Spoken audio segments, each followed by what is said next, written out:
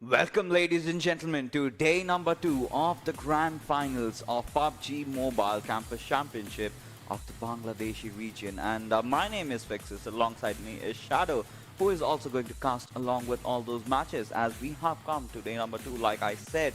And well, it's been quite a show.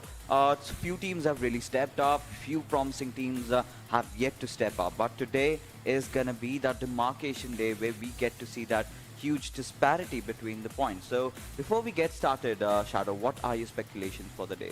Well, I hoped really the teams which failed to perform yesterday might have done their homework. They would have studied the games of the teams who are at the top and will try to step up.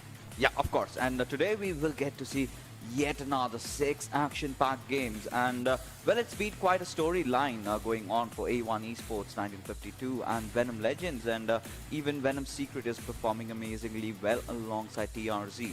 But we will have to see if Gremlin Storm managed to find their way back in to the top 8, because they're still struggling, you know. They've been getting those kills on certain maps, but that's just about it. Position points is where they're completely lacking at, so they have to improvise on that. They must have rectified the mistakes yesterday and gone back to the drawing board and worked it out. But today I am really excited to see what they have to offer. Along with that, the other teams. Let's talk about Immortal X. Well, they've been in the middle. They've been playing fairly well. So what do you expect more from this team? Well, if we talk about Immortal, one of the players that really stood out was Careless. Yeah. No doubt, he was pretty good. In fact, he was in the top players also, but rest of the team also need to maybe give him the backup and support, because a solo player might not be able to finish in the top 2 or top 3, so it's going to be a teamwork. Yeah, it certainly is going to be a teamwork. And why do you do that teamwork? Why? You need to make that dream work. And what's the dream? The prize pool. So let's take a look at what's on the line over here. We have 17 lakhs Bangladeshi Taka, and the first position getting 6 lakh out of it, and second position gets 2,50,000 Bangladeshi Takas, followed by the third position, which gets 1,50,000. Well, that is definitely a high price pool, but fourth place also gets 1,25,000, fifth place gets 1,10,000, sixth gets 1 lakh, seventh gets 85,000 Bangladeshi Taka, eighth place gets 70,000, ninth gets 60,000, 10th place gets 50,000, 11th gets 30,000. In fact, everybody is getting something, and 15th to 16th place gets 10,000 Bangladeshi Taka. Yeah, of course, you know, that's a lot of money on the line, and considering that we've just ventured into the Bangladeshi region, and it all started with the PMCO South Asia, where we saw a lot of potential talents. And talking about big names, you know, KS Axe, last time around also we did see them, and they did not really have a good run, and they could not really make it. But this time around they're not having a good time either, so they might be looking to change things around. But let's take a look at how do you earn those points. The point structure, which has been pretty standard from the PMPL days. You start off with, if you win, if you get the chicken, you get 15 points. If you get second position, you're getting 12. For the third, you get 10, and so on. It reduces up until the position of 8 to 12, where you get that just 1 point. And for 13 to 16, you're getting nada. Well, 13 to 16, no participation points, but the main thing they can go for is the kill points. Per kill, 1 point is going to be there. In fact, we saw some of the teams relying heavily on the kill points rather than the position points, are still at a very good position in the leaderboard also. Yeah, they certainly are. But, you know, now that you've mentioned the leaderboard, we might as well take a look at it and see how the teams have fared off. And the first position being held on by A1 Esports 1952 with 74 points, followed by Venom Legends 73, TRZ Esports 71. So the difference is very, very minuscule. So it can reduce down. And XOSS official, they've been very consistent. Venom Secret has also had their good games. But, you know, as we go down below, so we'll have to see how do these teams really make a comeback in. Well, definitely they have to make a comeback. And in fact, we talk about Infernal Parasite also. They had one very good game. They got themselves a chicken dinner. But other than that, they failed to show up in the rest of the matches. That's why they are sitting at the 12th position. Yeah, they certainly are. And they haven't been able to find their way back in. Just that one game where they excelled, but they could not do much. But there is a team that has been, you know, winning our hearts, not just in the Campus Championship, but their parent roster is also a finalist for the PMGC. Let's take a look at A1 Esports 1952. So we have C Minor, we've got Magnet, we've got One Shot, and we've got Tawfiq. And talking about Magnet, he is ruling the charts with 18 kills. Well, that's quite a high number of kills, 18 kills coming in from Magnet. In fact, another teammate also showed up really good performance, that is Tawfiq in the last match of Erangel. I believe it was third match where he was a solo person and he almost clutched it out and got a chicken dinner also.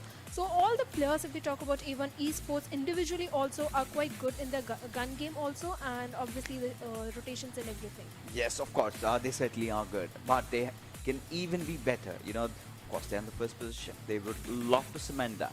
And how do they do that?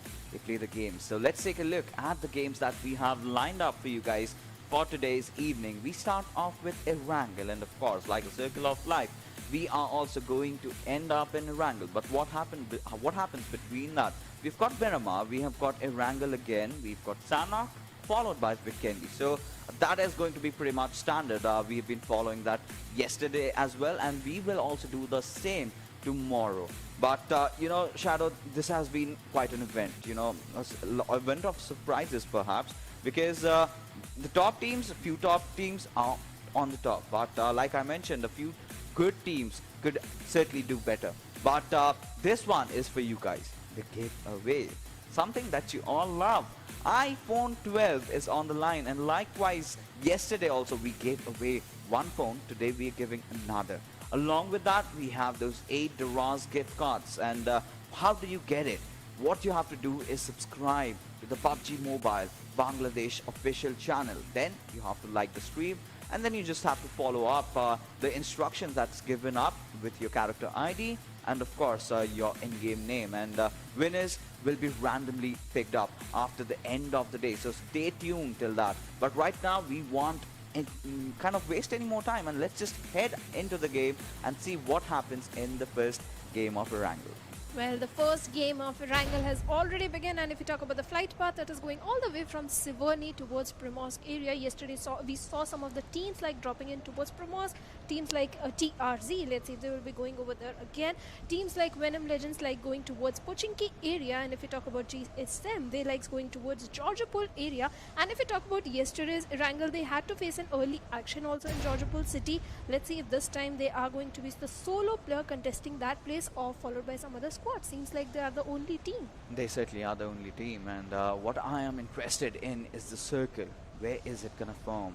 And we've seen quite some tricky circles yesterday, and it ended up at Quarry last time around. But this time it's an eastern circle, rather a southeastern circle, and we'll have to see which are the teams gaining those early advantage, because if it goes around farm, you need to have those control over the small compounds in order to cement a good position early on.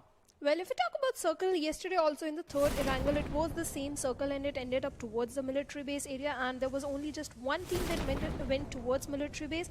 That was Team Cyko. So let's see if this time teams will be predicting the same zone rotations, or maybe they will try and hold on to the main central island, because zone can go either ways. Yeah, certainly. The zone can go anywhere it really wants.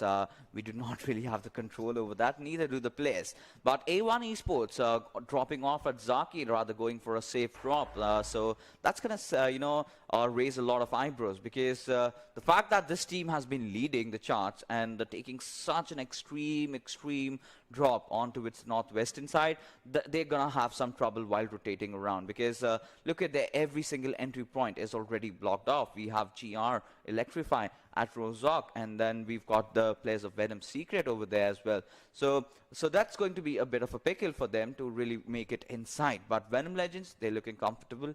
They've gone towards Pochinki, the heart of Erangel, as we like to call it. But we'll have to see how they take the fight. But talking about fights, we already see the players of EPSILON Esports, rather Peter, being taken down in an early skirmish.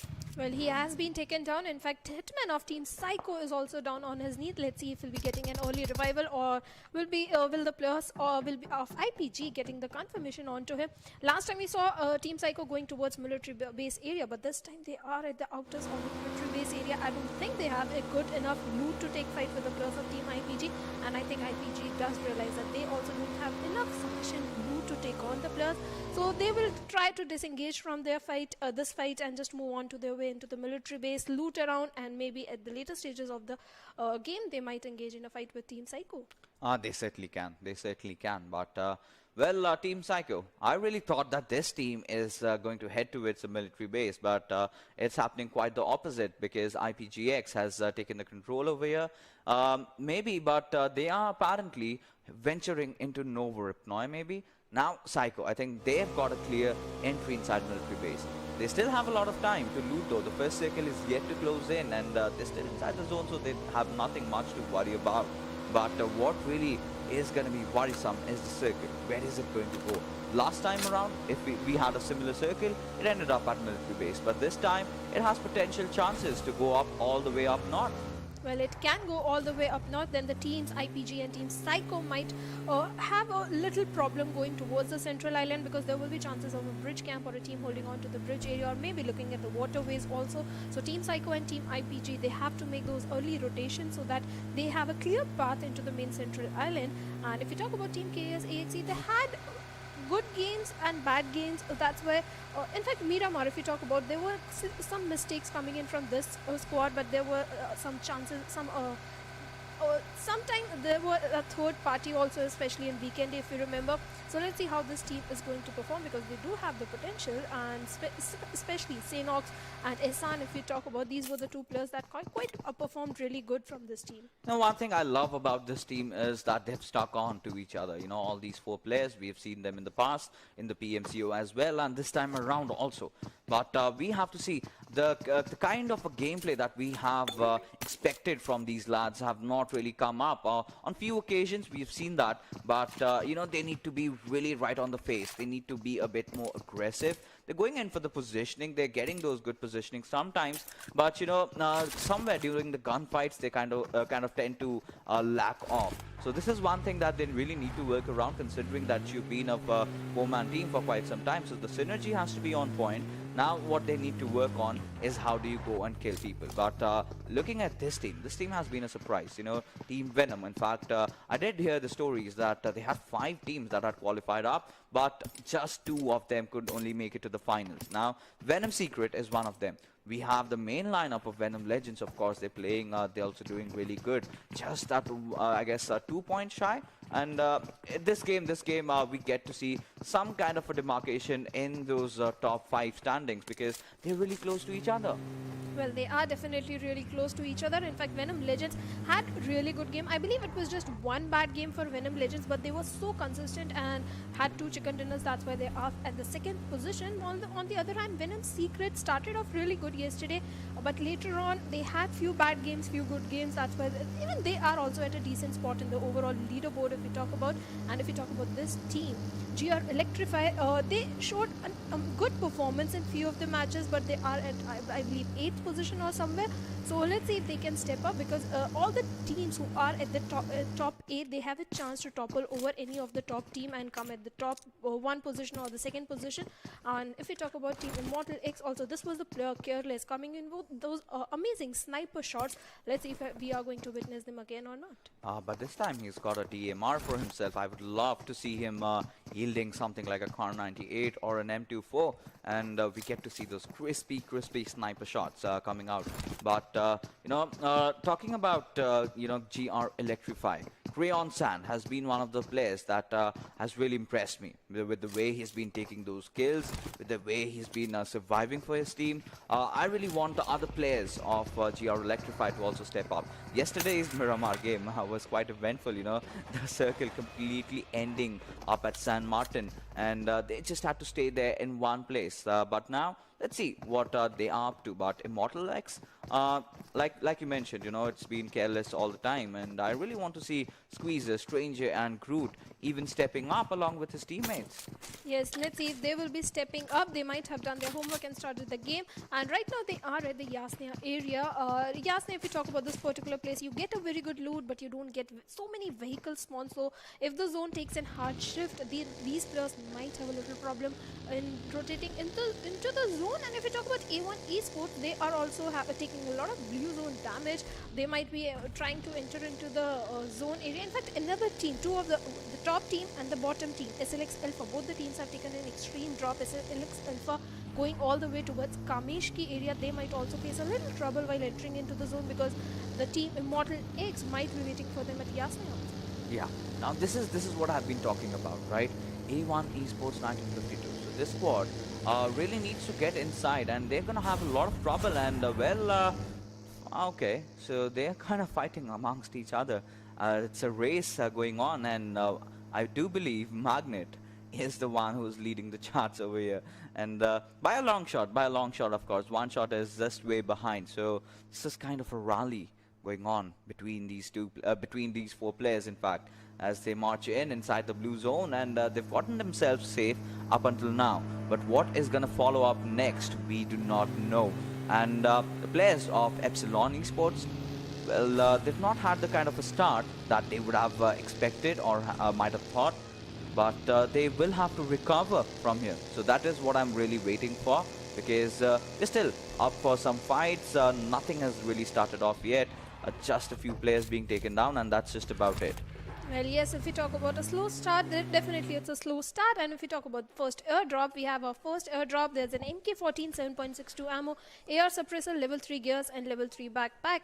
And if we talk about the zone is still going to confuse the teams that where it's going to shift. So maybe they will try and hold on to the bridge area. We can already see two of their favorite teams. GSM is there, then team XOSS is also holding on to the military base area. In fact, if we talk about the position of team XOSS, one of their players, Alpha 49 has already taken the military base area, but what happened? Spidey has been eliminated from the game. M4 Esports facing an early casualty from the hands of the players of Team Epsilon Esports.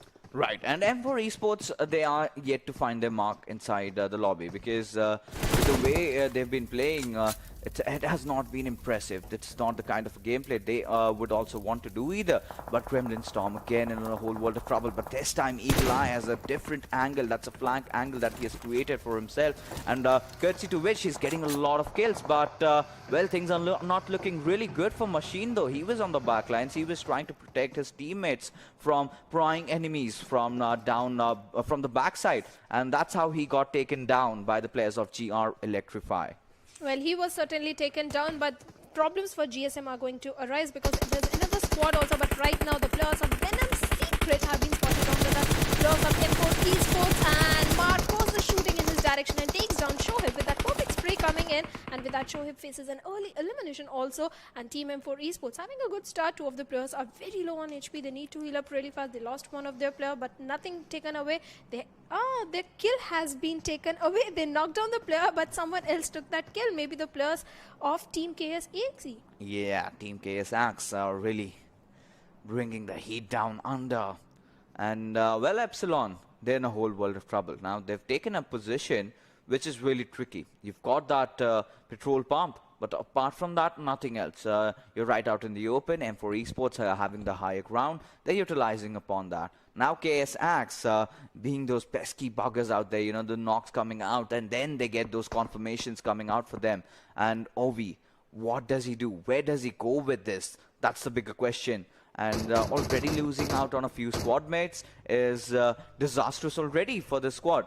But now, well, we'll have to see and wait for a push to really happen. But neither of the teams really want to give up the position, as a grenade comes lobbing up from the air towards Esan, but not really connecting. Well, definitely it didn't get connected, but the players of Team KSX, he also has to be careful of the players of Team Epsilon Esports. But right now, the players of GSM, Evil Eye has been taken down by the players of Team ZOS Official. But let's see what is happening. But ZOS Official, if you remember, was in a bit of trouble. I guess they got a revival. Sleepyhead gets a confirmation on Badrev and another player. And with that, Alpha 49 of ZOS Official is on a domination spree with 1 kill to their name. And with that, GSM has been eliminated. Again facing an early elimination.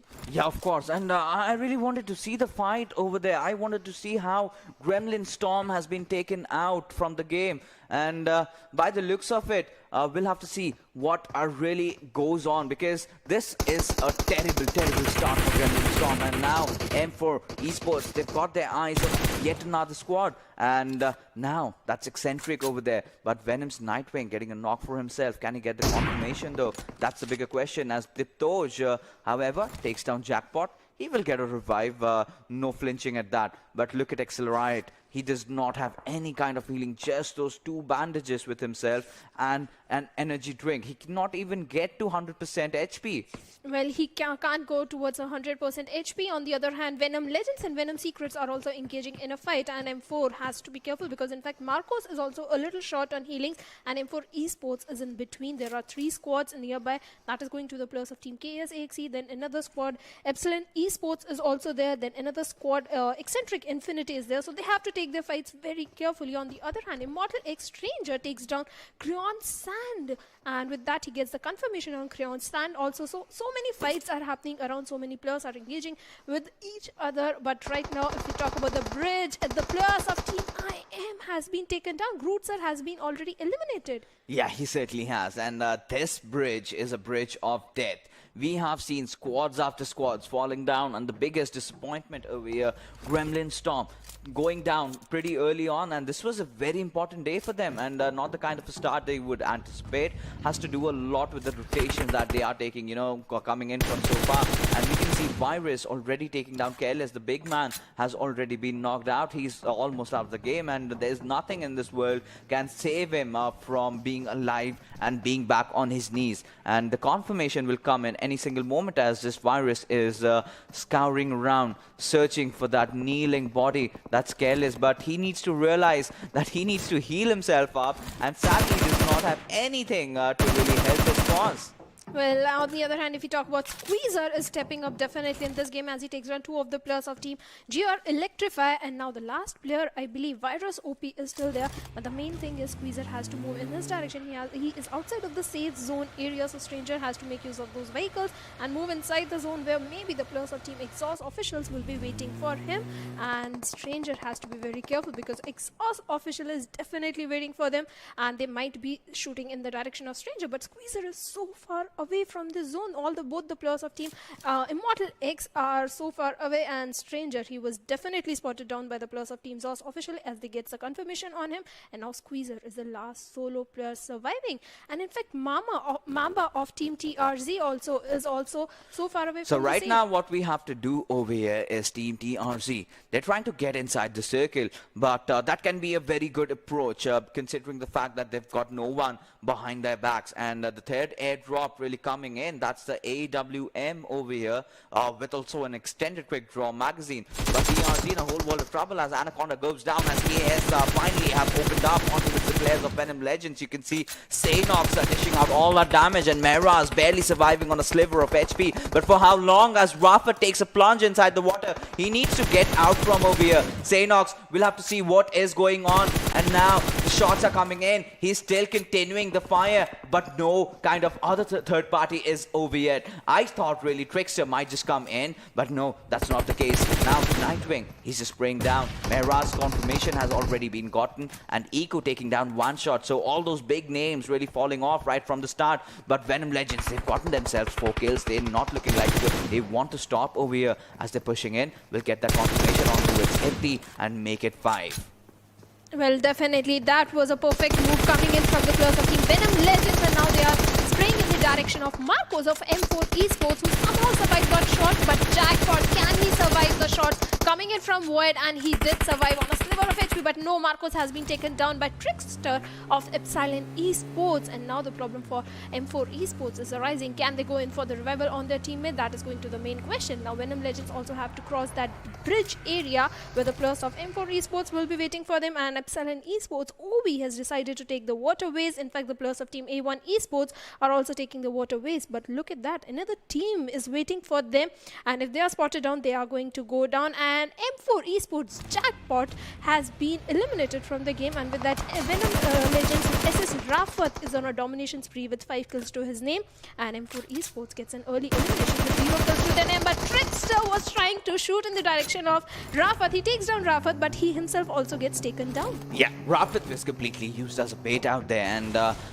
he will get the revive that he's looking for, and that needs to be done really quick because the circle has started to close in. This is the 4th circle. It's gonna do a lot of damage, and Nightwing being taken out. Venom Legends did not really anticipate that happening. Now the smokes need to go in, and I wonder if we do have enough time for the revival of all these players, and Ovi being just that one man surviving but still doing so much, as Sanhok is still swimming his way inside the circle, but can he make it? That's the bigger question. As Void, he's just aloof from his teammates. He's not going in for the revive right now. Elsewhere we can see the players of XOSS Official taking a fight against EXENTRIC as Thunder has been taken down. Well, Thunder has certainly been taken down, and maybe Eco will try to pop in some smoke so they can go for the revival onto Thunder. But the players of Team XOSS Official are anticipating that, and Alpha 49 is also at the receiving end of the damage as he has taken some shots. On the other hand, he's getting a backup from his teammate Sleepyhead, and Alpha 49 is cooking up that grenade. But before that, he has been taken down, he has been knocked down, and with that, Play Zone takes Venom. Nightwing also now Sleepyhead has a job to do. He has to go in for the revival, but EPSILON Esports also gets an early elimination. The last player did try to do a lot, but somehow he also gets an early elimination. Now let's see Sleepyhead. Can he go in for the revival? It's a 1v4 situation. No, he won't be able to go for the revival as the players are already pushing in his direction. He takes down one. Can he take down another one? But no, that won't be happening because Sir is already eliminating them, and with that Venom Secret also faces an elimination. Yeah, he certainly does, and you know, he was really hungry. He wanted to go for the conversation. He wanted to go for the conversion of the kill because you know what he really wanted was to get that kill point secured. He knew that he was going to die. There was no chance on earth that he was going to live. But A1 Esports 1952, having already lost out on 2 of their players, they somehow sense that there is someone amidst them, and that's Sanhok, who's still inside the water. Now, Magnet, he wants to go in. Oh, he spots the danger man out. He gives all the information, and with that, down goes Sanhok, and KS Axe meet the makers as they get eliminated on the 8th spot. However, Team Cyko, they are really enjoying themselves, you know, dropping down south, and now they've also gotten a good position in the circle. Elsewhere, we can see right now in front of our screens, Venom Legends, Rafat dishing out a lot of damage, knocking out Rescue. Genghis Khan will be going in for the revive, but when is the push going to come in from this particular team? Yes, this is the moment when they can certainly push in onto the players of Team SLX, but I think they want to rely on the utilities. They try to pop in some grenades, but some of the players are still surviving. And here comes the push, and with that, Void has been taken down. And on the other hand, Rafa did a 1v2 and eliminates both the players of Team SLX Alpha, and with that, SLX Alpha gets an elimination with just 1 kill to their name. But Venom Legends, look at their number of kills, 12 kills, just 1 casualty. Void has been knocked down, but he'll get an easy revival from Rafa. Venom Legends is certainly playing it to perfection, 12 kills. Yes, certainly, and they look really great. They look really great over here. They look really determined. They want the top spot. They want the 6 lakhs Bangladeshi takas, which is for the first position. Now Magnet just goes pushing in onto its Thunder. Elsewhere we can see Shuva right behind him, and Iku also trying to provide that cover fire. But C Minor, he might just be too much in the open, as the 2 players of A1 Esports are really struggling over here. They need to do something. They need to make something out of this happen. Thunder getting knocked out might just be a good start for them, but they need to spot him out first. And Thunder really out in the open. He's got no cover for himself, just the Rich to play around, as Magnet now slowly but surely cooking up the grenade, goes in from 2 directions but not doing enough damage. However, he will deal some damage, but that's not just enough. But this time around, the confirmation comes in as the knock goes out, and Shuvasar and Eco needs to do something because they need to find out the players. And Eco having a high ground advantage, I really thought that he might spot out those enemies that are crawling down under, but Shuvasar, he has to be very careful. Now A1 Esports, they are making the rotation in. Well, they've been spotted, but Eco getting taken down by Magnet. A beautiful knock coming from his side. Well, that was a beautiful spray coming in, and now Shuvasar is the last solo player remaining. It's a big job on him. He has to go in for the revivals also, but Magnet is not going to let that happen as he is making his push towards Shuvasar. And let's see if the players are going to get an elimination or not. On the other hand, it looks like Shuvasar is going in for the revival, and Magnet has not spotted down the player, and this could be troublesome, but now he spots them down, and with that, the team Eccentric Infinity takes an elimination. But A1 Esports Minor was in a domination spree as he gets 3 kills to his name. And if you talk about Team Cyko, they dropped in military base area. The zone is favoring them. They are at a very good spot, and now they have spotted down the players of Team Venom Legends. Also, Cyko, he has got a DP. On the other hand, Magnet of A1 Esports becomes a grenadier as he gets one quick kill to his name. Beer is trying to spray down the players of Team Infernal IPG who are rotating away, but somehow he misses on those shots and the players are still surviving. Let's see if he can connect the shots. Again, Team Cyko is still looking very good as they have a good cover of compound to their name. They certainly are looking good. And this has to do everything with the fact that they did drop down south. And now they've gotten good cover. They're still yet to take a lot of kills. But, surviving to the top 4, that's a really good start. But look at C Minor. He does not look like he wants to stop because he's got that knock onto its players of IPGX. But the trouble in Paradise is from Team Cyko. They have to eliminate that entire squad. Now, given the fact that Magnet's position has been compromised, those grenades also coming out, he's deployed that wall of smoke around him to just survive for a bit longer. But how long is he going to do that? He needs to isolate a few enemies as those barrage of grenades coming right onto him as Venom's Void having spotted the players of IPGX. He is also taking a lot of damage. He's also taking a lot of firepower from the side, right from above top. But now, Venom Legends with those 12 kills, they are looking really promising, making it to the top 4 already. So they're gonna take a lot of points from this game. Well, they are certainly getting a lot of points in from this game. And Rafat, look at him. He's the solo player with 8 kills out of 12. And he's looking very good. On the other hand, if you talk about IPG Curse, he has definitely spotted on the players of A1 Esports. But he also gets taken down by Abir of Team Cyko. And Cynix has been taken down by Chinpin. Team Cyko is making perfect use of the position advantage which they have as they are trying to knock down the players of Team IPG. And Chinpin, can he get the confirmation on the 2 players of Team IPG or not? We'll have to see. I believe he will get a confirmation because the last player, Kevin Whitey, it looks like he won't be able to come in for the revival, and Cynix has already been eliminated. It's a matter of time. Cursed will also bleed to his death, and Cyko will easily get 2 kills to their name. But the main problem is going to the players of E1 Esports who are right in their compound. They certainly are right in the compound, but this has become really intense right now as the push comes in onto its Hitman, Magnet and C Minor making their way in. There's no kind of cover fire coming from the players of Team Cyko as Hitman might be the whole world of trouble as he goes on to finish the players, and now he will get knocked out, and this is disastrous for A1 Esports as C Minor gets a confirmation off onto its himself, and Hitman being really the Hitman out there, not even flinching. He goes down, of course, but make sure that he reduces A1 Esports 1952 to just a one-man squad. Well, they have definitely been reduced to just Magnet, the solo player, but Rafat coming in with those beautiful grenades onto the players of Team Cyko takes one of the player down.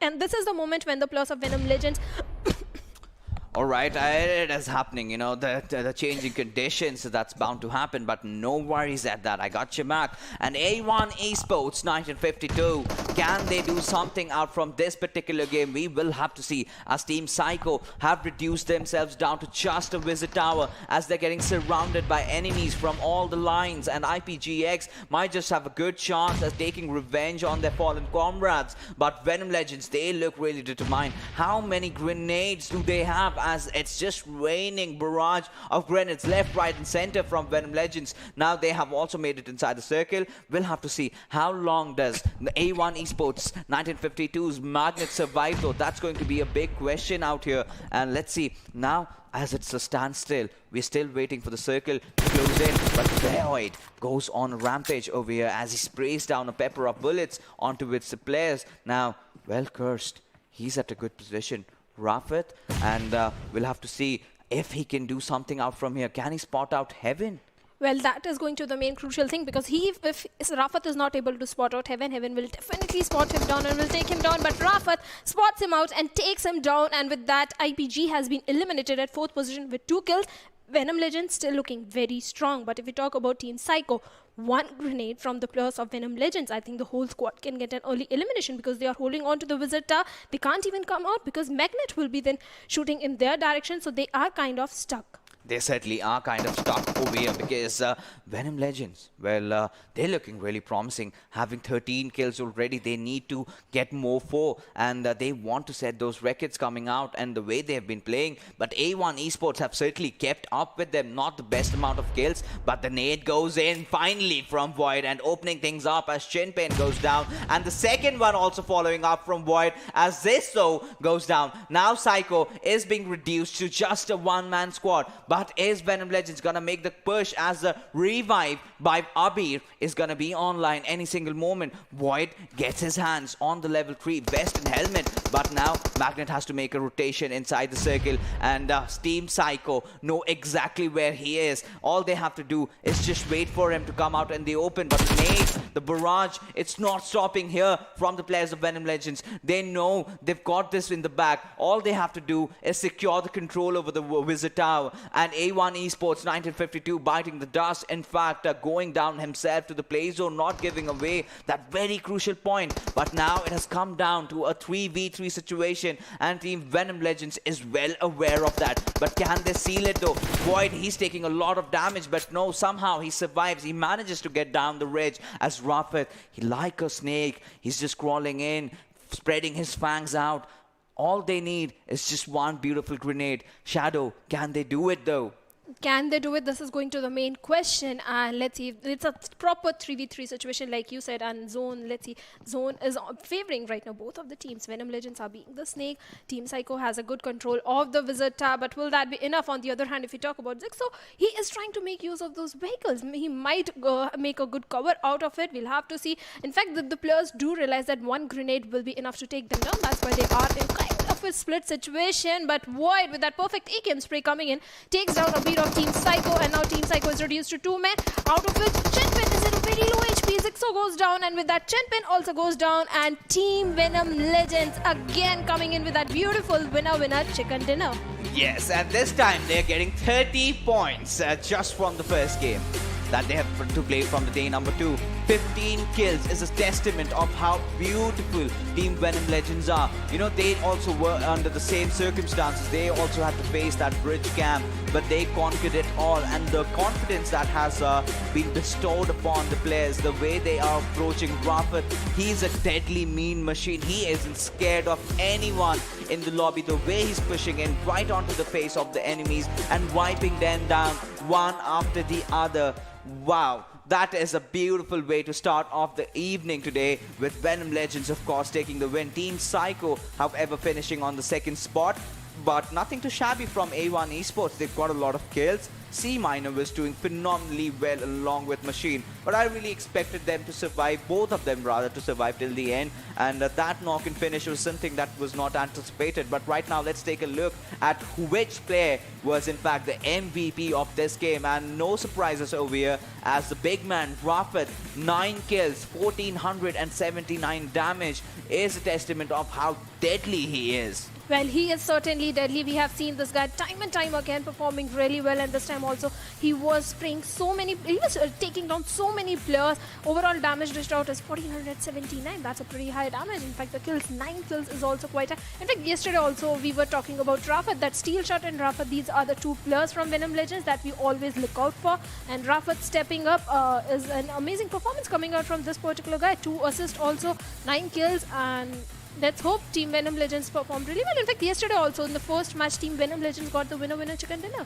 Yes, that they certainly did. And with the way they've been playing, you know, Shadow, I think this team might just edge out.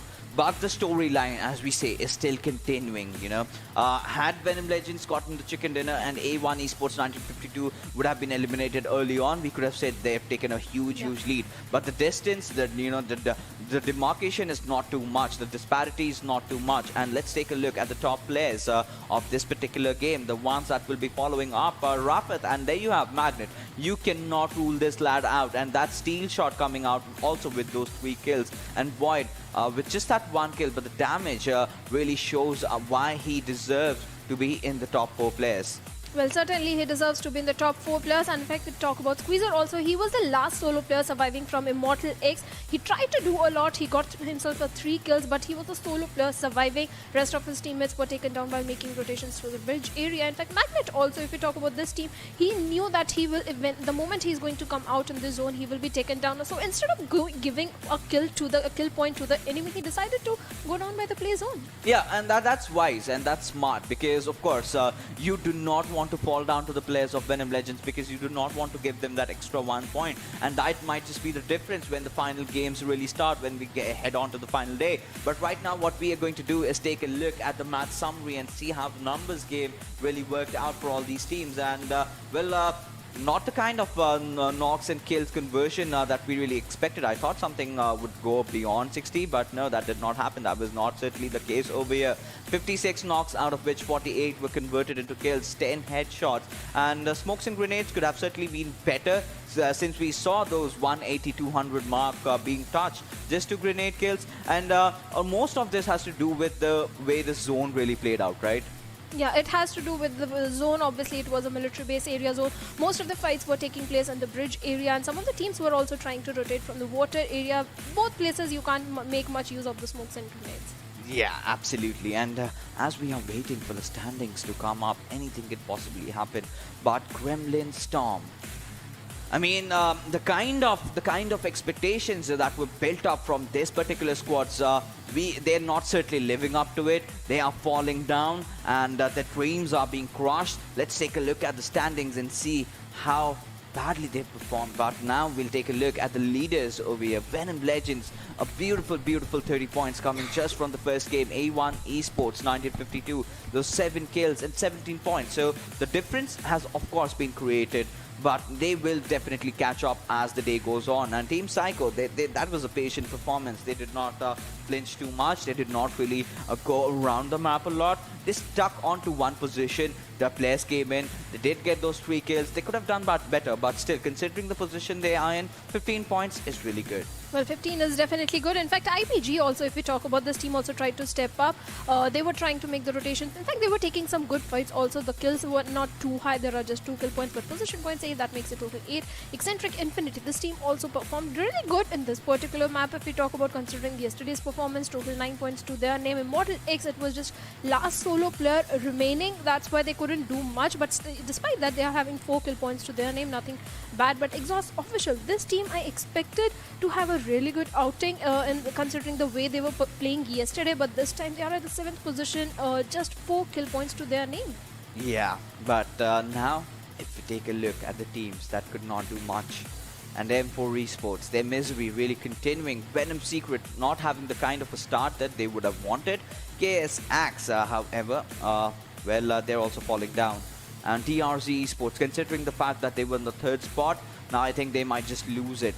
But Gremlin Storm, well, gotta say, it feels bad. I mean, considering you come in as the biggest name inside this tournament, and you've been performing so well throughout, and suddenly in the finals you start choking, and it's matches after matches, and you start to tend to think what really went wrong. Was it the rotations? Was it those kills? Because everything looks like to be in shambles for this particular team, right from how they're positioning, how they're taking their fights. Their players, of course, are going on a flank angle, but they're being picked off. So there's no point that you're taking a flank, because if you're going down, you are creating that kind of a disadvantage for your team. But right now, we'll take a look at the leaderboard and see how things have changed after this game of Erangel. And there you go, Venom Legends taking the lead right now from A1 Esports, and 103 points is where they're going to sit. But it's just this 12 points deficit. So if A1 Esports comes stronger the next game, I think something really promising can happen. But TRZ Esports somehow still managed to hold on to the 3rd position that they have. And XOSS official are also holding on to their position at the 4th position with 70 points. But TRZ and XOSS, they do have a chance to topple over A1 Esports. Immortal X also, if we talk about this team, they have definitely stepped up and are right now at the 5th position with 57 points. Eccentric Infinity at 6th position with 53 points. Venom Secret, because of having this bad game, they have definitely stepped down to 8th position with 51 points. But they can still do a comeback, because if we talk about Immortal X and Venom Secret, just 6 point difference, they can do a comeback. And if you talk about Infernal Parasite, they tried to step up in this match. They are at the 10th position with 46 points. They certainly are.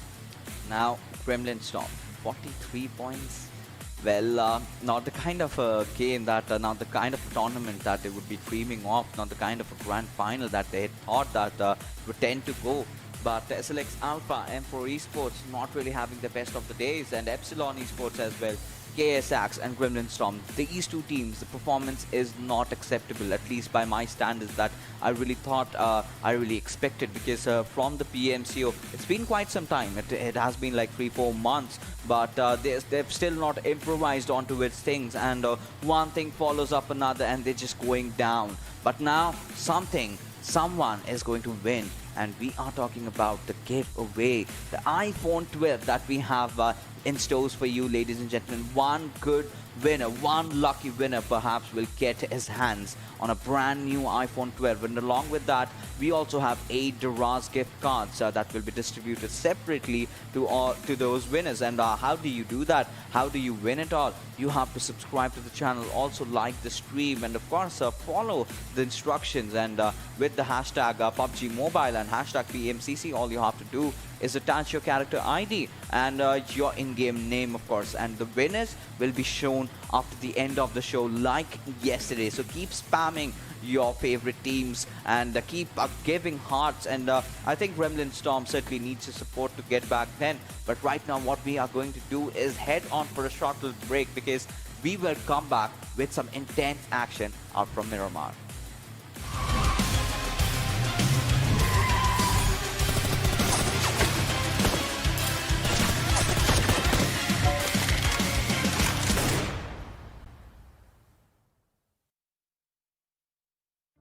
Ladies and gentlemen, boys and girls, welcome to PUBG Mobile Campus Championship Bangladesh. The interview session has been going on. My name is Oshin Sharma, and now we're going to be moving on to talk to another dominating team. And this time, it's going to be EXENTRIC Infinity. I mean, we're talking about Infinity, but for them, the goal is really close to them. It's going to be the trophy for PMCC Bangladesh. And let's just discuss with these players, what do they have in mind? And guys, why don't you guys just start off with an introduction of your own selves? Hello guys, আসসালামু আলাইকুম। আমার নাম মোহাম্মদ নাজমুল হাসান শুভ। আমার in-game name EC Shubho sir, and আমার role হচ্ছে entry ফ্রেগার। Hello guys, আসসালামু আলাইকুম। আমার নাম হচ্ছে ইকাম আহমেদ। আমার ইন-গেম নেম হচ্ছে ইসি ইকো, আর আমার ইন-গেম রোল হচ্ছে এন্ট্রি ফ্রেগার। হ্যালো, আমার নাম জ্যোতির্ময় দেবনাথ দীপ্ত।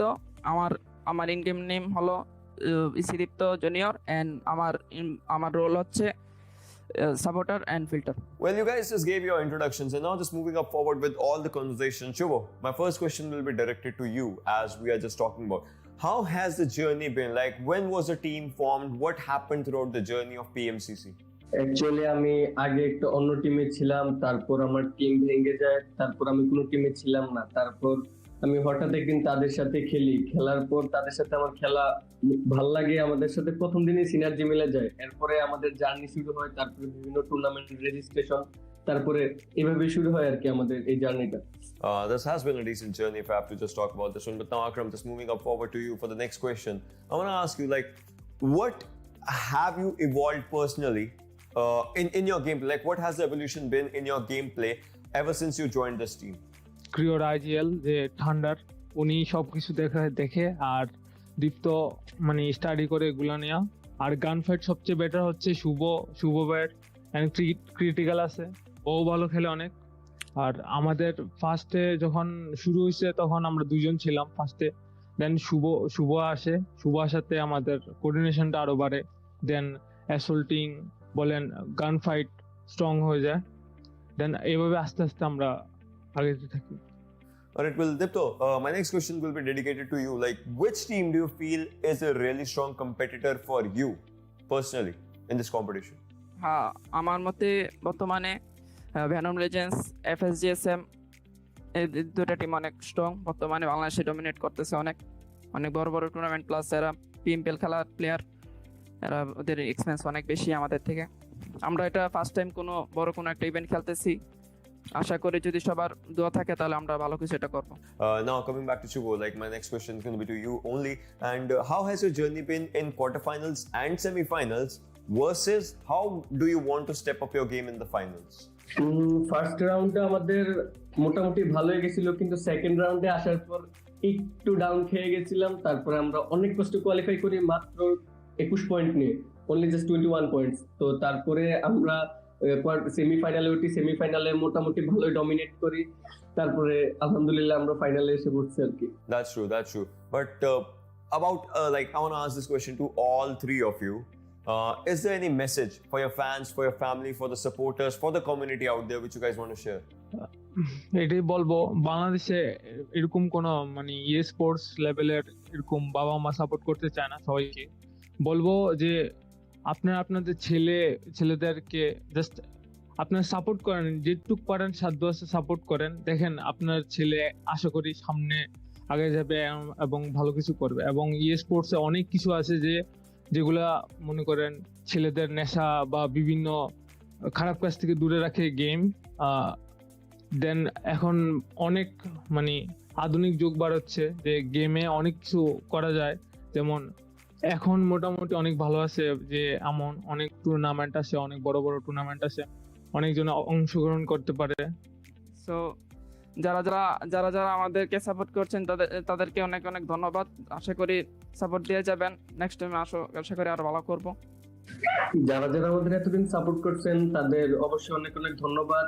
আর বিশেষ করে ধন্যবাদ আমার আব্বু আম্মুকে, তারা আমাকে অলওয়েজ গেম নিয়ে পর্যাপ্ত সাপোর্ট করে গেছেন এবং ইনশাল্লাহ ভবিষ্যতেও করবে। এবং সবাইকে অসংখ্য অসংখ্য ধন্যবাদ। Well, I just hope that the support will be there, the love will be there from your fans, from your family, from your friends, and from the community for sure. And inshallah, you guys will be one step closer to the competition, to the championship, as per se, by the end of all the games. I just wish you guys all the best, and probably I'll see you around.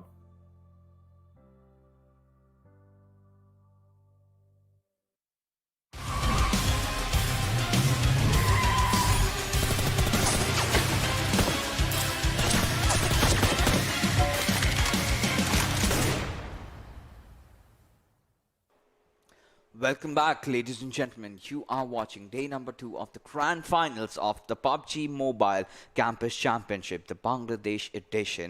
My name is Vixis. Alongside me is Shadow and Venom Legends. They are just snaking their way up, all the way up top, and they are spreading their venom to every single team, and they've just paralyzed them. And in front of them, everyone looks like prey. They're just going in so aggressive, but we'll have to see what happens up in Miramar. And let's just head into the map directly as the game is on your screens right now. Well, Miramar day 2. Yesterday, Miramar, if you remember, Team IPG got themselves a winner chicken dinner, and let's see this time how Team IPG is going to perform. They tried to step up in the last match, but first let's have a look at the playing path. It's going all the way from the southern side of El Pozo towards the El Hizar. Quite a decent flight path. The teams who likes dropping in towards southern side of Los Leones, they might have to make use of those vehicles. In fact, Valedemar also, they'll have to slightly glide a little more to reach Valedemar. And the teams have already started dropping. Team GSM might be going towards El Pozo. Let's see how they are going to perform. Last match, Team GSM tried to step up. In fact, they took down few of the players of Team XOSS official, but later on they got early elimination. And this time, if we talk about Team Team Immortal, they have also dropped in. Last time, Miramar, we remember so many teams were toward the Hesinda and Saint Martin area, but this time it looks like teams have decided to have a little change in their drop locations. Yeah, considering how the flight path trajectory is. And what do we see, Shadow? 2 teams are missing. Of course, BST Immortals really do not have any intentions of participating in this finals. Wasting a slot, and that's really bad from their side. But you know, one thing for sure is that another team is certainly not in the lobby. So this is going to be an even slower Miramar, where teams will might engage late on. But as we can see, a lot of teams have clustered up on the western side.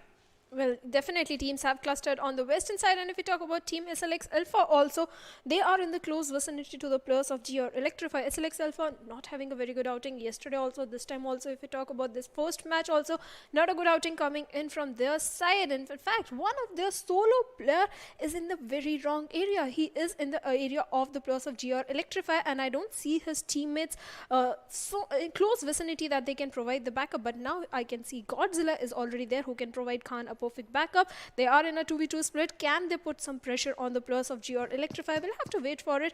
Robo6 has his hands on a Vector, a gun we know is close range, is quite a beast gun, not beast gun, but quite good with its fire rate and damage overall. Let's see if he can take down the players of Team SLX Alpha or not. GR Electrify, they are at a good spot, but SLX Alpha can't afford to have an early elimination again. Yeah, that they certainly cannot. But what we do see is the players of, well, GRX. Now they're going to close in. They're in Montenegro 4. They need that loot right up on themselves. And just having an Uzi is not going to suffice. Godzilla, however, taking a dig at the players of Team Cyko over there. And now we'll see how things go on. Because it's going to be a kind of a slow Miramar. Chispin, of course, did want to take that vehicle in for himself, but no, he did not get that. He was just taken out before he even could do something like that. Now Team SLX, they are aggressing in. Now this is a team that's on the bottom of the table. They are struggling a lot, but finally they are giving up on their fears. They are trying to conquer it. They are trying to go aggressive. They want to wipe out the existence of Team Cyko, get themselves back in, try to at least cover up for their missing points of the first day. But Crayon San, however, finding knock onto its agent, will get the confirmation. And Team GREX, they're doing pretty good. They've gotten one kill out of here. Well, they have gotten a kill out of it. Another team which have gotten kill out elsewhere is going to the players of Team XOSS, as they have taken down few of the players of Team IPG. IPG again not having a good start. SLX lost one of their player agent, but right now their whole focus is on the players of Team Cyko. They did take down one of the players from Team Cyko, and let's see rescue. Can he take down another player from Team Cyko or not? We'll have to wait. Right now he's pushing in their direction along with his teammates, but they also have to be careful of the players of GR Electrify, because maybe they will be coming in from the back side and will try to take down any of the player of Team SLX Alpha. Team Cyko does realize there are more than one squad and have already started their rotations towards maybe at the southern side of Landrela or somewhere. They might want to hold on to a compound, go for the loot, because I can see they are not having a very good loot or an armor, and they have already lost one of their players. Last match they did had a comeback. They did a really good performance, in fact. So this match also they would try to have a decent outing so that they can improve their position in the overall leaderboard. You know what? I've got the message from the production. They say A1 Esports 1952 is not in the lobby. Now, this is very, very disastrous for this team. I mean, provided the fact that they're in the top 3, now that Venom Legends has gotten a good lead, in fact, and this was supposed to be the game where they're supposed to cover up, but not making it into the lobby at the right nick of time really questions your punctuality, and at that, they've really failed over here. And this one game that they have missed might just be a reason as to them not finishing up on top tomorrow. And after the score comes out and we get to see that, A1 Esports 1952 did have the chance, but they threw it out. Well, maybe, and with that, GR Robotics gets the first blood, but yes, A1 Esports missing out on that. Maybe we have seen in the past also the teams not being able to qualify, not being able to be in the top because of one match. But on the other hand, let's talk about Team Cyko also. Team Cyko, the players are in a split. In Miramar, I don't think you can be in such a split position. They need the loot, I agree, they need the loot, they need the gun. They might want to go towards smaller compounds, get the good loot, then stay in the zone, hold on to their position, but there might be an enemy waiting for you. But I think Cisco is trying to reunite with his teammate Hitman. Yeah, he certainly is. Now we'll have to see what Team Cyko is really up to. You know, already losing out on Chinpen, and now they're having their initial struggle just finding their vehicles. First circle that have started closing in, and they're yet to get their loots, they're yet to get the proper rotation coming in, and now Gremlin Storm again under heavy fire as Groot gets a knock onto its Kapshi, and this has been the problem with Gremlin Storm. They are getting caught off guard on so many different occasions and losing out on their players one after the other. They're just being spread out, they're getting a lot of vision, but if your players are getting knocked out, then that just does not really help your cause, because Evil Eye, of course, has sort of gotten a trade for his teammate Careless, but at the cost of what? They've already lost out on one of their best players, that's Kapshi.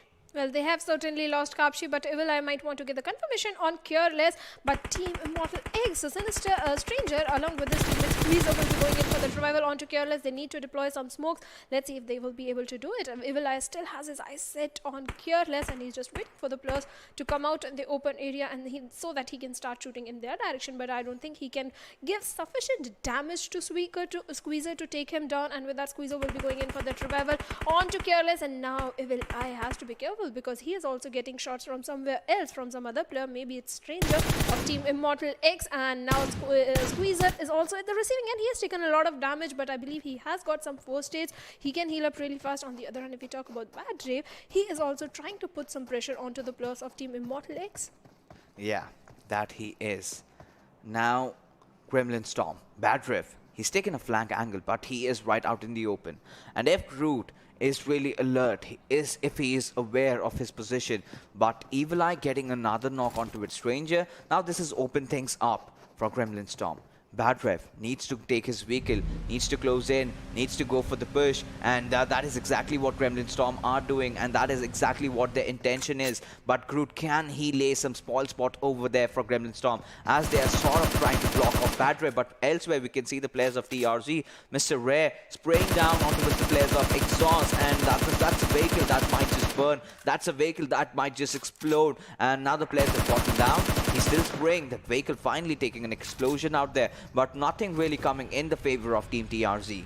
Well, somehow the players survived that vehicle explosion. That was a smart decision to get out of that vehicle. And now the players of Team XOSS have to move inside the zone. And same, the players of Team TRZ are also taking a blue zone damage. Be at the first zone, they still need to give priority to the zone. And now GSM have already made their push into the compound of the players of Team Immortal. And they are a little short on healings. With that, Machine goes down as Squeezer takes him down. And let's see if Squeezer can take another player down. But with that, Stranger goes down. And Squeezer going in for that flank. Can he take Bad Rave or Evil Eye down? But he's also low on HP. He's very low on HP, and he does manage to take Bad Rave down, but Evil Eye gets a counter knock onto him and will finish him off. Also now Groot Sir is going to the last solo player. It has come down to a 1v1 situation between Groot Sir and Evil Eye. Evil Eye is trying to shoot in his direction. Groot Sir has a cover to his name. Can he finish off the players of Immortal X, or GSM will again face an early elimination? Anything can happen, but this is not the kind of a start that Gremlin Storm did anticipate for themselves. Evil Eye, well, he's just the last solo survivor, and he has to take that fight against Groot Sir, and he has to do it really quick, because if he does not, then he might be in a whole world of trouble, because Bad Rev, he's bleeding, and he might just get taken down. But no, Evil Eye goes in for the rescue at the final nick of time as the grenade finally comes in from Groot Sir, and Bad Rev goes down. It's Evil Eye who's really low on his HP. He needs to heal himself up, as Groot, he is looking, he is hunting for Evil Eye. Now Evil Eye has gotten the high ground advantage for himself, and he has to lob that first aid for himself, and he definitely does that, but at the cost of what? Look at Gremlin Storm, they've been reduced to just a one player, and how long can he survive? How long can he take things up in his hands? He's gotten those 3 kills, that's good, but where does he go from here? Yes, where does he go? He's so far away from the zone. Even if he manages to eliminate Groot Sir over there, there is going to be a big challenge that is 700 meters inside the zone, especially with no healings. On the other hand, the same challenge is for the player Groot Sir over there, and GSM doesn't want to face an early elimination. Neither does the player of Immortal X, who are at a quite good position in the leaderboard. Groot Sir trying to hold on to his position, waiting for Evil Eye to come out in the open or make a mistake, or in panic come out and start shooting in his direction so that he can capitalize on that situation. On the other hand, Evil Eye is searching for Groot Sir. Can he find him? But Groot Sir finds him and is taking shots towards Evil Eye. Both the players are inside the cover. Evil Eye comes out, takes shots on Groot Sir. Groot Sir with that gets eliminated, and with that Immortal X also faces an early elimination. This is not going to go down well with them, but look at Evil Eye. He's so far away from the safe zone. Can he make it to the zone? Well, that's a question for later because he can get into the circle. I do not know. I'm not concerned regarding that anymore. With the way Gremlin Storm have been playing right now, already losing out on 3 players right from the start. And how long is he going to survive? Yesterday, we saw the circle ending at San Martin. But this time around, it's sort of tending to go towards Minas Generalis. And we have the players of KS Axe already present over there. Now, XOSS have gotten themselves safe into Los Leones. But, well, Evil Eye, let's get back to him again. So, he is a player. We know that he's got the potential. But along with him, Badriv, Machine, Kapshi, this used to be the squad of INES. A squad that was dominating everywhere. The most experienced squad, I must say, from Bangladesh is now falling down to a lot of new players that have stepped up. Now, this is a really good thing since the community has finally, grown up. Now, we can see that you're not the best anymore. We can see all these new talents coming out and they're putting their hats in. But look at the shift over here as the circle rotates down southwest and, well, KSX, they still have a very good promising position, but GR Electrify, they can get a good position for themselves if they take control over the graveyard compound. Well, they can certainly do that. In fact, if we talk about the players of Team XOSS official who are at the southern side, TRZ might be waiting for them inside the zone and will try to take shots in their direction. And with that, we have our second airdrop for today. Again, a gun which nobody likes picking up. AUG 5.56 ammo, AR suppressor, level 3 gears and a level 3 backpack. Level 3 gears might come handy for the players. Let's see which team is going to go for that. On the other hand, if we talk about EPSILON Esports, last match, they did try to show a good performance, but right now in close vicinity, we can see the players of Venom Legends who are right now leading the chart and are quite unbeatable, but Rafat survived on a sliver of HP. He needs to heal up really fast. Nightwing might go for the revive, might go for the flank. On the other hand, Steel Shot is at the receiving end of the shots from Peter, coming in from EPSILON Esports Peter, and now Rafat has already been spotted out. Peter was trying to take him down, but he has to be careful because Nightwing is closing in soon. Yeah, he is certainly closing in. Rafat has now healed up. He does not want to let Peter go, and Nightwing gets that knock, and Ovi is in the back lines, but what is he gonna do from there? Venom, now they're gonna make that push happen for themselves that they have been always trying to do. This has been a squad that combines pure aggression with good positioning and have excelled in every single fight that they have taken. Now, players of Venom Legends are just marching into the enemy lines. Void providing cover fire from back behind, and Ovi, he's taken a lot of damage, and so has Void. They both need to heal themselves up, but how do you survive Rafat, who's already pushing right on your face? Steel Shot also trying to provide that perfect cover fire as Rafat just goes marching in, and Taneem, he might just be the one who has to encounter against this deadly man. And now, what is he gonna do as Taneem? He's holding on to a good ground. Well, Nightwing gets that confirmation onto its Peter, but Taneem, he's got to deal with 4 players of Venom Legends that are directly pushing right on his face. The Molotov comes in, trying to delay the push, but no, it's not going to do enough. It's not going to be enough as Rafat, he is cooking a beautiful grenade out for him, and if it connects, it might be a beautiful knock, but no, it was just a bit undercooked. Had it been 30 milliseconds later, that would have been right on his face, and we could have seen Venom Legends really get the lead from over here. But Void, he does not really want to give up. He is pushing in from the right hand side, and Trickster has been spotted, and Ovi's position is still in the dark. Well, his position is still in the dark. Venom Legends are still looking very strong. They are playing it to perfection. Then if Ovi, it tries to take Void down, then things might go in the favor of EPSILON Esports. But right now, Void has his whole focus on the another player of Team EPSILON Esports. That's going to be Trickster. Ovi's position, I believe, has still not been compromised, and he can capitalize on it. On the other hand, Shoaib of Venom has been taken down by the players of Team M4 Esports, and Nightwing has been taken down by Taneem of EPSILON Esports. And now Taneem might try to close in one perfect grenade from his side, can favor the players of EPSILON Esports, but no, he's going to rely on his gun. I guess he's shot on the grenades, and with that, he's been taken down. This was a mistake. Voids gets a confirmation onto him, and now EPSILON Esports has been reduced to 2-man squad, and I believe they might want to disengage from this fight. From the looks of it, Trickster is so far away, and Ovi also might want to try and fall back, but can Venom Legends let them do that? But no, Ovi is not going to fall back. He's propping in some grenades into the direction of the players of Venom Legends,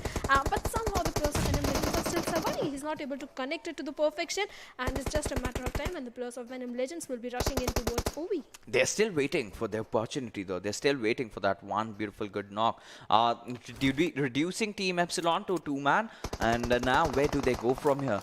Venom Legends, they're looking really strong now. Mahfouz gets knocked onto its the Choj from EXENTRIC, and they've not been really shining out today. The first game not really going in their favor, but Trickster with that beautiful M4, he finds Rapid off guard and will go in for the confirmation, but Venom Legends now need to make the push happen as Nightwing also caught with his pants down. Ovi gets the second knock. Can he get the third though? Void taking the fight against him. He gets a knock onto him, but finally falling down. But Trickster does the remaining job as he wipes out the entirety of Venom Legends. Talk about turning things in your favor. EPSILON Esports does it to perfection, and Trickster having that amazing perfect backup that he was providing to Ovi, and Ovi also making the push on the right nick of time. Things turned in their favor. And on the other hand, if we talk about IPG Heaven, he's trying to pop in some grenades into the compounds of the players of team EXENTRIC Infinity. Somehow the grenades didn't connect. The players have a good compound cover to their name, and Heaven Whitey, he needs to be careful. He has the height advantage, and if the players of EXENTRIC Infinity comes out in the open area, things might go in the favor of Heaven Whitey. Yesterday, if you remember, IPG had the chicken dinner in Miramar, but this time, can they repeat the things? Can they perform the same? Can they do the same performance? We'll have to wait. On the other hand, Rathal OP has been taken down by the players of M4 Esports. Spidey gets a confirmation on to knocks another player from GR Electrify also. In fact, M4 Esports, from the looks of it, are engaging in a multiple fights with two squads. With that, Marcos goes down as Shoaib finds him and takes him down with that mini, and IPG is still trying for that opening, for that one initial knock from the players of team EXENTRIC Infinity. Yeah, but you know, I did see the stun grenade in display just about now. And well, Venom Legends, they did look like they wanted to take on the lead and even make it further. They had, of course, taken after the last game. But now A1 Esports might just breathe in a sigh of relief because they've been taken down early. But what we do have is a fight in front of our screens right now where Team EXENTRIC, they've already lost on the toes right in the early game and now are being surrounded by the players of IPG. And well, we'll have to see how this fight ends out eventually. But now, well, Shu, he's just scouting around. He's just scouting players. He's just looking out, collecting enough information. As Cynics will be cooking that grenade, but will the grenade connect though? Because I did see it's going towards the roof of the house and nothing really happening. But Accelerate gets a knock onto its Trickster. Now EPSILON, this is a team that was struggling, but somehow did manage to wipe out the big name, the big guns, that is Venom Legends. But now they're again back on their knees. This is the last player surviving, and this time it has Venom Secret, Shoaib, who gets the confirmation rather, but he also goes down to the play zone. What is happening in this Miramar? Well, things are going crazy. So many fights are happening around here, but IPG has to be careful because I see the players of TRZ also in the close vicinity.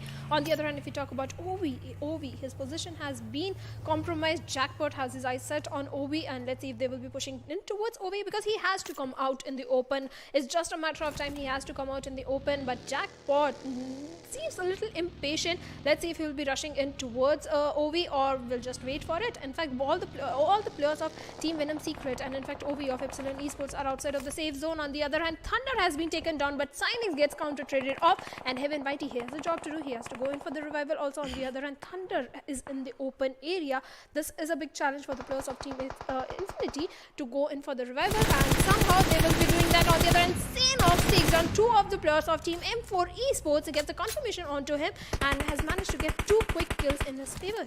Yeah, he certainly has. And KSX off to a good start. But no, the troubles are not yet over for this squad. Sanox has spotted down the players of Team Cyko who have come on the back lines. But EPSILON Esports is Ovi still surviving inside that small little shack. Now all these teams are kind of starting to get inside the circle. It's the fifth circle that's coming in. But Ovi gets that beautiful knock onto it, Sanox. But can he get the confirmation? That looks really far-fetched as finally the players of KSX are coming in for the revival of his teammate.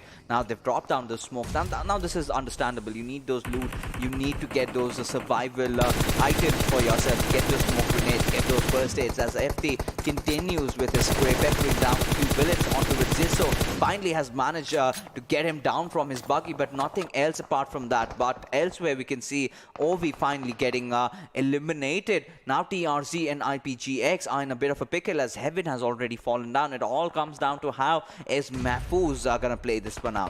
Yes, let's see how he is going to play it out because Heaven Whitey is already down on his knees. He has a job to do, give revive to Heaven Whitey, but TRZ is not going to let things go so easy for the players of Team IPG. Mahfouz has definitely deployed some of the grenades, some of the smoke. On the other hand, 50 is playing down onto the players of Team Cyko, and with that vehicle explosion, Cisco goes down. On the other hand, Heaven Mighty has also been eliminated, and IPG gets an early elimination with just 1 kill to their name. Team Cyko is also in a lot of trouble because TRZ is also spraying in their direction, and with that, Sanhok also is on a domination spree as he gets 3 quick kills. On the other hand, Miraz of Team KS has been taken down. Yeah, he has. But now, TRZ, they're still yet to find some kills. They're getting those knocks, but nothing apart from that. And, Anaconda, he's peppering down a few bullets from his M16 towards the players of KSX. Now, Anaconda, yesterday we saw some good performance coming out from these lads, and especially Mamba. Now, they're still holding on to the 3rd spot that they have for themselves. XOSS Official is the one squad that's really nearby towards them. We'll have to see if they can catch him out. But, whoa, Shubo getting the 2080 title, but Jackpot spraying down with his AK towards Sanox. Gets that beautiful knock. Can he convert it though? Because the other players of KSX have already started surrounding him. Now the 3 players are going to push in right onto with his buggy. That buggy might just explode, but before that, if he gets taken down, and now Jackpot going in for the confirmation rather, gets eliminated from Ehsan. And with that being said, M4 Esports also bite the dust. Well, M4 Esports has been eliminated, but KS is performing really good as they have got 5 kills to their name. But on the other hand, Miraz has been taken down, and with that, Team KS is on a problem because Ehsan has already been taken down by the players of Team GR Electrify also, and Team TOS is also not looking that good because one of their players, Sleepyhead, is down, and TRZ are at a very good position. They have got good angles into their name, and Sleepyhead is already down. Let's see, Deadman can give revival, but no, Deadman also goes down through the hands of the players of Team TRZ. Now, rest of the 2 players of Team Exhaust have been down besides a Shaq. There is no chance that they can go in for the revival onto Deadman as White Cat gets a confirmation onto him. On the other hand, if we talk about Khan has been taken down by Crayon Sand, the perfect grenade coming in from Crayon Sand, and he gets a confirmation also, and Sleepyhead has already been confirmed. Yeah, he certainly has, but now TRZ in a bit of a trouble as White Card needs to get that revival coming on to its Anaconda as Mava closes in, but Shuvo, he is continuing the spray, he's continuing the onslaught that he has been dishing out on every single one in the lobby as Eccentric officials finally found their way in, and now Shuvo continuing the spray along, and he needs to make that push happen, but Exhaust officials still having the high ground. They can do so much from around here, but Crayon San, look at him, it's Miramar, but he is really wary. Oh, he is actually throwing the pan, and yes, it does hit, but not the knock coming out, but Paradox will get the knock rather, but Crayon San trading it off, and he will have to find the last player who is apparently camouflaging himself in those bushes, and he's completely oblivious of him as Rescue eliminates him. And what is happening? This Miramar has suddenly gone crazy. Well, it has certainly gone crazy. A perfect pan throw coming in, and Shuvosar is trying to pop in some grenades into the direction of the players of Team TRZ. Will he be able to connect? And yes, he does manage to connect it and takes Mamba down and takes another player of TRZ Rare down with that perfect M4 spray coming in, and now the problems for TRZ are starting to arise as they have been reduced to just 1-man squad. That's going to be Anaconda. Shuvosar gets the confirmation onto Rare, and TRZ Anaconda is the last solo player surviving as the players of Team Eccentric Infinity are rushing in towards him, and Shuvosar gets 5 initial kills. Can he find the last player also? And yes, they can easily find him down, but Anaconda dishes out a lot of damage onto Shuvosar, but not enough to take him down as Shuvosar takes him down, and with that TRZ gets an elimination with just 3 kills to their name. Rescue has to be careful because there are 2 players of Eccentric Infinity, not 2, 3 players in front of him. Can he do this 1v3? But no, that's not gonna happen because Eccentric Infinity finds him and gets the winner chicken dinner. Wow, I mean, you've got to give it to the lads. The way they stepped up in the final fights, Eccentric Infinity. I really thought this chicken dinner might be TRZ's, considering the positions, considering how their players have been playing, but they kind of got surrounded from everywhere and were kind of reduced down to the last player. Anaconda, he could not do much over there, but Eccentric Infinity, right from the start, they have been inside and they've been taking fights after fights, and somehow with those 9 kills, they've gotten themselves the chicken dinner. But those kind of gameplays that we get to see from Crayon San, this player always sees to surprise us. This time, of course, did not have the grenade, but did rather try to throw out the pan, and it also did connect. But let's take a look at the MVP and see which was that one player who's been striking out, and has to be Shubhasar. Courtesy to those 6 kills, the way they picked themselves up in the final circles, that was amazing. Well, that was amazing. In fact, Shuwasa went on to take down two of the players of Team TRZ, later on taking the last solo player remaining, that was Anaconda. In fact, Anaconda did destroy a lot of damage onto Shuwasa, but he had a backup of his teammate and they got themselves a winner chicken dinner, and Shuwasa, amazing 6 kills back to back coming in. He was in a domination spree. He certainly was in domination spree right now.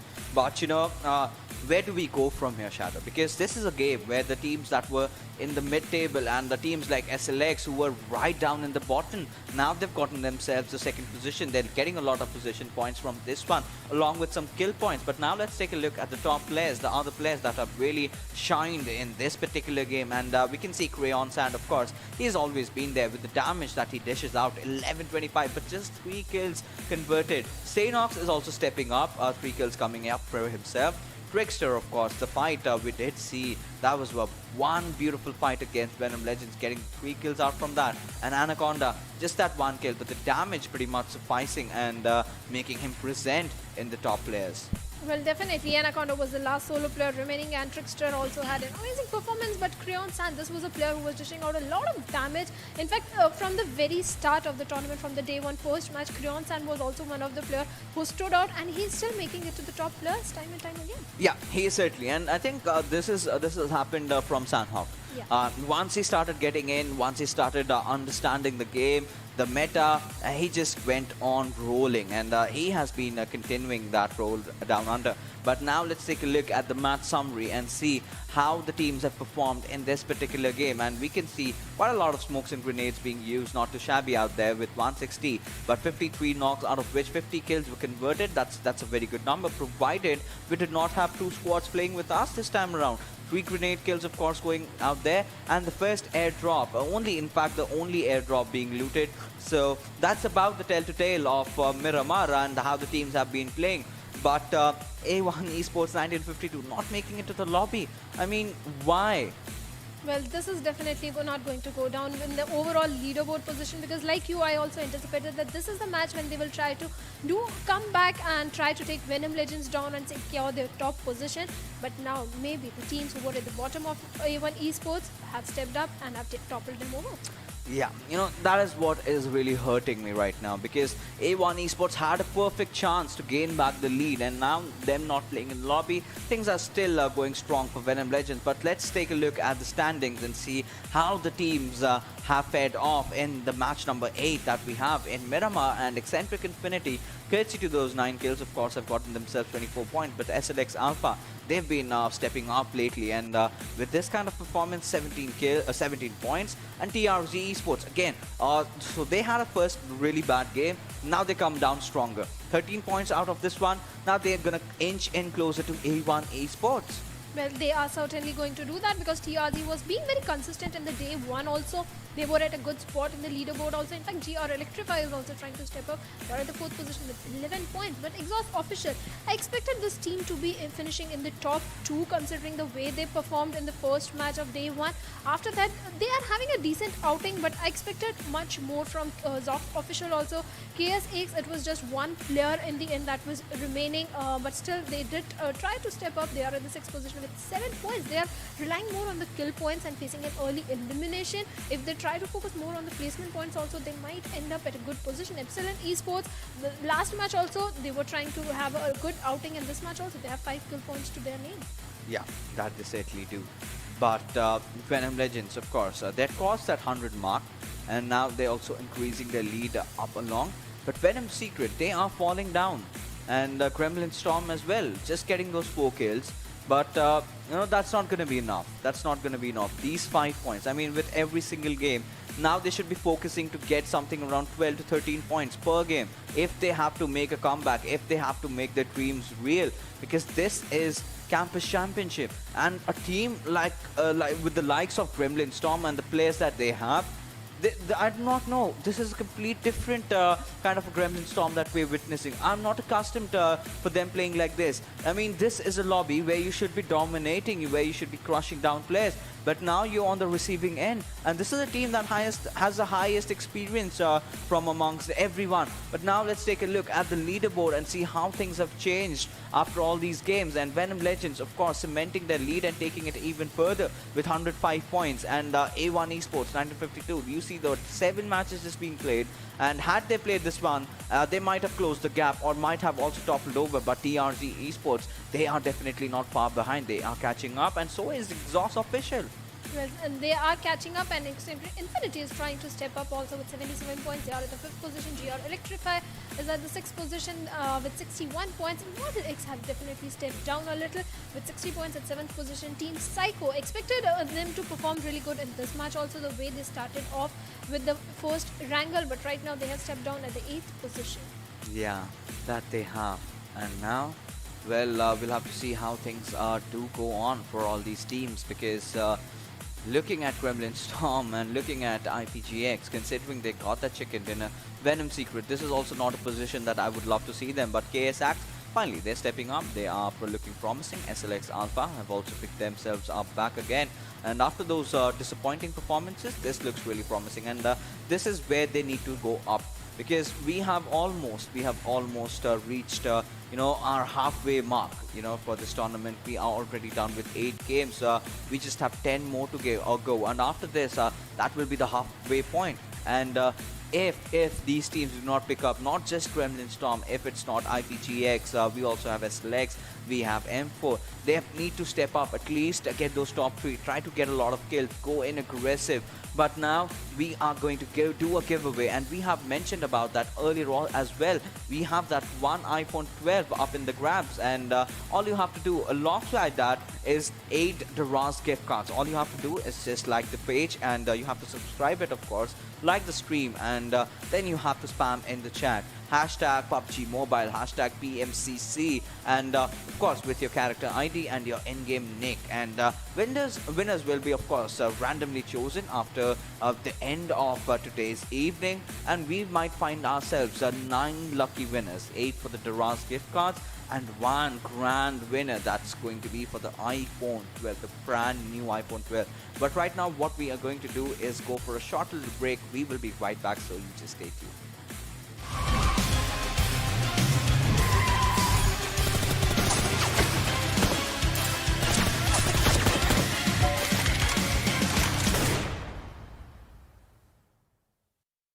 Hello everyone and welcome to another team's interview for the PUBGMOBILE Campus Championship Bangladesh interview session. So far teams have been incredible, teams have been amazing, but now it just comes down to how the teams are thinking with the finals pressure going on. We're going to be talking to one of those teams only, and they're going to be telling us how they are, just going up with their goods, bads, uglies and the crazies, and if there are a parasite that's going to just feast on the trophy. I'm talking about Infernal Parasite Gx, and let's just talk with the team. And before we just start off with anything, guys, why don't you guys just introduce yourselves? My name is Nafis Mugdho, and my in-game name is IPGX Phoenix, and my in-game role is Support Assaulter. Hello, my name is Asif Ahmed Raj, and I'm a backup assaulter. Yeah, my name is Mahfouz Ahmed, and my in-game name is IPGX Mahfouz YT, and my main role is assaulter.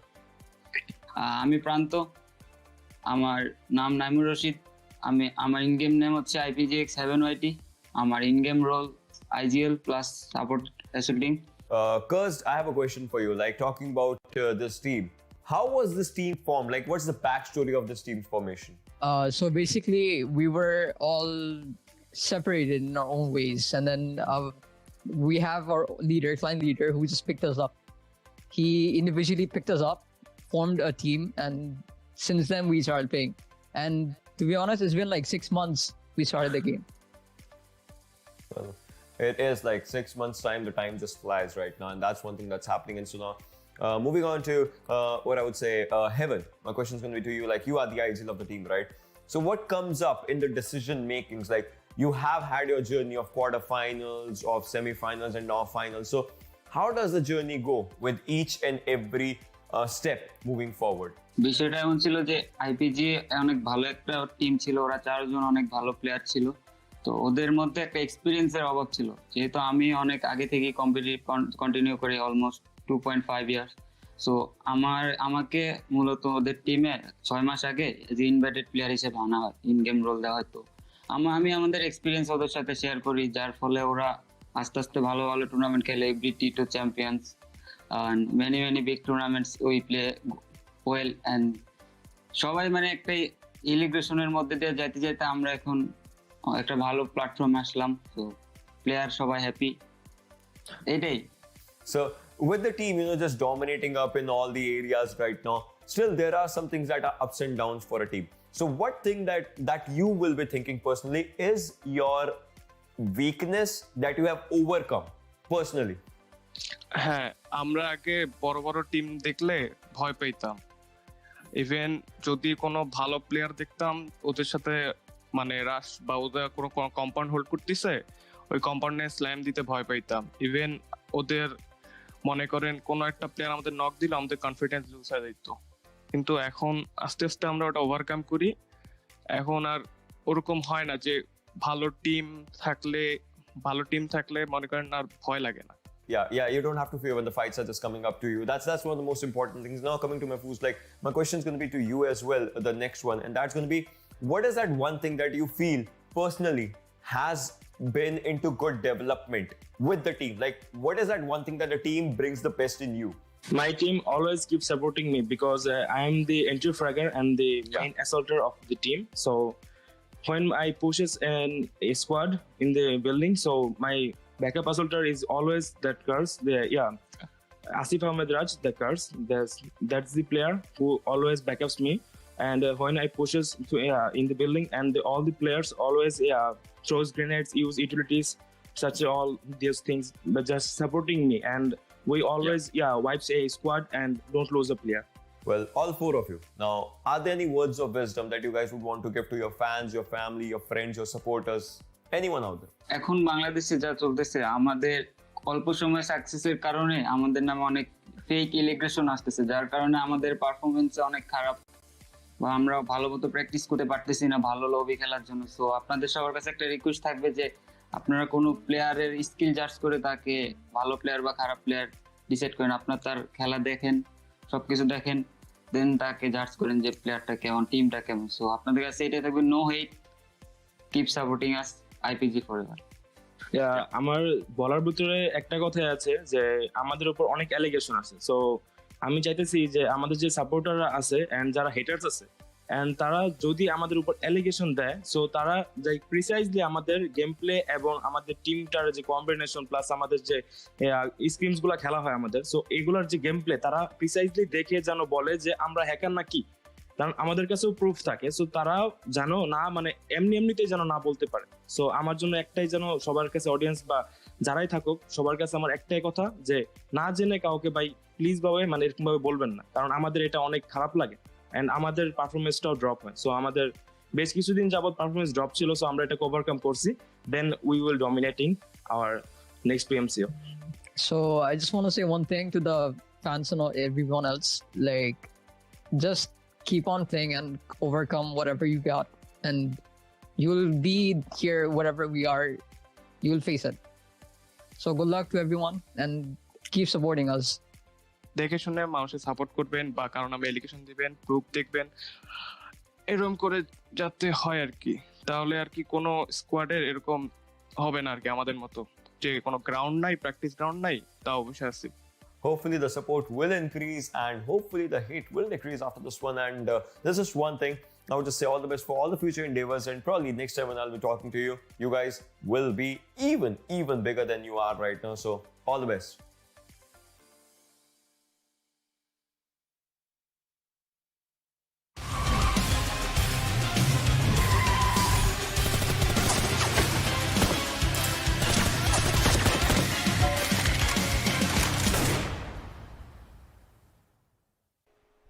Welcome back, ladies and gentlemen, to PUBG Mobile Campus Championship Bangladesh edition. My name is Shadow, and along with me is my co-caster, Shivans Phoenix.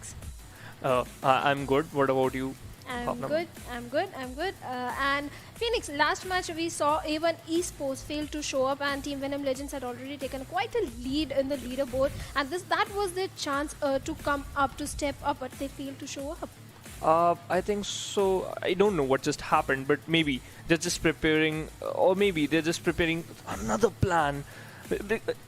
What happened? What if they just got chicken dinner in this match? They just went. Let's see for that Get chicken that first dinner position. to see. We have Oh, to step into the game, and the game is already live. So let's just hit straight into the game again and Erangel, and let's have a look at the flight path, that where the plane path is going. It is going from the southern side of Promosk towards the mansion area. We can say that. Yeah, mansion area. And the first thing came into my mind that where the circle is gonna form. If the circle is gonna cover the military area or one more time, maybe the main island. The question is up to you. What do you? Phoenix, we have already seen a military base circle in the first match, and let's hope PUBG gods don't again listen to you, because they have been giving us only military base circle. But if we talk about Team XOSS official, they have already started dropping in. In fact, Team TRZ, they like dropping in towards Promosk area. They have gone there. Team Cyko, Team Cyko Phoenix, if we talk about first match, they came up to the second position. They had a really good outing, and let's see this time can they repeat the same performance. But right now they are in the military base area. In fact, Team GSM is changing their drop location. They are heading towards Novoripnoi. Oh, maybe they have some different plans today in the third match. Let's see where they're gonna drop. But I just really want one zone towards the Georgia Pool side. Okay, the zone is in the Central Lake area, just covering every single most of the area of the map. And I just want a northern shift, because you just mentioned that if a random zone just covering the area, the last one is on to be shooting range, or just covering the Severny side, it would be a different stuff for every single team, because we know that some zones, they are already prepared for the Central League zone, just like forming on Pochinki or Hospital. They know, but we need something different. Well, if we talk about different, I think luck is not in the favor of the players of Team GSM, because they like dropping in towards Georgiapur city area, and first time they go towards Novoripnoi, and the zone is towards Georgiapur. Kapchi was trying to take shots towards the Heaven Whitey of Team IPG, but IPG Heaven Whitey somehow survived, and Team GSM, they have to move towards the military base. If they move towards military base, there's already a Team Cyko waiting for them. If they go towards Novoripnoi, maybe the players of Team IPG, who had a vehicle in their hands and have already rotated, will be waiting for them. And now the problem for GSM arise. They have to loot the smaller compounds and just deal with that sufficient loot they will get. Yeah, deal with that sufficient. Basically, a very little basic loot. They just have to rely on that. And I should suggest them just find one vehicle, or just move towards the military, Milta power side, or Milta area side, because that would be more effective for them, because they could not able to find a good amount of loot here.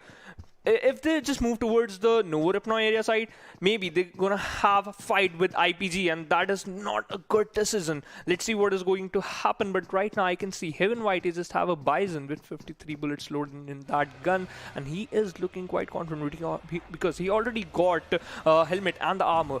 And Cynex, he is doing a clever move, trying to spot some players, giving information to his team that where are the players of the opponent team. They still didn't know that which is the team in front of them. Yet this is a nice move, but the thing is, it should be work into his favor. Well, IPG, if we talk about this team, they are covering all the angles, and they might want to take down the players of GSM off guard, because look at Cursed, he has a different angle, and on the other hand, Cynex has a different angle, but A1 Esports Magnet has been taken down, and I believe White Cat will get a confirmation also onto him. This is not going to go down well with the players of A1 Esports. TRZ, they are having a good position in the overall leaderboard. A1 Esports failed to shop. They are still at the second position, but they have lost one of their crucial player.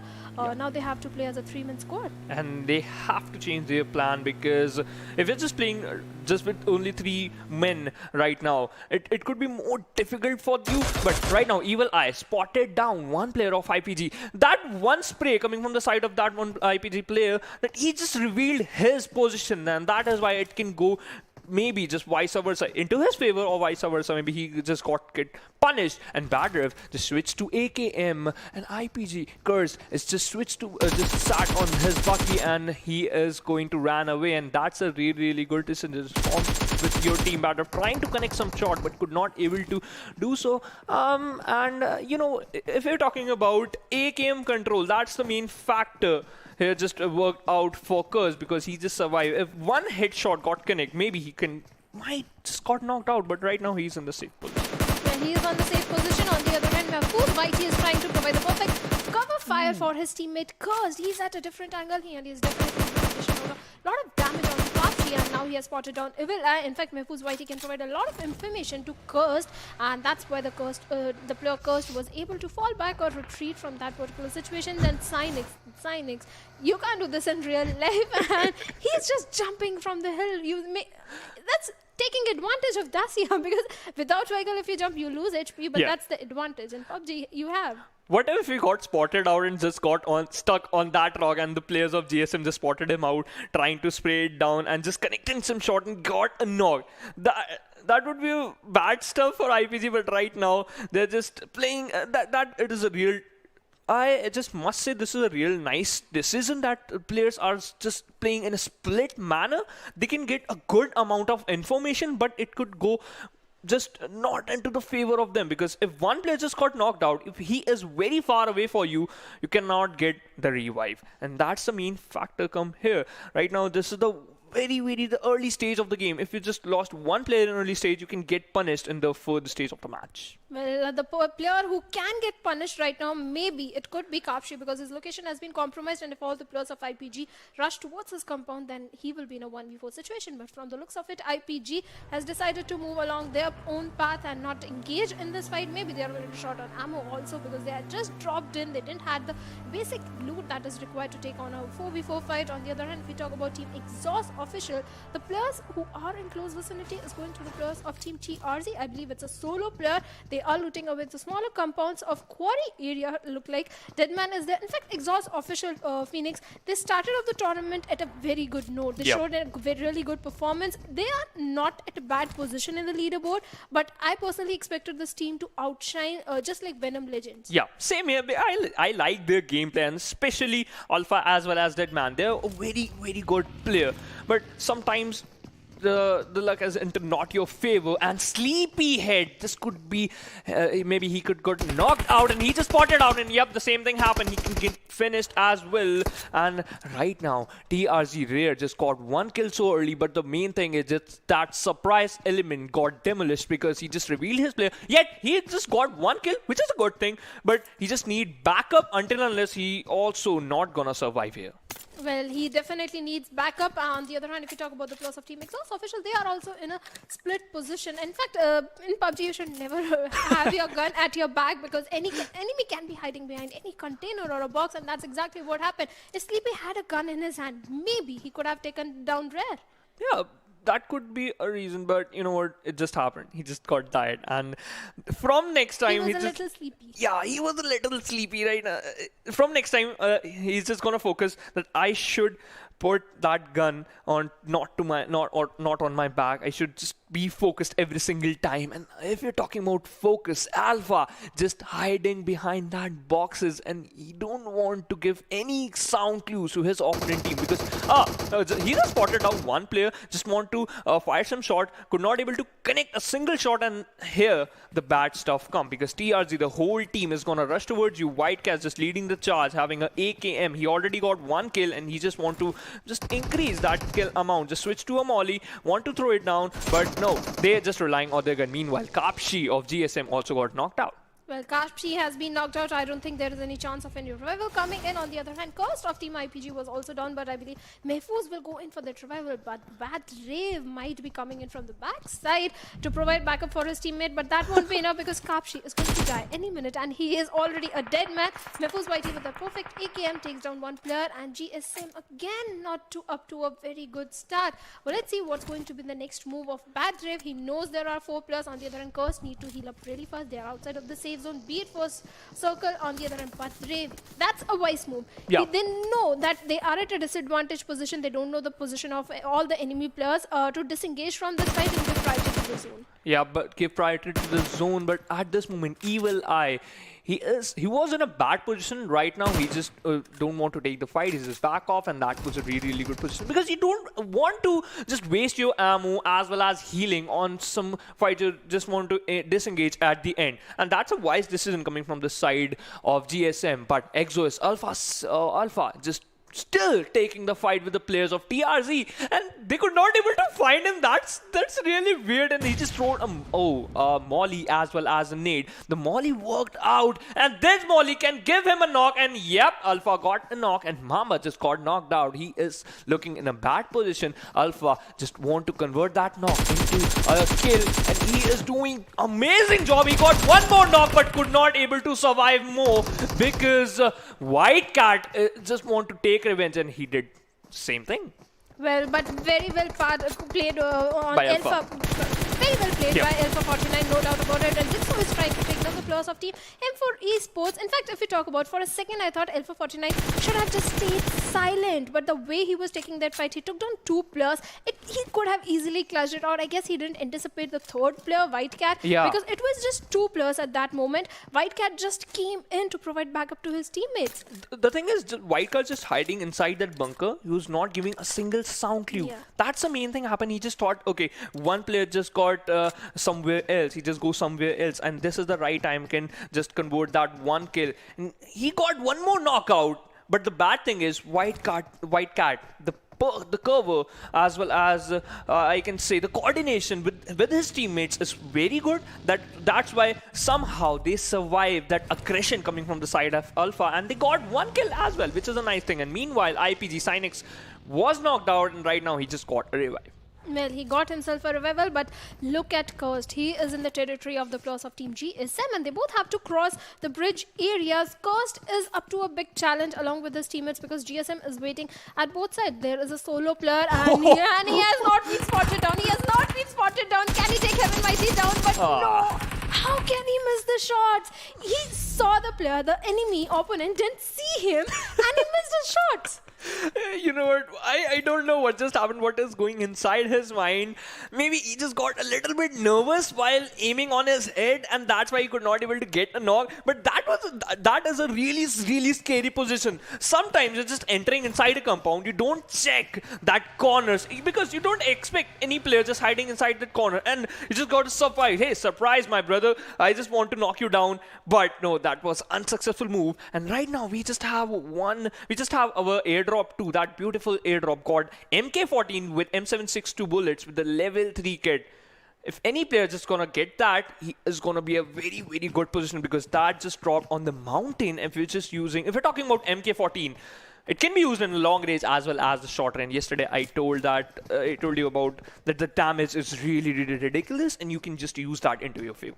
Well, you can. It's a god gun, MK14. Yeah. It's a god gun along with Groza and MK14. I think that's the best combination any player can have. No words. Groza and MK14. But right now, the players who are in a bit of trouble is going to the players of XOSS and because EPSILON Esports have got 2 players off guard while rotation and has already eliminated them.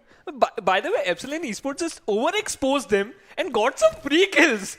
That's a really nice strategy coming from side of EPSILON Esports. And really, if you're just overexposing them, just luring your opponents down towards you, you can kill me, you can kill us, and suddenly, one sudden secret surprise, one sudden movement just give you 2 kills.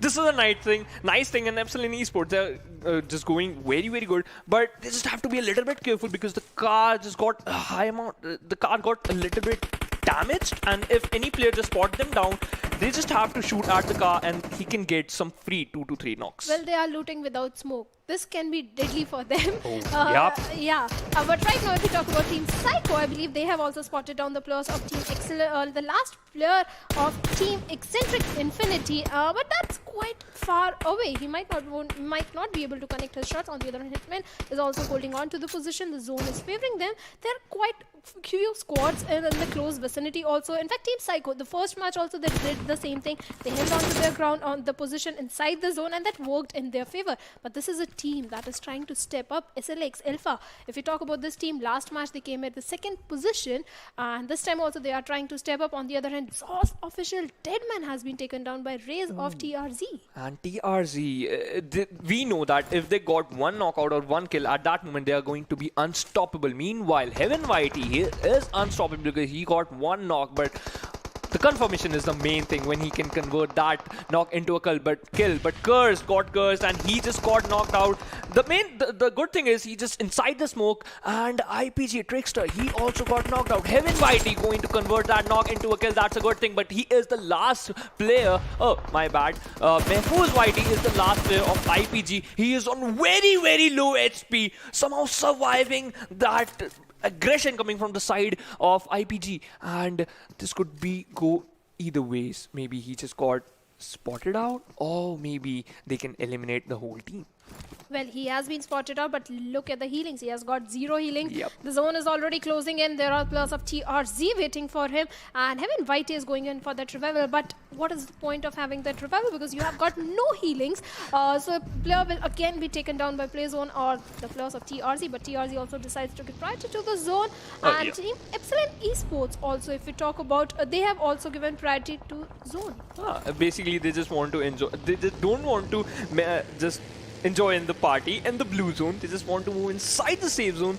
Then they can just chill inside the compounds and just camp or for the opponent coming from the blue zone, and they can use that into their favor. Meanwhile, one more player just got knocked down, and Heaven Whitey, he's the last man surviving for the team. He is the last hope. And hey, what happened if you just got stuck at this position? Is this a right choice? You just inside that sewer, just hiding behind that car. If any player just got spot you down, you cannot able to just you have to take some fights, and you are really on very low health. You don't have any healing except two health kits, 2 bandages, and 1 sports drink. Well, I think that was the only safe place he could find to heal himself, and that was a good position also to heal, but he has to come out in the open. On the other hand, if we talk about KS, Ehsan has been taken down, has been eliminated. Now TRZ, they have their eyes set onto the players of Team SLX Alpha, who are trying to do a comeback, and Evan Whitey, the minute he comes out, gets taken down by Raze. That was very unfortunate. He would be like, I should have just stayed inside that sewer area. I shouldn't have just come out. The minute he comes out, gets elimination, and with that, Infernal Parasite also gets early elimination with 4 kills to their name. Oh, so they have only 4 points because they got eliminated at the 13th position. You're going to get 0 placement points. You have to rely on the kill points, and I'm not gonna say that's a good outing. You just have to be a little bit more passive, but yet that's a good game. You still have 3 games left today.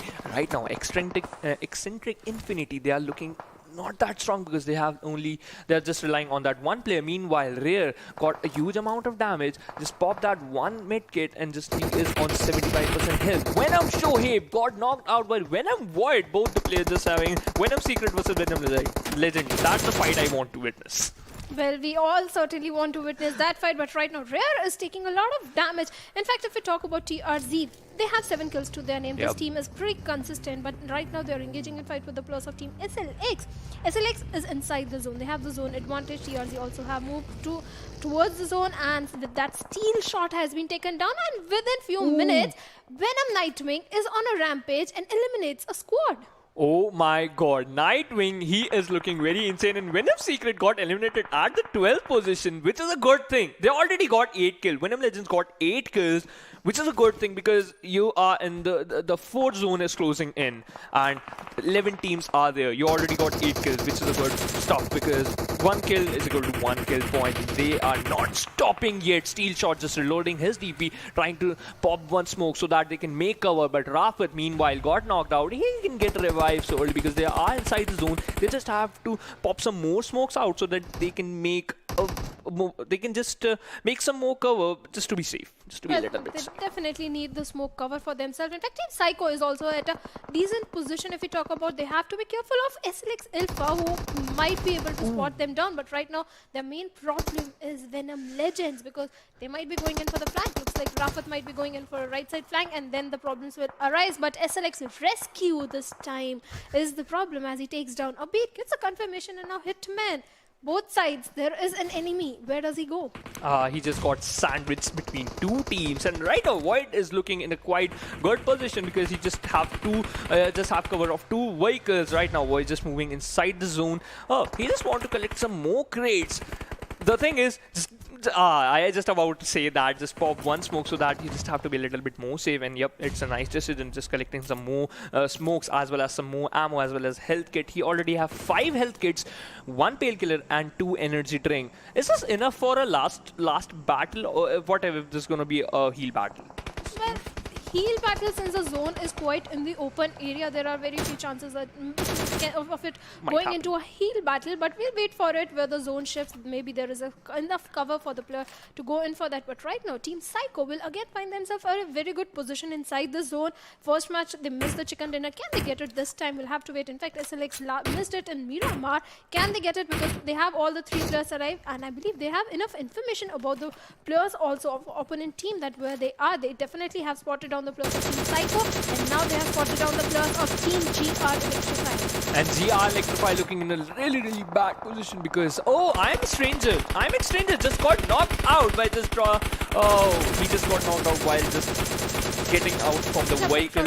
Yeah, jumping from the vehicle basically. And that's not a good decision. But meanwhile, SLX Rescue, he is not stopping, collecting some kill for himself as well as for his team. Meanwhile, Hitman is also just engaging in fight with the Venom Legends, get a knock, could not able to convert that knock into his favor. And Venom Nightwing just knocked out one player of Cyko in a retaliation fire and just converted that knock into a kill. Confirming kills is the most important thing in the last circle, but TRZ White Cat got the domination title. He just got 3 kills. We are down to 25 players and 10 teams are there.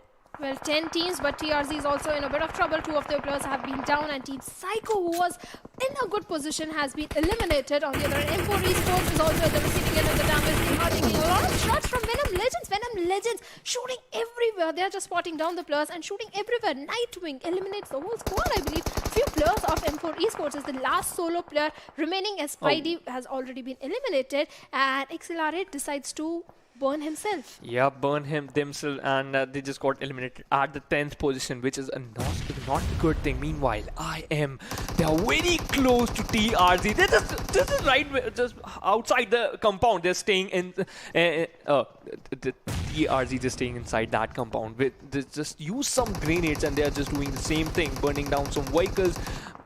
Maybe they are thinking that the players are hiding beside the vehicle, behind the vehicles, and oh, one more player just got burnt out, and they just want to kill one more. Just have to find one more player and kill him so that they can just eliminate one more team.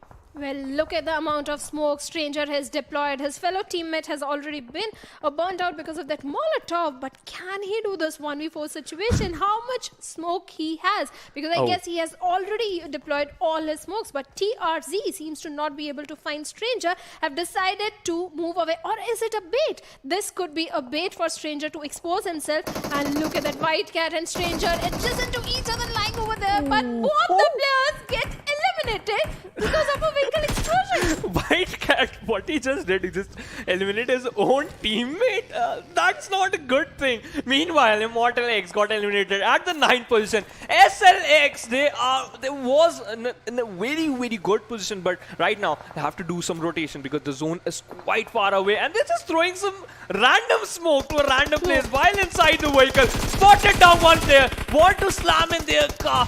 That wave gone, wave wheel, I don't know, but yeah, they got 1 kill. SLX Rescue, he's on the rampage. Domination got 3 kills. He got 2 kills, but look at Venom Legends. 2 teams, and grenades are barging in their direction. All the 3 players are down. It's just Rafa, the last solo player remaining. He has got no cover to himself, and there is SLX barging grenade after grenade, and Godzilla finally gets the grenade connected, and Rescue gets 5 immediate kills to his name. And Venom Legends, what just happened? The team who is at the bottom of the leaderboard eliminates the team who is at the top. And the thing is, Rescue, just rescuing his own team. How many titles he got? Domination, Grenadier, as well as Rampage. He is in another mood. Venom Legends got eliminated at the 7th position, but got 12 kills. That was really insane. SLX, they are on 11 kills. They are not stopping right now. 6 teams are there. Spotted down one player, trying to knock him down. Could not able to do that. Not a single shot got connected. Now he just want to do that in a single shot. Oh, Anaconda. TRZ. Oh, TRZ. Meanwhile, Anaconda just also got the domination elimination title, trying to steal some kills, and he was successful in that. Godzilla, he got 1 kill, just have a M4 with 40 bullets, and this is gonna help him out very well. Now we are down to 4 teams, 9 players are there, and SLX, they are looking quite strong, as well as TRZ. They are both the team have 3 players alive, and they are looking very, very strong. The zone is also favoring them. Well, zone is certainly favoring them. Now it's going to come down that the next zone is going to shift where, which team it is going to favor, TRZ or SLX. In fact, if we talk about Tofik also, Phoenix A1 Esports Tofik, his location has not been compromised, and it can go either ways. Right now the zone is favoring GSM also, team SLX also, and Tofik. I want to see what Tofik is going to do in this situation. He can change the tables for any team. He can change the whole game. He can just surprise anyone, and the main thing is GSM is still surviving. They are in the top 4. Meanwhile, I just want to talk to another topic. TRZ Rare just got knocked. 1 knock. GSM Badrev just got knocked out. He just switched to a molly, lobbing towards the player of GSM. Want to convert that kill. Ace up. Meanwhile, Anaconda has also got knocked out. Right now, he just want to focus to convert that kill, because every single player is just a snake. And FSG Machine, GSM Machine also got knocked out. They are not looking that strong, and SLX Rescue need a rescue, and his teammates are giving him a revive. Well, he will certainly get a revival, and now Khan is spraying in the direction of the players of Team TRZ. In fact, TRZ can easily take down the players of Team GSM, but right now, since TRZ and SLX are engaging in a fight machine, this is his time to go in for the revival on Badrev, and SLX can't survive. Those grenades coming in as a rescue has been taken down. Godzilla is also surviving with a very low HP. It all comes down to Khan, what he's going to do in this situation. Godzilla might want to go in for that revival, and he's certainly going to do that. On the other hand, GSM also got benefit from this situation, as they were able to revive their teammates. Yeah, as well as I just wondering, did they collected the drop or just saving for the last movement? And this could be a nice move, because you can get fresh level 3 helmet as well as West. And Godzilla, he was barely surviving that molly, just lobbing some molly towards the players of GSM, but that was a little bit far away. But look at the player of TRZ, they're just chilling on the edge of the zone, just waiting when this fight is gonna end, and after that we are gonna surprise every single player just standing inside the last zone and want to get some kill. Meanwhile, SLX Rescue again got knocked out. He just got knocked out 3 times in a row, and this is not looking that good, because he just one more time he just need 1 revive, get back to his legs, and just want to heal it up, and at that moment he can waste a huge amount of time. Well, that can happen. In fact, SLX, they have been pinned down. They have just the airdrop cover and a vehicle cover also. And in fact, if we talk about the players of GSM also, Machine, his location, he also has a good cover to himself. He has got 2-3 vehicles to his name. But if we talk about TRZ and A1 Esports, mind you, A1 Esports last player Tofik, his location has yet not been compromised. But Machine, a perfect grenade, and he can take down the players of Team SLX, can he? But Rescue is taking shots from somewhere else. He's again back on very few HP. He need to heal up really fast. And look at the position of Rare and Tofik. Who is gonna spot each other first? Who is gonna spot each other first? That is a really good question. But the last player from A1 Esports, he is playing really insane. But meanwhile, Badrev just got knocked out and got finished instantly. And now GSM just relying on that one player who is Machine. SLX looking quite strong, but meanwhile he also got knocked out by Tofik, and he just got 1 kill at the end. And now we still have 4 teams, but we are down to 6 players. TRZ got 1 player, A1 Esports got 1 player, and SLX Rescue just got he finished the last player of GSM, and GSM got eliminated at the 4th position. Rescue just moving, just crawling, and just taking cover of that grass, and he has that MK14 in his hand. Well, he has a beast gun in his hands, and is the last player remaining Rare, because Rare eliminated A1 Esports, and now it's between TRZ and SLX. Can SLX get their first chicken dinner? Last match, they missed it, but this time they are playing it to perfection. Look at the amount of kills, 11 kills to their name, and Rescue with that MK14. But can Rare clutch it out? Can he do a 1v2 against the players of Team SLX? Maybe it could be possible, but it could not. Maybe he just got eliminated, and SLX finally finally got that one chicken dinner with 13 kills. Total, they have 28 points, 2,175 damage, and SLX just improving their gameplay, stepping up. If we talk about previous day, could not able to perform that well, but today they are just looking insane. They are doing every single thing. They just have to. Previous game, they got second position. In this game, they got the chicken dinner, and this gonna help them a lot to just climbing up in the league. Well, where was this SLXL for the first day? They were at the bottom. I still remember them having 6 points and being at the bottom. But now look at them, 13 kills, chicken dinner to their name. This is going to boost their confidence a lot. And let's see where they will be in the leaderboard. But right now, SLX Alpha, they impressed everyone, especially Rescue. The way he took the vehicle, he bashed into the area of the players of GR Electrify, eliminated them, and after a few minutes, he eliminated Venom Legends also. The way he's just performing is really impressive, because he could not get that nervous. He knew what he wants to do, and he is successful. He is really a good player. Well, he is certainly a good player, but is he good enough to be the MVP? We'll have to see. For that, let's have a look at the MVP of the match, that who is going to be. And yes, Rescue is the MVP. He got 8 kills. Total damage dished out is going to be 1,117. Total assist 2. Survival time 26 minutes 56 seconds. He deserved that MVP title because he just rescued his whole team to get that second dinner. And I just want to appreciate the A1 Esports, the last player surviving to get into the top 3 basically. And GSM, in the early stages of the match, they are not looking that promising because the aggression coming from the side of ITG, they're just humiliating them. The aggression is so good. They just lost one player in a very early stage. After that, they're just playing a little bit more good. They're just playing very good. And in the end of the circle, when the 3 other teams are there, you are there and collecting some kill as well. That's really good. Well, that was really good. GSM is definitely trying to step up, but let's see which are the top players who are followed by Rescue. Which 4 more players are there? And it is Venom Nightwing of Venom Legends with amazing 1,054 damage, 8 kills. Oh my god, 8 kills. I mean, and on the third position, we have Rare with 4 kills and he dished out 763 damage. Genghis Khan of SLX Alpha got 3 kills, and White Cat got 5 kills with 528 damage. This player is really amazing. The TRZ White Cat. Every single time I can see him in the top players, because in every match, he's the only one who just get above 3 kills. The minimum limit of him is 3 kills.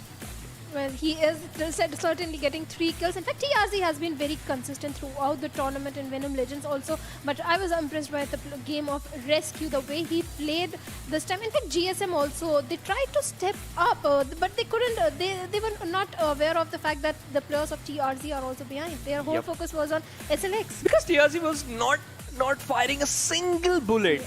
That one surprising factor helped them a lot. And at the end, that's why they got the top 2nd position. That's why they are on the 2nd position. Well, that's why they are on the 2nd position. And let's have a look at the match summary, that how this match overall went. Oh, they have total 62 knocks. Out of that, 53 total kills got converted, 11 headshot, 237 smokes were used, 0 vehicle kill, 4 grenade kill, and 1 airdrop looted. I can still remember that 1 airdrop was looted, was MK14 was in the hands of Rescue.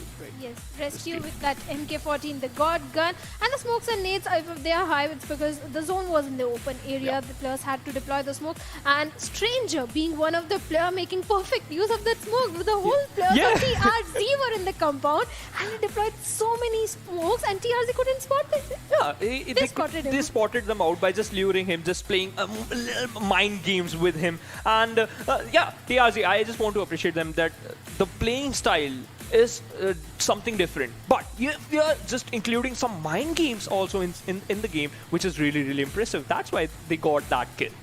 They got the kill and they lost one of their player also, but that's not going to count. And let's have a look at the standings of this match, that which team has got how many points. Okay, SLX Alpha, we know that they got second in with total 28 points. TRZ Esports on the 2nd position with total 26 points. Venom Legends on the 3rd position with total 14 points. A1 Esports they're just relying on the placement point. In this match, they're only able to get 1 kill, but they still have total 11 points.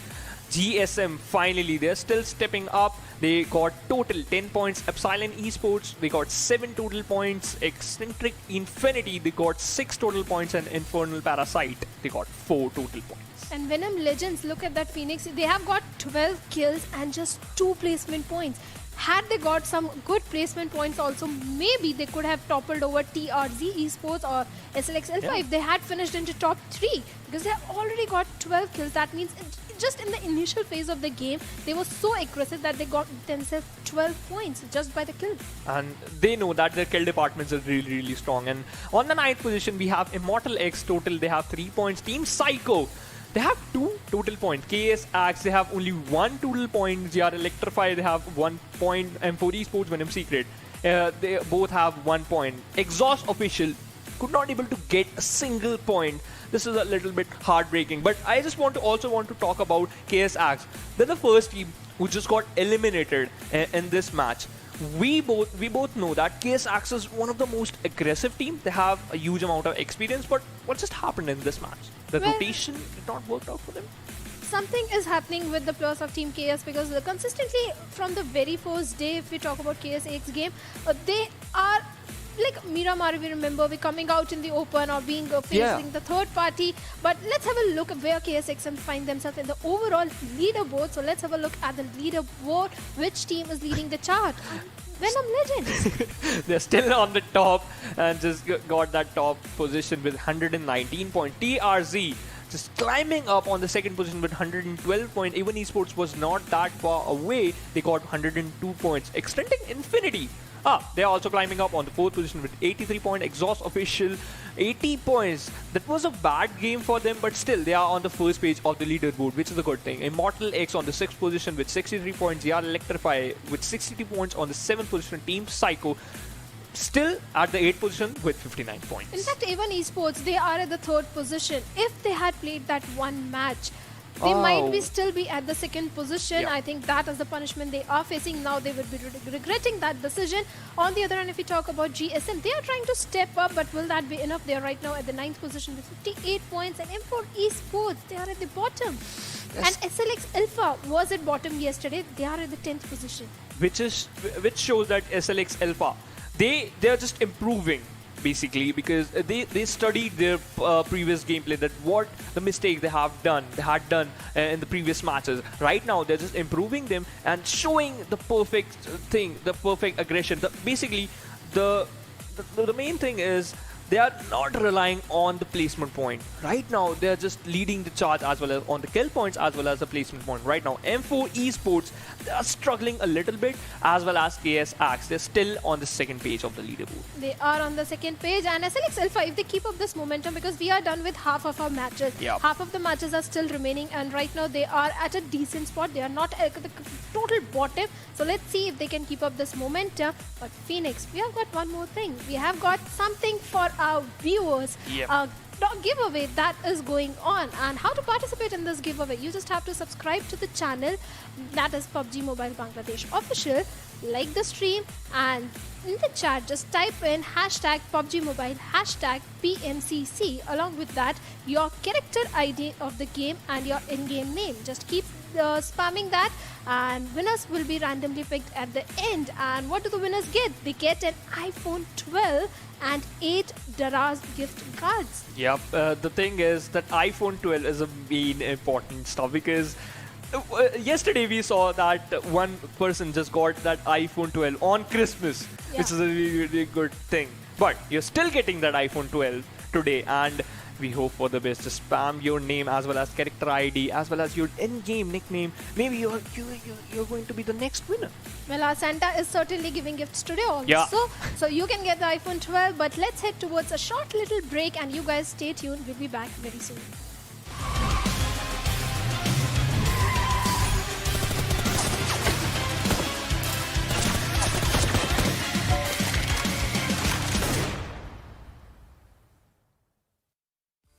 Hello everyone, my name is Oshin Sharma, and as we are just discussing all the things with all the teams right now in this interview session, I would like to draw your attention to another team that has been dominating, that was dominating. I mean, I have actually casted this team before and it has been one of a personal favorite as per se in this journey. I'm talking about KSX. We'll be talking about with these players to talk about their journeys, their future perspectives, and what do they think about this competition. So guys, before we just start off with everything, why don't you guys just introduce yourselves?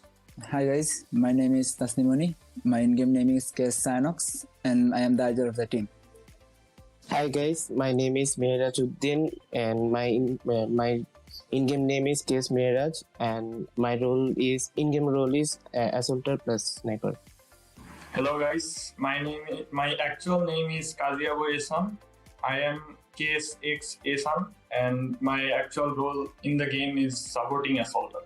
Well, those were some good introductions, but now, Sinox, my question is going to be for you. As you are the IGL, and I've also seen your journey, like previous competitions also, you guys, like KSX has made up its name for the previous competitions. So how do you see the challenge with each and every competition and with each and every journey just moving on, quarterfinals, semi-finals, finals?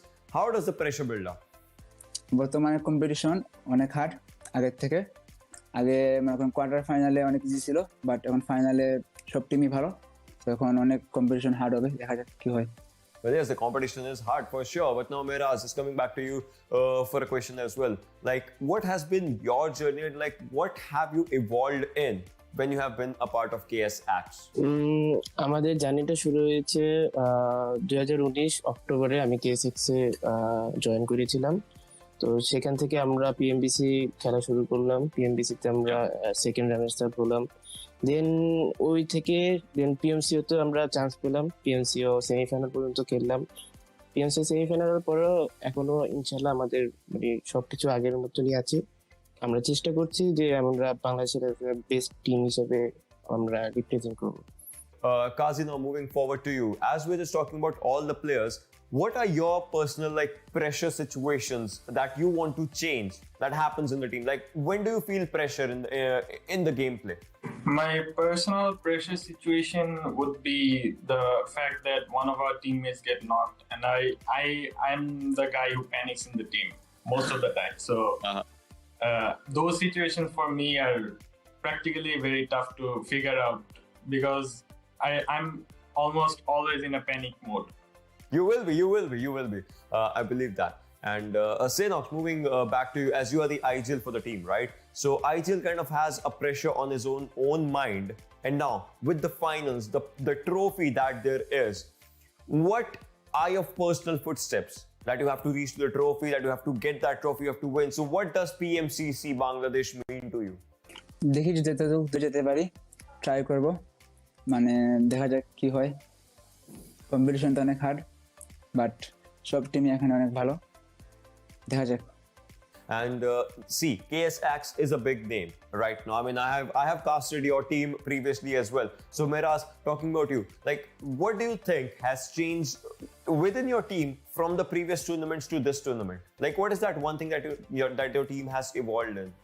Basically আমাদের জার্নিটা first দিক থেকে আমরা এতটা serious ছিলাম না মানে আমাদের আইজিলিং এর ঘাটতি ছিল আমরা কেউ মানে বেশিরভাগ আইজিল ছিল মানে আইজিলিং নিয়ে কোনো কিছু করে নেই তো এখন থেকে আমাদের স্যানক্স আইজিলিং নিয়ে শুরু করেছে তার যাত্রা আর আমরা আমাদের দিক থেকে ইমপ্রুভ করছি ডে বাই ডে তো সেই দিক থেকে আমরা এখন আমরা একটু হলো আগে থেকে বেটার ফিল করছি Is there any message for your community, like all of you, one by one? I would say stop the hate, stop the toxicity because here we have a lot of toxicity issues and each team fans hate on each other. I would say stop doing that. Love everyone, love every team, respect everyone, respect every caster. That's my message to my community because our community is only developing and esports will be a very big thing in Bangladesh. So I hope the audience base can get together and find a peaceful solution to the toxicity going on right now. মনে করেন সবাই support করলে better যাতে কোনো chat হেডে অনেক সময় হেট হয় সবাইকে নিয়ে বা অন্য কোনো টিম নিয়ে অনেক কিছু স্প্যাম হয় তো এগুলো না করলেই বেটার প্রত্যেকটা টিমকে সাপোর্ট করেন ওইটাই আমাদের কমিউনিটিতে অনেক টক্সিসিটিটা হয় ইভেন লাইভের মধ্যে কমেন্টে অনেক কিছু বলে তো এটা যদি স্টপ করা যায় তাহলে বেটার হয় আমাদের কমিউনিটিতে আর সবাইকে লাভ করতে হবে, লাইক সবাইকে সাপোর্ট করতে হবে, সব each and every team. Well, hopefully that support will be coming for you guys as well, and maybe, just maybe, after these matches are over, you guys will be one step closer to the trophy for sure. And I just wish you guys all the best for all the future endeavors, and see you around.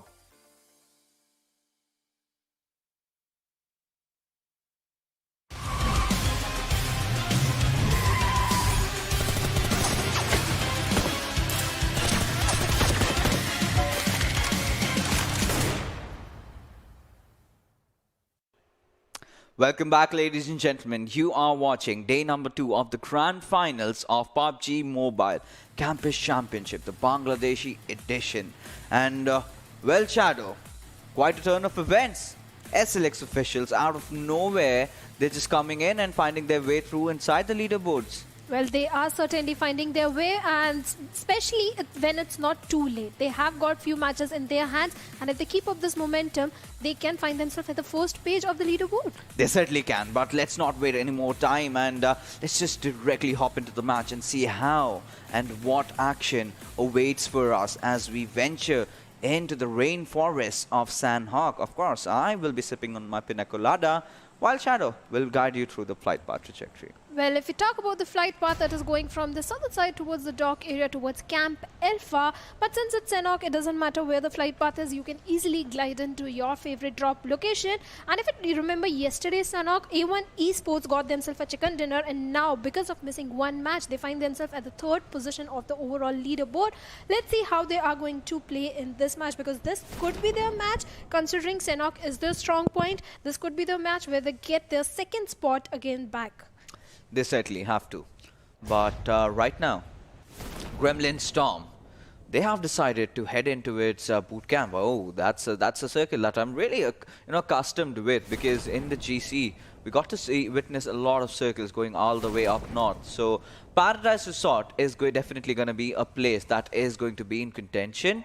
But apart from that, we see a few of the teams, in fact, on the Western Island, in fact, where we can see Immortals, where we can see IPGX. So we might see a kerfuffle between both these teams. And now, A1 Esports 1952 find themselves almost in the center of the map.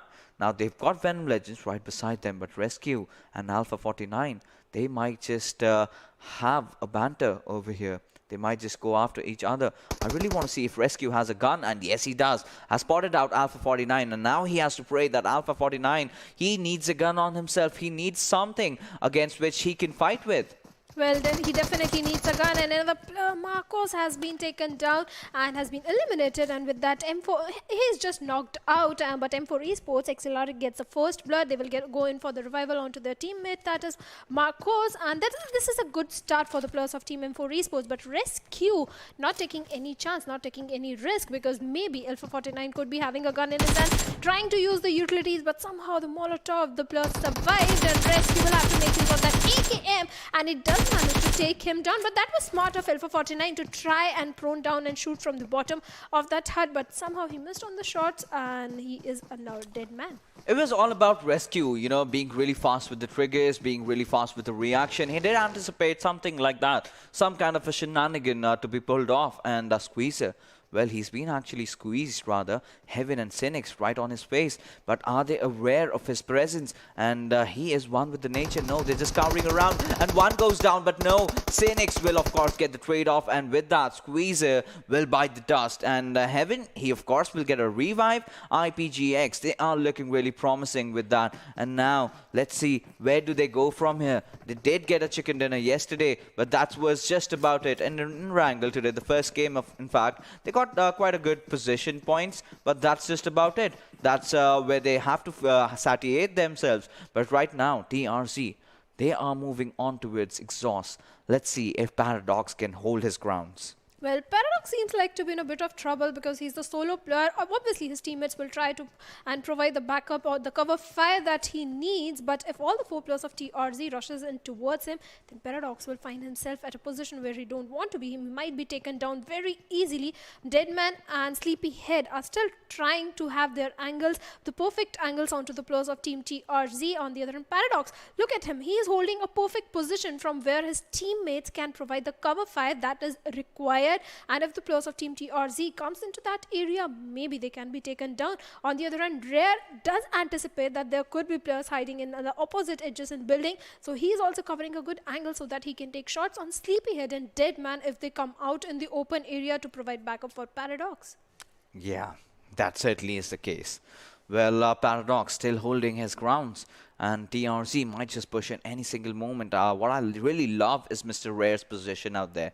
He's got his eyes onto his Sleepyhead and Deadman. Now the shots go in, but no, that is not going to deter them from making that push happen. Paradox has got a good angle. He has spotted out Anaconda. All he needs to is lob the grenade, and he needs to do a low toss. A high toss is definitely not going to work out, but no, Mr. Rare, that's a three-pointer coming out from Paradox. I instantly have to eat back my words because that was one beautiful knockdown. Now TRZ has to retreat. They need to get back there. They need to get that revive onto its Paradox, who also has a barrel loaded up, waiting to annihilate his enemies, obliterate, shred them apart. But can he do that? Now XOSS, they are making the push, and TRZ in a whole world of trouble. They have decided to retreat. They have decided to rather go for the revive.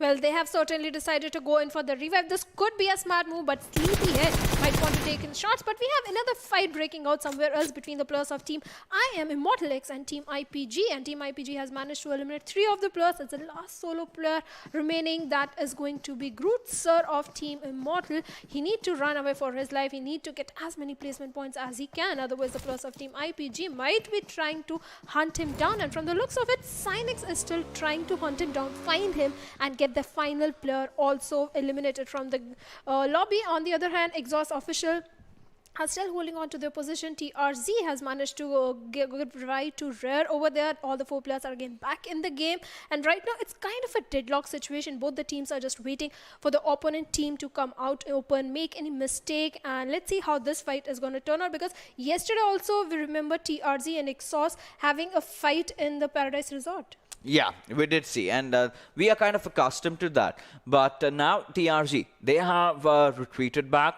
They have repositioned themselves. We'll have to see how does this particular squad retaliate. Well, XOSS, having spotted those players out, they really charged in. I thought we would get to see that fight breaking out, but that did not happen. Now TRZ are back on their 4 men. We can see XOSS, they're doing pretty good as well. So we still have 55 players alive, 15 teams still doing good. And like we mentioned, you know, BST they have just wasted a slot for the finals. I mean, I really wanted to see another team. I really wanted to see a full stacked up 16-team lobby.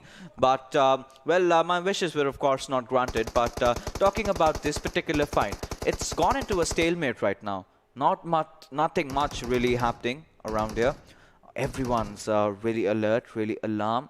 They're just waiting for their opponents to make a mistake and then just capitalize on it.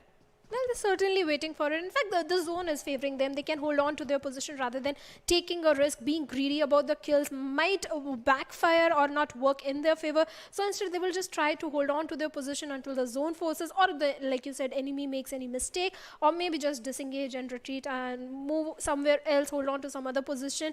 That can also happen. But TRZ, it looks like 2 of their players are going in for the flank or some rotation.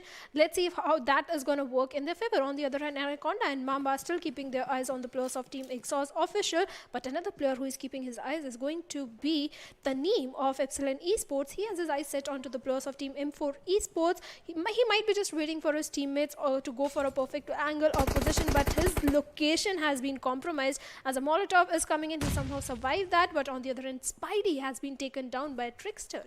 Yeah, of course, we see a fight breaking out between the players of EPSILON and M4, each one having one of their players down. Both of them going for a revive. Accelerate's position is really on point. He's got that flank angle up, and he just needs to drop that grenade onto its OV or make something happen as Jackpot trades a few shots onto its OV, but still does not really connect. Peter chimes in along with him. Now they have to push in tandem, or they have to make something happen. They need to go with those grenades, but I love the movement been coming out from Mixel, right? But he has been spotted out. But no, he does take down Taneem. Now that's a good start. Marcus just pushes in and well, Ovi gets knocked. No, that's Peter. But he gets traded off. Spidey also down over here. Now this fight is broken off and M4 Esports needs to get that revive on those players. And Peter, well, he needs to do a lot of job. He needs to revive one of their teammates. But Trickster from the backlines, he's trying to provide the perfect cover fire as the Molotov finally goes in. And is Ovi burning? Yes, he is. Peter, he needs to do something out from there. He needs to create some space for his team. He needs to deploy all those smokes out there. But he's certainly failing at it. Now, how are M4 Esports going to punish Team Epsilon for that? We just have to see. And I guess that we will get to see that in a bit of time. Well, they are certainly going to punish them, and yes, the smoke should have been deployed, but maybe they were a little short on the smokes, and Marcos, being the snake, is waiting for the players to come out in the open, and the minute Taneem is going to come out, Marcos will start shooting, but his location has been compromised, so Taneem will be a little careful while making his move on the other end. Team Cyko is also engaging in a fight, and Jackpot has been taken down by Ovi of Team EPSILON Esports. Two of the players of M4 are down, and things are turning around. The players of Team EPSILON Esports are again turning things in their favor, but Marcos, this is a mistake. This could be a mistake. He somehow survived the shots coming in from the players of Team EPSILON Esports, but for how long? They are not going to survive for very long, as XLR8 has been already eliminated, and now Marcos is there in a very wrong position. His teammate Spidey is so far away, he won't be able to provide the perfect backup, and Marcos is in a 1v4 situation. Can he clutch it out? Can he clutch it out? That is a big question that you've put over here, Shadow. Marcus, he's retreating. He knows this fight is not his to take anymore. I mean, the chances that they had created was amazing initially, but they completely threw the fight towards this end phases, giving Epsilon all those revivals on their players that they wanted. They had the opportunity to really go in for that push. They did not do that either. Now, Epsilon Esports, they want to hunt down those players as they have to also get inside the circle. Now, once they get inside the circle, they have to deal with two squads that are already waiting for themselves, and they're also engaging amongst themselves. So that's a thing that we need to consider over here. Spidey elsewhere, he's just split right from his teammate, and Marcus and Spidey having a lot of distance between them. Team SLX off to a really, really amazing start today, and now they are marching in from the boot camp area. The second airdrop coming in, that's the MK14 with all those level 3 armor, vest and helmet, and of course the bag also. And this is a promising airdrop. This is a drop that I'd absolutely love. You know, just give a compensator, a cheek pad and an extended quick draw to MK14 and you literally turn into a demon. Well, we saw Rescue becoming a demon with that MK14 in the previous match. Let's see which another player is going to do that. But if we talk about Abir, he has definitely spotted on one of the player of Team Eccentric Infinity, and he is popping in that Molotov. But another grenade is also coming in from Iku, and Abir somehow survived that grenade. Both the players know each other's location. It's a matter of time which one of them is going to connect that utility, the grenade or the Molotov. But Abir, being the smarter one, has tried to change his position, might want to try and take an off angle somewhere on Iku and take him down. Well, let's see if that is going to happen, or maybe he's just reuniting with his teammate. It looks like he's just reuniting with Hitman, but he definitely knows that there is a squad in the close vicinity, so they have to be careful because just two players left from Team Cyko. They are trying to step up. They had a very good outing in the first match. Second match also, they had the zone advantage, but somehow had an early elimination, and they will try to compensate for that in this match. Yes, they certainly will be. But now we have the players of KSX going against Team TRZ. Now TRZ have already gotten themselves out from the Paradise area, but Mr. Rare finding one of the players of KSX. Sanhok goes down over there. Now where do they go from here? They need to find one more knock, but the revival is of course gonna come in, and Tawfiq getting a knock onto it, Shoaib, and this is a fight that we really want to see. Venom Secret going against A1 Esports 1952. We have to see where the players of Venom Legends were. Initially they dropped up all the way north, and now where are they up to? Where are they headed? That is a question that's amongst our minds. And well, White Cat, he is trying to spot down a few enemies. Meraz is under heavy gunfire as he's been reduced to 50% HP already. Well, he has been reduced to 50% HP, and White Cat is still trying to find an angle onto the plus of Team KSXC. Let's see if that is going to happen. Courtesy to that smoke. He definitely knows where Mehraz is, and he's trying to dish out all damage, but somehow the players have that slight ridge cover, and KSX, they have the good position to take down the players of team TRX. TRX is still holding on to the outskirts of Paradise Resort, and KSX, okay, this team not having bad start, but they are at a decent position, but if they have one good game, they can find themselves at a better position in leaderboard, and with that we have our third airdrop. It's again an MK40, but instead of T-pad, there is a sniper. On the other hand, if we talk about the players of Team EXENTRIC, Infinity, they have been taken down, and Iku, I believe, is the solo player remaining. He's still holding on to his position. He's taking a blue zone damage. It's a matter of time.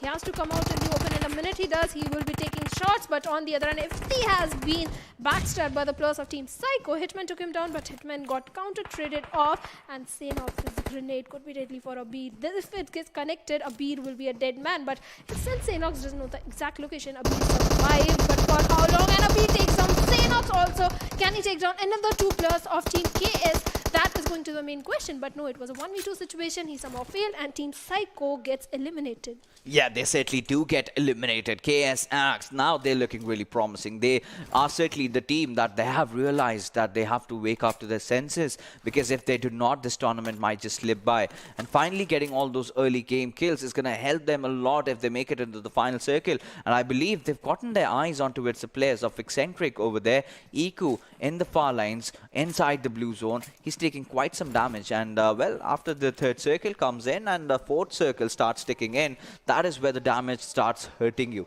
But taking a look at A1 Esports 1952, they've gotten themselves a good position. They have the bridge in their eyes, in the radar. Any single moment, any player that is outside his position or where he should not be might just get punished. And Tawfiq finally kind of spotting out Shariar over there. Takes a few shots, but that just goes into thin air, not really connecting.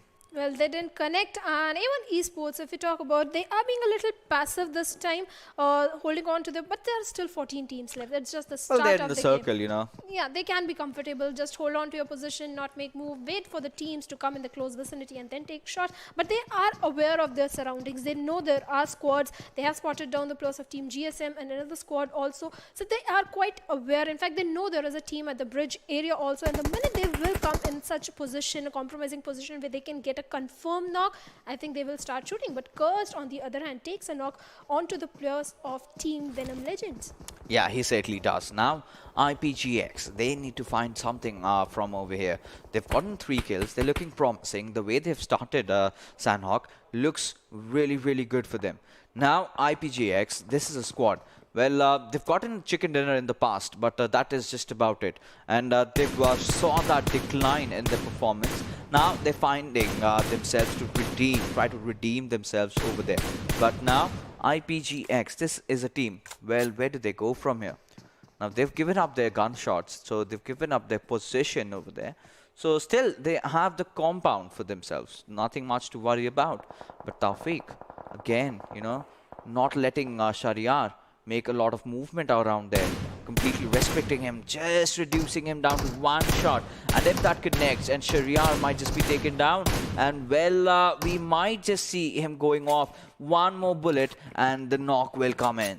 The knock will certainly come in. It was a matter of time, because A1 Esports had their eyes onto Sharir. In fact, another squad also, the players of KSX, were also looking in his direction. So it is a matter of time when he will go down. Infernal Parasite team is also that he is at a position where he has very slim chances of survival. On the other hand, another player also who is at the wrong position is going to be Groot Sir of Team iMMORTAL. He's a solo player surviving. There are players of Team Venom Secret, and if he somehow manages to enter into the zone, then another squad will be waiting for him. That is going to be the player of Team IPG. This is going to be the main problem, that how he is going to enter into the zone. Yeah, of course, you know, that's going to be a huge, huge issue.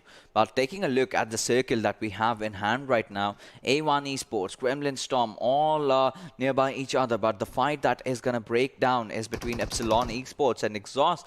Finally, the fight is going to come to an end, or is it? That's the question, because KSX, they also want a hand in the fight. They also want a piece of the pie. As OV gets knocked down right from the start, trade-off comes in as Paradox goes down. gets into Taneem. Trickster taking a lot of damage. Deadman did knock one out, but Taneem will also finish him off. And with that, oh my goodness, XOSS, they're in a whole world of trouble now. Peter chimes in inside the fight, but there's really nothing left because they have to engage right now with KS Axe. XOSS, they did not really want to take this fight just like the way they had anticipated.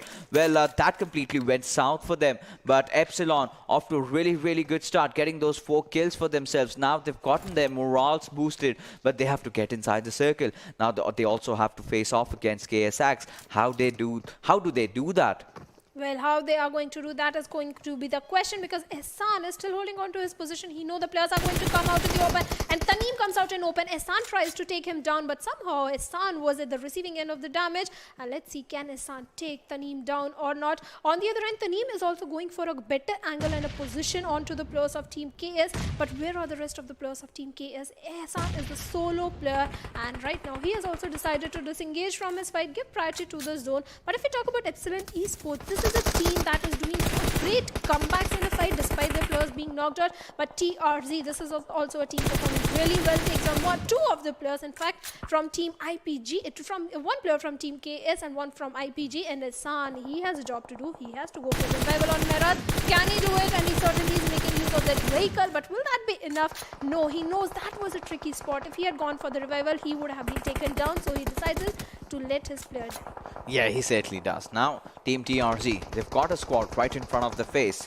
Now, they're also engaging, but Trickster, we can see him. He's already pushing in onto the enemy lines. EPSILON, they're looking really promising as they take the fight against Team GREX. And now, Ovi, he will deploy that stun grenade. And once Crayon Sand is stunned out, he might just push in. And with that, oh my goodness, Trickster's grenade doing the magic as Crayon Sand falls down. And with that, EPSILON increasing the kill counter for their team and making those movements this time outside the circle. The 4th circle won't be hurting too much, but if you stay out for long, then you might just go down. Now KS Axe reduced to just a 1-man squad. Ehsan, he needs to live because now they've got a player right on their tail, and that is Lord. But no, he does not even care. He does not even look at that side. Now he will realize that he's got an enemy amidst him, and how is he going to tackle him out? That is the bigger question. Well, that is a bigger question because Lord and Ehsan, they both are in a tricky spot. The minute they make a mistake,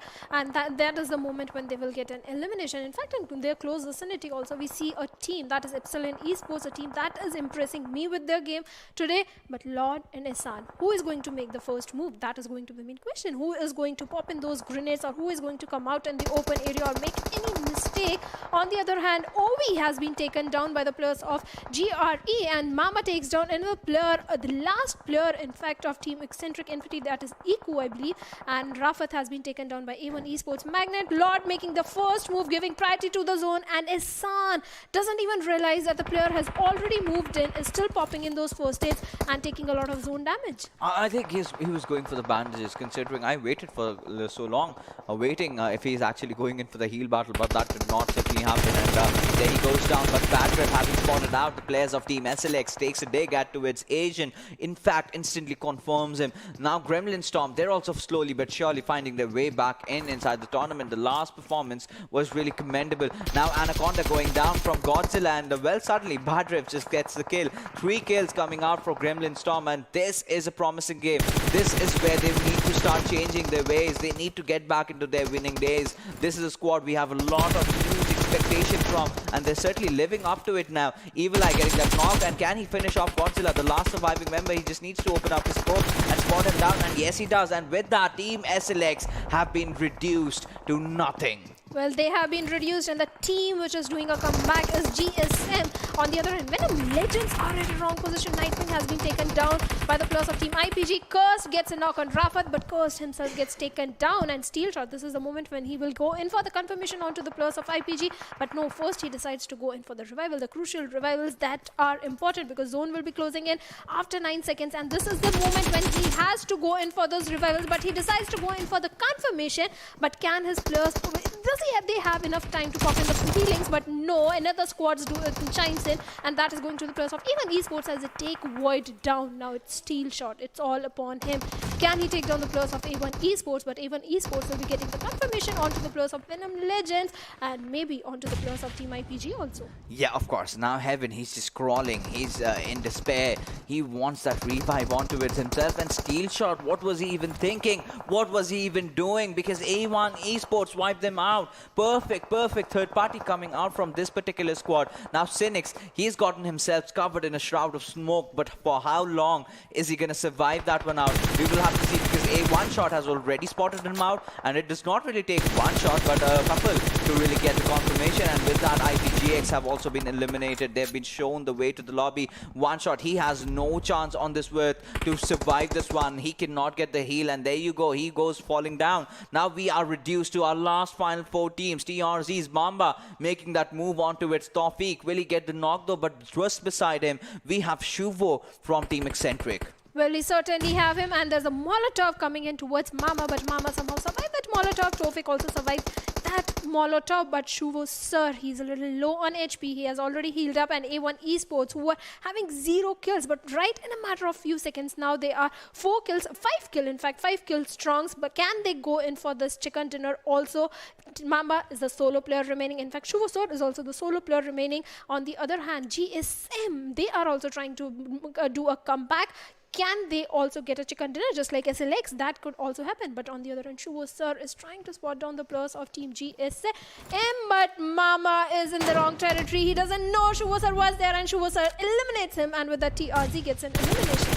And he just did not eliminated him. He melted him with his MK14 with the way he approached. Now Tawfiq might just have the same fate for himself. But no, the circle has started to close in. Bandages are definitely not your friend at this point of the moment. But Tawfiq will get the final confirmation. Now he makes a run inside the lobby as we are reduced to our final 2 teams. Anything can possibly happen. Gremlin Storm, they are surviving by the whiskers. They need to get inside the circle. But Machine with a beautiful knock, opening things up against Magnet. It all comes down to Tawfiq, who does make a trade-off over there. Now it's Kopchi. It's a 1v1 situation. Tawfiq was right out in the open, and Kopchi getting the final confirmation outside the circle. And with that, Gremlin Storm find their winning ways back in. 9 kills coming in, 24 points out from this particular game. 1306 damage. And well, we can safely say that Gremlin Storm, they have found themselves back in.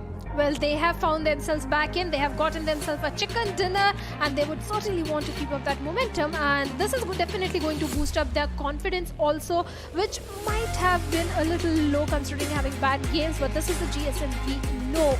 This is the GSM we have been witnessing in the previous tournaments. Right. You know, but this time around, their playstyle was completely different. They rather opted to go for the position.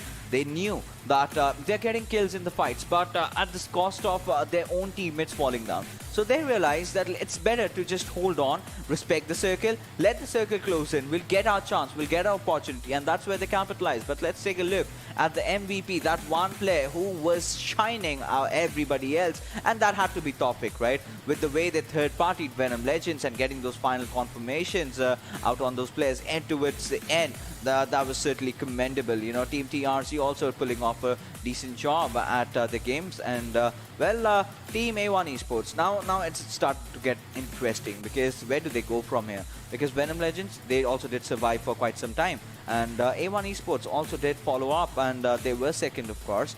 But is that going to be enough? Is that going to be enough? Can this really close in the gap that Venom Legends had built up for themselves? Maybe that's where the kill points are going to differentiate, because placement points, I believe it's just a 1 or 2 point difference between both the teams. So it will come down to the kill points, that which team have the high kill points.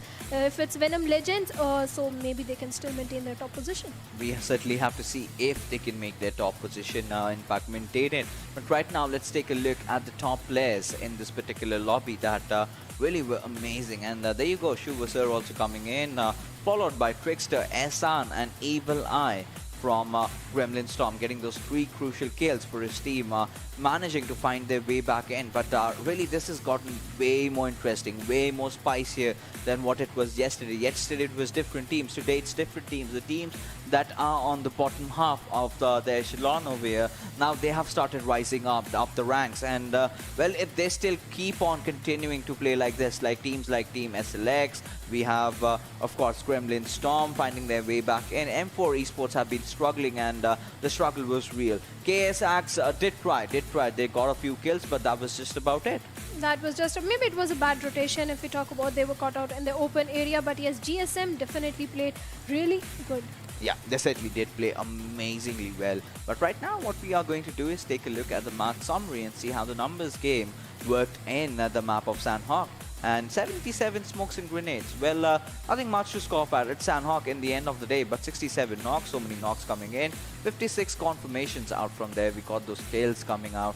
Grenade kill, just the one. Airdrop being looted, just the one. We did see the MK14 in action, but of course it's Sanhok. You don't get to see a lot of vehicles moving around. So not a lot of vehicle kills in this particular game. In fact, 0.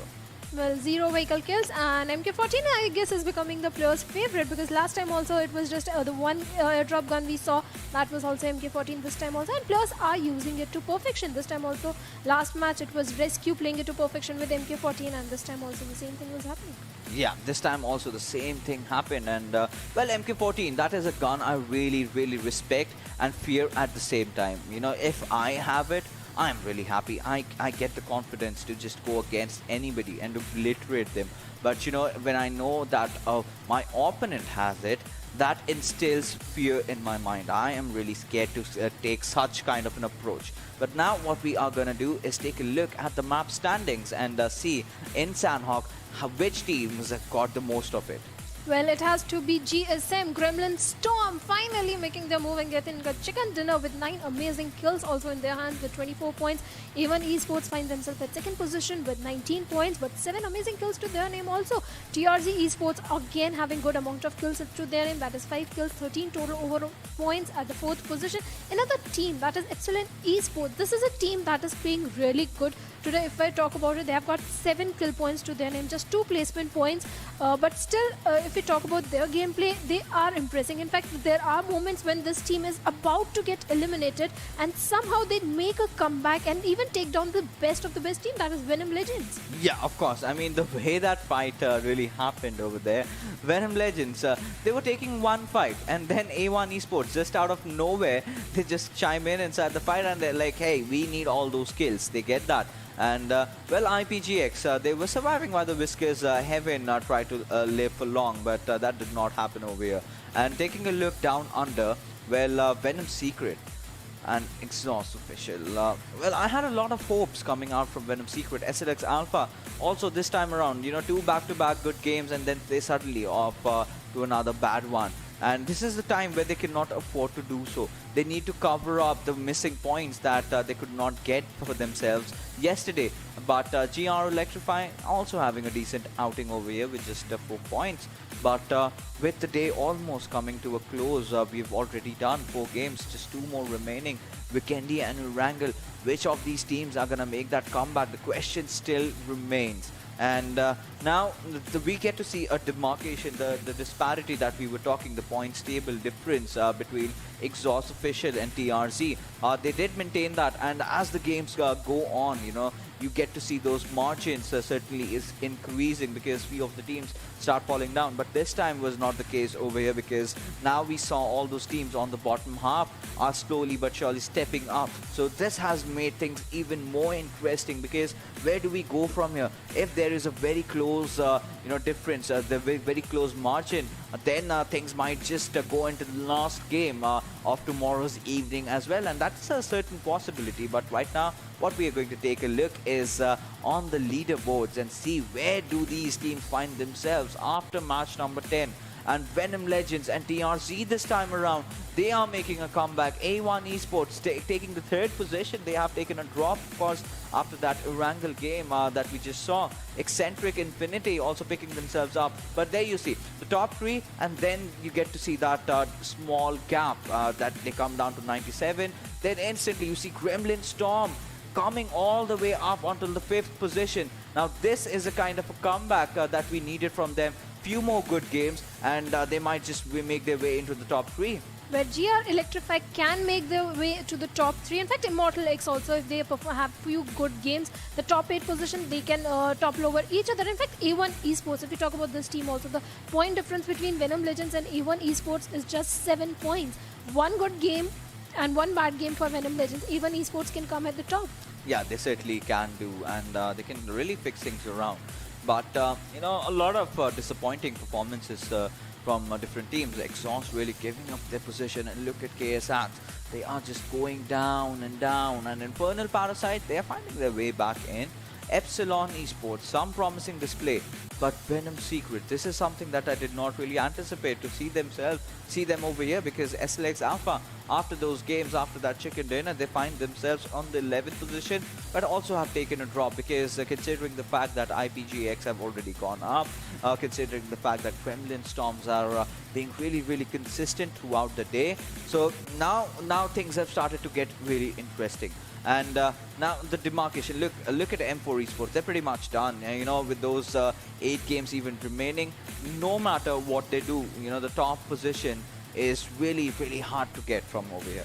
Well, it is definitely going to be hard. Top 3 is definitely going to be hard for the teams who are at the second page, but they can go for the 4th placement point or the 5th placement because the point difference between them is not high. If you talk about GR Electrify and SLX Alpha, the point difference is not that much high that they can't compensate. One good game for SLX Alpha, again the same repeated game with good amount of kills. Obviously they need the kill points also. They can come to the first page and maybe come at the 5th or the 6th position. You know, right now anything is possible, but one thing we know for certain, that one player, or in fact one viewer, is gonna walk off with an iPhone 12 in his hands tonight, and of course 8 TRZ gift cards. So all you have to do, ladies and gentlemen, is to subscribe to the PUBG Mobile Bangladeshi official channel, and of course like the stream. And along with that, in the chat section, hashtag PUBG Mobile, hashtag PMCC, along with your character ID and your in-game nickname. And what we are gonna do is select out the winners. Of course, they'll be random. There's no fastest finger fast. If you are having a luck, if Santa, if you have been a good kid throughout this year, I'm pretty much sure Santa will be blessing you with that beautiful iPhone 12, with which you can play a lot of games on your cell phone. So, well, Shadow, with 4 games already over, now things have started really getting interesting with Gremlin Storm making that comeback. But what we are going to do is take a short little break. We'll be right back. You don't go anywhere.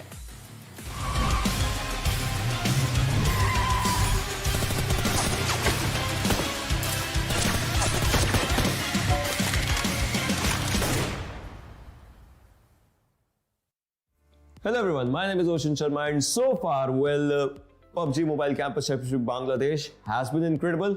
The players have been dominating, and there's one thing that we need to dominate with, right? That's gun power, skills, and etc. etc. But talking about guns, I have a team with myself, and their name is M4, talking about a gun, right? But well, we'll be talking about them, and we'll be asking them what their gameplay has been, what their journey has been, how they have been, and what they are planning for in the finals. So guys, before we just begin up with everything, why don't you guys just start off by introducing yourselves? Okay, hello, this is Ratul Ahmed, and my role is IGL and Sniper.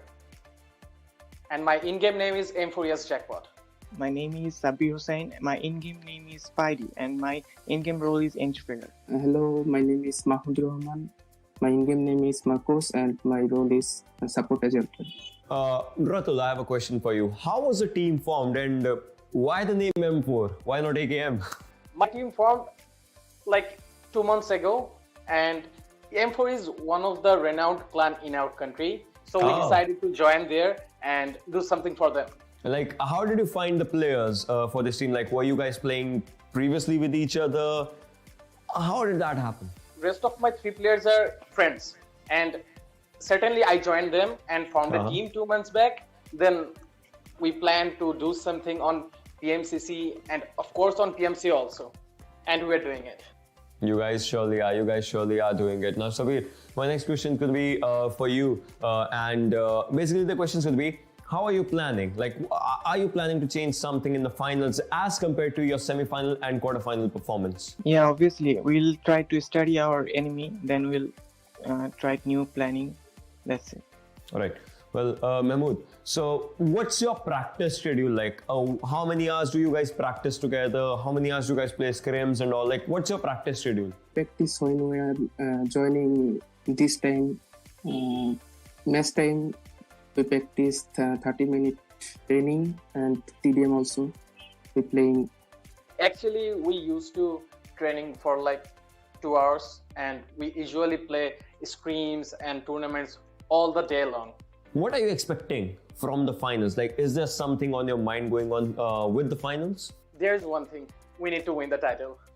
Anyhow, that's it. And we're confident about that. We can win that. We have the skills, we have the gun powers, we have our strategy. So let's hope for the best. Well, let's just hope for the best. And Sabir, like, are there any pressure moments that you guys face sometimes with the game, with the strategies, with the situations? Sometimes, see, every team has a bad game, they have good games and all those things. So, how do you cope up with the pressure? Yeah, obviously there is pressure in every match because all the team here are really good. So, anyhow, we cope up from that situation and we try our best. Mahmood, my next question will be for you. Which is that one thing in your team that you feel is a strong suit of yours, and which is that one thing that you feel you need to work on? আমাদের game প্ল্যানের মধ্যে strong point হচ্ছে আমাদের রোটেশনটা। Basically আমাদের রাতুল ভাই যেটা আমাদের rotation দেয়, প্লাস ইন গেম আমাদের আইজিএলিং করে রাতুল ভাই, কিন্তু আমরা ডিসিশন সবাই একসাথে নেই এবং বেসিক্যালি এভাবে আর কি হয়ে যায় আর কি, টিমওয়ার্ক, টোটাল টিমওয়ার্কের কারণে আমাদের টিমটা আগে নিয়ে যেতে পারি আমরা। Are there some words of wisdom that you want to give to your fans, your friends, your families, like anyone that's watching this? Of course, I want to. Whoever watching this, আমাদের fan, followers, family, just keep supporting us and we'll do our best to keep that title. We'll do our best, definitely. Hopefully you guys will win the title, and judging by the confidence that you guys have, I just mean one thing, that you guys mean business, and may it be with anything out there, you guys will be showcasing world-class gameplay, so all the best.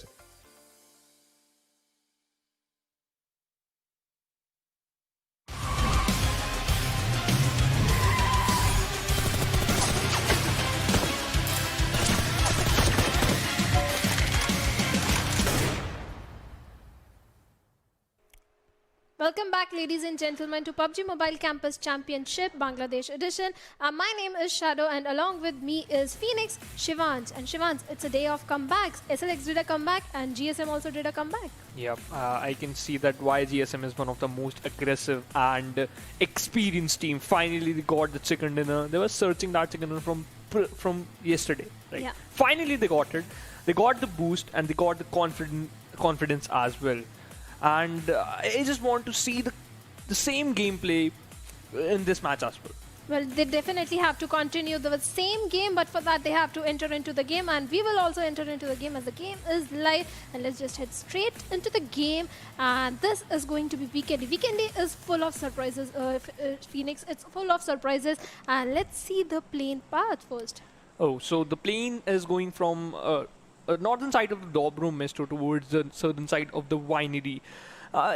This is, I can say this is a normal plane part. You can just witness it if you're just playing a normal match as well. But the main thing is where the first zone is going to form. You know what, the one thing, it comes to my mind when I was playing Vikendi, that I just love a zone on Castle, because Castle is just like a place where you just get unexpected stuff. You cannot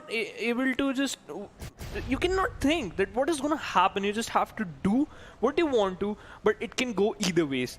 It can just gonna help you, or it just just throw it in your a big trouble. Well, I know one more person who loves a castle zone, that is Varun Super Johnny, but Phoenix, unfortunately, we won't see a castle zone because the zone is towards Dobro Mestro and Movatra side. Castle is still not inside the zone, and this might lead all the teams. Look at the traffic, the teams that are going towards the eastern side. They will have to quickly loot around the area and make quick rotations. Even the team that have dropped in toward Volnoville, XOSS officials, Team SLX Alpha that are in the winery. In fact, A1 Esports also, they have to make the quick loot and their quick rotation inside the zone. Otherwise, they will find themselves at the receiving end of the damage, because there is a chance the teams which are inside the zone, they might be gatekeeping, especially like teams like Venom Secret. Yeah, both the Venom, they are just playing on the edge of the zone. And you know what, if I just want to talk about this zone is just gonna force every single team to just engage in some early fights, because we talk about every single team.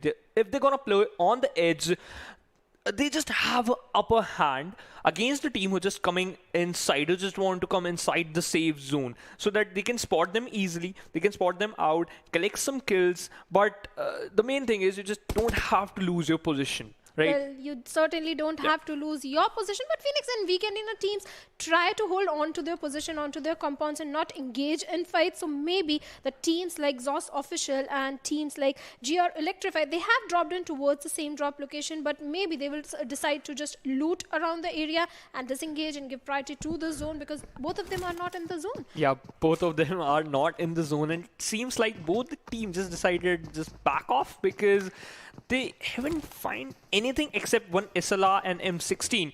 If you're just talking about a close range fight, these are not the perfect gun. If any player just find one Uzi, then they are ready for the fight, because we know the fire rate is really insane. And in the early stages of the match, you cannot able to find a level 3 helmet or a level 3 weight until unless the luck isn't into your favor. But yeah, I can see that Alpha, he didn't have a single level 1 vest or helmet. So if he gonna engage in any fight, he gonna be a little bit trouble if his opponents is having a good gun. And with that, he has been taken down and been eliminated by the players of GR Electrify, and Robo6 gets the first blood. This is not going to go down with the players of Team XOSS Official. If we talk about this team, they impressed us in the starting of the tournament, the first 2 matches, but right now, the teams are trying to do a comeback with teams like XOSS, Venom Secret, other teams which are falling down. Things are going south for these teams, and this is not a good start for XOSS Official. They are reduced to 3 men. Yeah, they are reduced to 3 men. They are down to 3 men. And look at the position of the player of GR. They are just on the top of a building. They can spot some players easily, but that could be a difficult position as well, because you can spot it down very easily as well. Because if you're on the top, any player just holding on the edge of any compound, if he looks up and if he gonna spot you at that position, he just want to convert you into a crate. Well, he will certainly turn you into a crate, but right now the player who could be turned into a crate is Sleepyhead, because he is being silent. His teammates are a little far away, might not be able to provide the perfect cover fire that he would need. And from the looks of it, the way the players of GR Electrify are making their move, Sleepyhead could be in a lot of trouble if they enter into his compound, and he's still holding on to his position. He's still hoping the players won't come, but slowly and steadily, Crayon Sand is moving into his territory, into his area. Paradox might want to provide the cover fire, but Team XOSS, they're already outnumbered and they are a little separated also. Yeah, they are a little separated, and if just playing in a split manner, this is gonna cost you a lot. If you just got knocked out, your teammates could not able to just give you a revive if you want a revive at that situation. This could go not into your favor, so they just have to be a little bit more careful. They're just playing very passive, and I should say that this is a nice decision. They are playing very carefully, and Crayon Sand definitely spots down Sleepyhead, but somehow Sleepyhead decides to jump off the building, and he's still inside the building. And Crayon Sand, he is taking shots from the rest of the player of XOSS Official, who had a good angle onto him. Virus OP is still there, and Sleepyhead, he need to run away. He need to run away and reunite with his teammates or be at a good position. But Lord, as I said, he knows the player might want to go back to his teammates, and Lord, he can change this game. He can take Sleepyhead down if his Sleepyhead comes out in the open. And it does manage to take him down. That was not the window where Sleepyhead wanted to be, and he is already down on his knees, and now XOSS will be reduced to 2 men. Yep, as I mentioned that this is not a good way to play it in a split manner. So they are looking right now they're struggling basically. But right now, if we're talking about struggling, I can see the 2 teams, they're just having a great fight between basically they're just still waiting which player is just gonna peak, and they just need 1 knock. Well, if we talk about M4 Esports, right now they are at the bottom of the leaderboard, not having good games. So they might want to disengage this fight, but that's not going to happen. Eccentric Infinity, this is not the position from which they can disengage or retreat from the fight. On the other hand, Paradox finds a knock onto the players of GR Electrify and confirms him. Robosix was the player, and he confirms the kill also. And now Team Exhaust Official is trying to make a comeback. They want to take the head-on fight with the players of Team GR Electrify. Can they do that? On the other hand, Creon Sand is popping in some grenades in the direction of Paradox, but can he connect that grenade? And he somehow misses that grenade. He could have connected it. Yeah, that could be a situation, but he was unable to do that. Right now, M4 Esports, they are struggling. And easy, Dipto Juniors has got knocked out. Marcus somehow trying to fight back. Oh, he did it. He almost did 80% work for his team, and Spidey just completed the rest of the work. Now he's gonna revive, and Spidey got the domination title, and EXENTRIC Infinity got eliminated at the 15th position. Well, they have been eliminated, and maybe this could be the opportunity for M4 Esports to do a comeback. But Paradox is barging grenade in the territory of the players of Team G or Electrify, but somehow he's not able to connect those grenades. Let's see if this time can he connect it, but no, he won't be able to, as all the players are rushing in towards Paradox. It's a 1v2 situation. Can he take down the players? He switches on to Thompson, and can he take one of the player down? But no, from somewhere else, the players were taken down, but Paradox is already down on his knees. Yeah, Paradox is now down on his knees, and Creon Sand, he is gonna revive his teammate because he know that the other player, the other player of the team, Exhaust, he is a little bit far away. Deadman just walking slowly and steadily, just walking inside the compound. He's just gonna move up and spraying down some trying to connect some random shots. Now cooking a grenade. If this grenade is working out, he just know that one player just jumped off. He can finish him, but unfortunately, he got eliminated. Exhaust Official, they got eliminated at the 14th position. Well, they certainly got eliminated, but Deadman played his part to perfection. He took down the two of the players of the GR Electrify who were rushing in towards Paradox. That was the perfect cover fire that was required, but Paradox was already taken down, and that's where the problem started arising. But GR Electrify, again, a good performance coming in, 4 kills to their name, a good start. On the other hand, M4 Esports, XLR also finds a knock onto a player, but he also got counter-traded off by the players Ifti of Team KS. Yep, Ifti of Team KS, I can see. If they just converted that knock into a kill, XLR just got eliminated, and M4, they're not looking that good because they're down to 3 members. KS Axe, their gameplay is quite good. Yep, they are getting some kills, but they just have to rush towards the teammates of M4 Esports because they know their position got revealed. So this is the perfect time. Just slam one car, just lure the opponents towards you, and just use that thing into your favor. Well, they have to cross an open area, Phoenix, so they might not be able to rush directly, and they will have to make use of the smoke walls also. In fact, KS need to be careful also because they are not having the best of the days in the tournament. So every kill, every player is going to matter. They don't want to lose their player by making any mistake. On the other hand, M4 Esports, they are at the bottom. This is the chance where they can take a risk because they are already at the bottom. They can go all YOLO and aggressive, but they lost one of the player. They are outnumbered. In fact, both of the teams, it's kind of a deadlock situation right now. Both of the teams will just wait, but no, it's not a deadlock. A perfect grenade comes from Sanhok, takes Marcus down. And I thought that Marcus gonna just throw a grenade towards the side of a KS Axe and he's gonna get some 1 or 2 knock, but unfortunately he got knocked out. One player just on the top of the compound.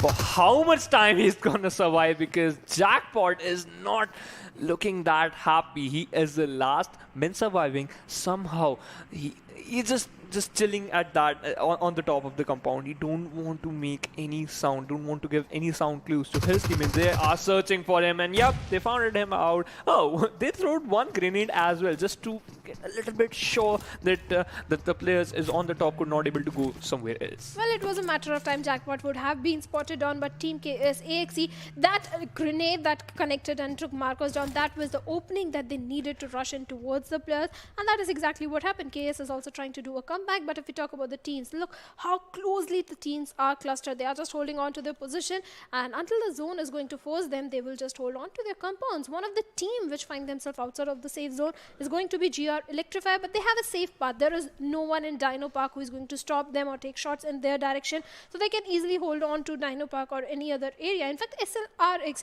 if we talk about this team also, they are holding on to a southern side of the map, and again a beast gun Phoenix. Oh, we have the airdrop too, and what we have in our airdrop too, it's a Groza with a level 3 kit and a tactical stock. So you can just attach that into your M416 to just make it more stable. Right now, Venom Ratul spotted down some players, just they are doing their rotation, and he just want to engage in any single fight, and he just want to do that. But unfortunately, the opponent team, they're just running for their life right now, because I think so. They're just thinking that they just want to hold one compound, every single compound. They're just going in front of that, and oh, there's a team just holding that compound right now, and one player just got knocked out of SLX, and that player is a rescue, and he got eliminated instantly.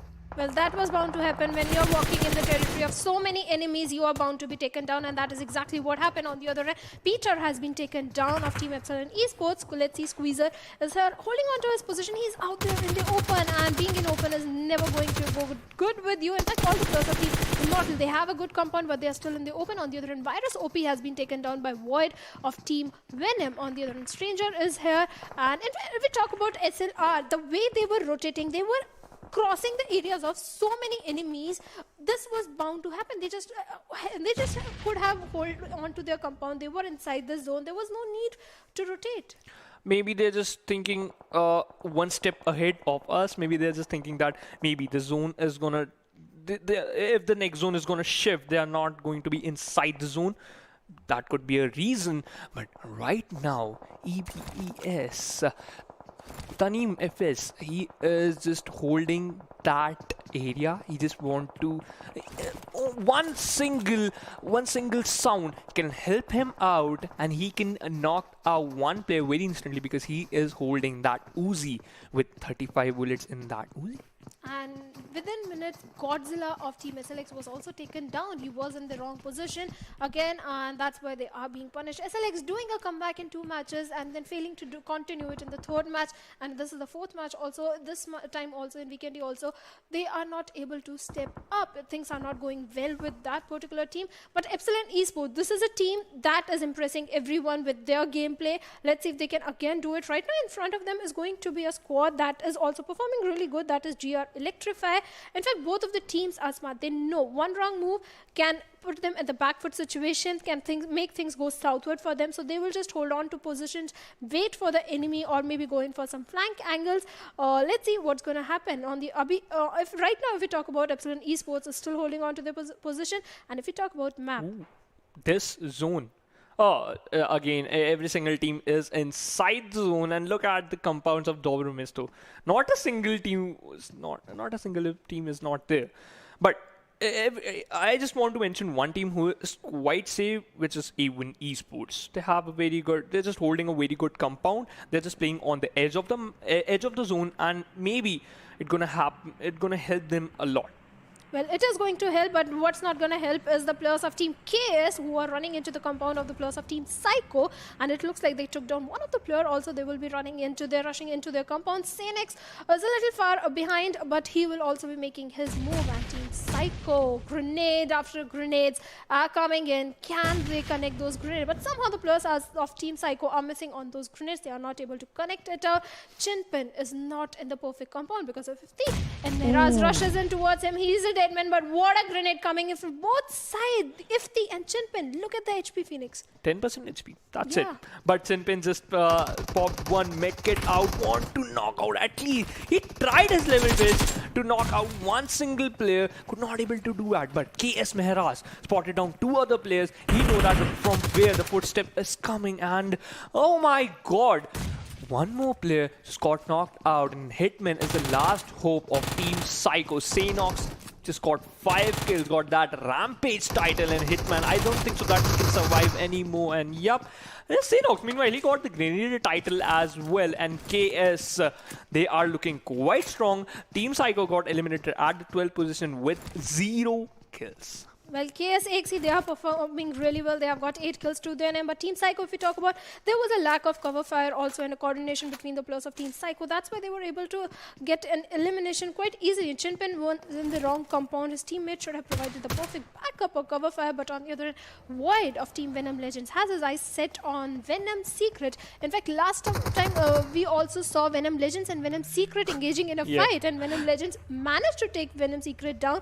Let's see if it's going to happen again. Venom Secret need a revenge, and I really want to see one more fight between these two teams, because we know they are from the same clan. I just want to see that which team is better. Venom Void, he have a G360. Hey, I just told you that this is my favorite gun after M416 because the sound is so satisfying. It's so good.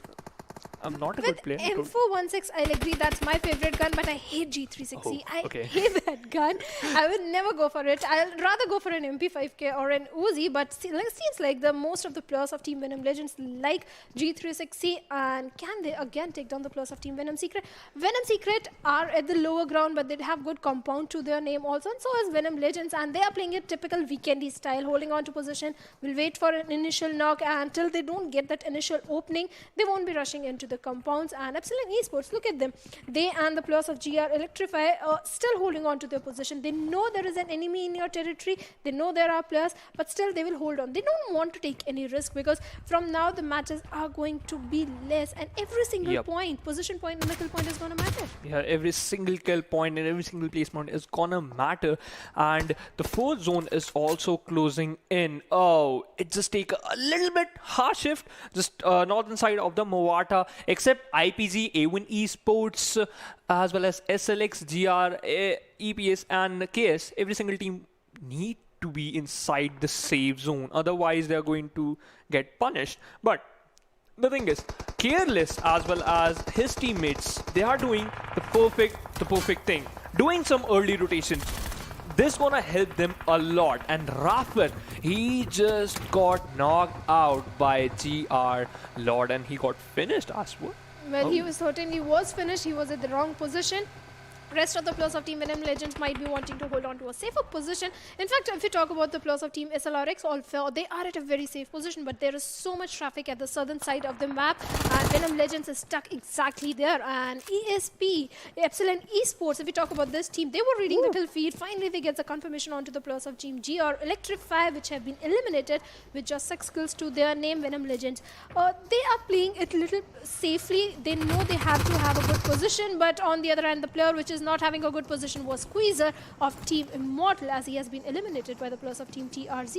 And TRZ again coming into action, getting some kills. They got only a single kill, but this is the start of the match. We all, okay, Mamba just got an and he can do wonders with that gun, and he have one 8x as well. So I'm really excited. I just want to see some head got popped out, and let's see what's going to happen. He has spotted down Agent. Yeah, he spotted down Agent. Where he is. But he's still, I think so, he's just behind a wall, most probably. Yeah. He is behind a wall, but he was lying there in the open area. And the minute Mamba switched onto his gun, he was behind that wall.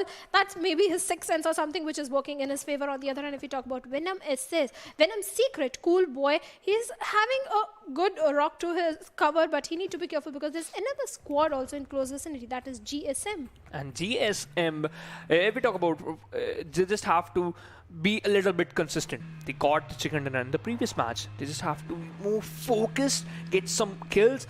We all know that Vikendi is a very, very weird map, because you can see some early fights as well as you can just get sometime bored that when the fight are gonna start. But in this match, we are already down to only 10 teams. Oh, this hard shift of the zone is gonna cost a lot of the teams. Yes, especially the players of Team Venom Secret and Team GSM, they will have to make those early rotation. But the teams which are going to be very happy is going to be the players of Team KS.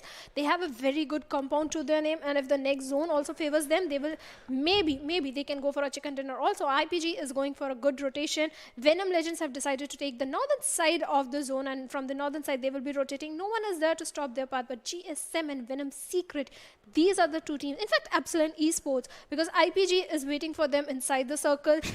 Venom Secret may have to face the players of EPSILON Esports also, and so the players of Team GSM also, who are going in for a late rotation. But when the players of EPES gonna do the rotation, EPSILON Esports, they are still holding the compounds. They have enough time. Most probably they have almost 1 minute to do their rotations. I think so. They are just relying on the late rotation. Is this a good thing on Vikendi map? What do you think? I don't think that's a good thing, because enemy team might be waiting for you at the zone, and what just happened? This is not how you are supposed to drive, because of Venom Secret, another OP, and Shoaib both are down. As last player remaining, that is Sharir. Can he take Mamba down of Team TRZ? And yes, he does manage to take him down, but he has a job to do. He has to give revive to all three teammates. That was not how you are supposed to drive, and that is not how you deploy smokes. He needs a cover. He needs to go for the revivals. On the other hand, the players of TRZ are doing a third party, are spraying over there, but the Neem got 3 kills in his favor. EPSILON Esports, they're just known for their some cheeky plays, some 100 IQ gameplays, and the Neems just doing the same thing. In the Erangel match, I told you that they're just overexposing themselves, and right now they're just stealing some kills. That one car burst giving 2 kills, and he got the domination title as well. So EPSILON Esports, they're going to be quite happy right now. TRZ Anaconda trying to just shooting some random places. Maybe he just got some free kills, but meanwhile White Cat just got knocked out, and Anaconda, he is not looking in a good position. The team that is looking in a good position is EPSILON Esports, as they are creating problems for the players of Team TRZ and also for the players of Team Venom Secret. Also, on the other end, Machine finds a knock on Trickster, and Taneem has been taken down by Evil Eye. GSM also entering into this fight and creating problems for the players of EPSILON Esports. 2 of the players are already down on their knees. Can GSM confirm the kills? That is going to be the main question. In fact, TRZ also is in a bit of trouble, because they have been reduced to just 1-man squad. Yep, they're reduced to 1-man squad, and EPSILON Esports, only one single player is just surviving. One player just got knocked out, so basically he just have to give a revive to his teammates, then they can take the fights easily. Right now, KSX as well as A1 Esports, they are quite happy because all the 4 men are alive, and they can just maybe they can get one flawless chicken dinner, one flawless chicken dinner. That is gonna help them a lot. But I can see, is Anaconda doing a heal battle? Or okay, he's just gonna do some late rotation, but that was not a good decision, my mate. Yes, he was taken down by the players of Team SLX in distance. On the other hand, if we talk about Venom Legends being the smarter one, giving priority to the zone, they know there are players of A1 Esports who will try to enter into the zone, and being the smart one, they will just wait for the players of A1 Esports to make some move. But I believe they have already spotted on the players of IPG also. Nightwing might be having his eyes set onto the players of IPG. From distance, I can see the players of Team Immortal also coming into the picture and not being at a very good position, because Immortal, one of the player, Sir, has been taken down. Fearless has been taken down, and Stranger, look at his HP. Yeah. Sliver of HP. Yeah, he's just relying on that sliver of HP, and Castle Curse. Mortal X just got eliminated on the 9th position. Team KSX, they are not stopping. They need to win. They are hungry for some chicken dinner, and because you know why they need this chicken dinner? Because of that massive prize pool. Every single team just want to be on top, and Miraz spotted down one more player. Can he knock him down? Meanwhile, SLX Agent just finished EPSILON Esports last player. They got eliminated at the 8th position. Miraz just throw a low toss smoke so that he can make one cover. Oh, that was not a good shot. Miraz has also got spotted down. Venom Shoaib knocked down one player. He can convert that knock into a kill, and he is going to do that, and he is successful. Well, he is certainly successful, and the players which are in a bit of trouble is going to the players of Team KS. Venom Secret, this is their move. This is the time when they will be rushing in towards them because they have to move inside the zone also, and they have to take this fight with the players of KS if they want to hold on to a position, safe position inside the zone. On the other hand, A1 Esports also doing a third party takes down FT of Team KS, making things easier for the players of Venom Secret.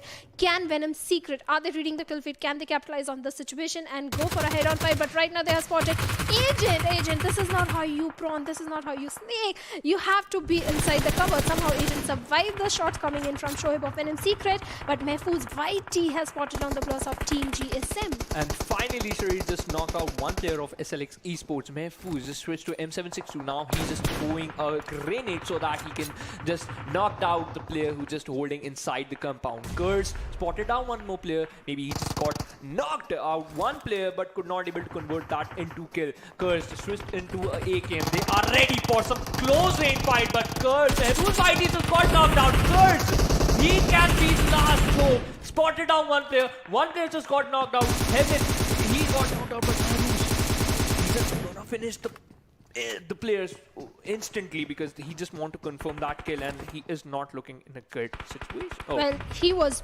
burning, and he need to pop in that first aid ASAP if he want to survive and give revive to his teammate. But that was a good play coming in from the players of Team IPG. And Venom, if we talk about Venom Secret, the last solo player remaining, Shariar, he needs to move inside the zone, but he has been spotted down. He is at the receiving end of the damage, and Shariar, being the grenadier, can he survive the shots that are coming in? He doesn't even know from where the shots are coming in. Yeah, that secret surprise is just onto his face right now, but steal shot from Venom Legends spotted down two players. He's just gonna burst that motorbike as well as the Tasia, taking cover of that rock. But the main thing is he has been spotted out. It can go either ways. Maybe he can also get knocked out, or meanwhile, Ward is just taking some shots. He's just witnessing a tornado of bullets. But meanwhile, Nightwing just burst and car down and got a free kill. Well, Venom Legends being so aware of their surroundings takes Kapchi down, but steal shot. Another player also, Nightwing, was taken down by the players of A1 Esports, who were right behind them. They were not so aware of their surroundings as much as I expected, but Team GSM, this could be their movement. They can get those kill confirmation into their favor. SLX Alpha has been eliminated at the 7th position with 3 kills. Now Void, he has a job to do. Can he go in for the revival on steal shot? No, that won't be happening because he has already been confirmed. On the other hand, IPG has spotted down the players of Team GSM, but Heaven YT, before he could do anything, move inside the cover, he has been taken down. Yeah, meanwhile, Venom Legends also taking an exit at the 4th position with only 1 kill. Cursed. The IPG got 7 kills, but 1 player just got knocked out. They need to revive their player ASAP. Basically, they just have to move inside the zone. The zone is not that far away, but the zone is in the open. They just have to use some smoke so that they can make some extra cover. Now, we are down to only 3 teams. 8 players are there. KS acts only Mehraz as the last hope of that team. Well, he is the last hope, and he is still holding on to his position and letting the players of IPG and GSM engage in a fight with each other. Machine somehow survived that Molotov coming in from the players of IPG. Can he survive another one? Yes, he did manage to survive another one also. And Zone is in the little favor of the players of Team GSM, and the players of IPG also has to make a little move in towards the zone. Can they do that? Evil Eye comes along with his teammate. I believe he will be popping in some grenades, or maybe he's expecting the players of IPG to come out in the open area. Yep, and this is going really exciting. They're just making some covers, popping down some smokes, and look at the position of Mehraz YT, just flanking from the left side, taking cover off that rock. Maybe he has been spotted down some player. He knocked Evil Eye, but he revealed his own position. He revealed his position. He needs to heal up really fast. But Evil Eye will soon get a revival from Machine. But there are some grenades coming in, stopping Kapchi. But that was a smoke. Yeah, that was a smoke coming in. And Machine and Evil Eye need to stop the rush that could be coming in from the players of IPG.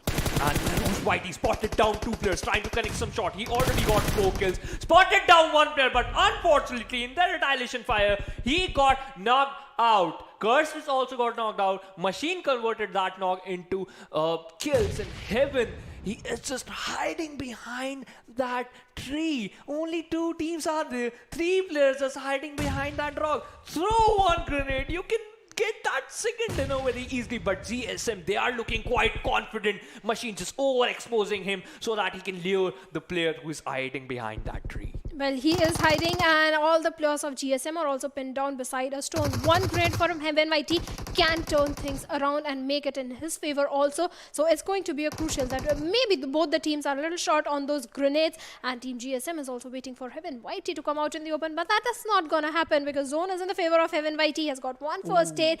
Can he pull it off? Can he do this 1v3 situation against the players of GSM, who has to come out in the open because they have to move inside the zone, or maybe they can go for the heal battle also. Yeah, they can go for the heal battle because if they're going for the heal battle, the manpower is going to help them a lot.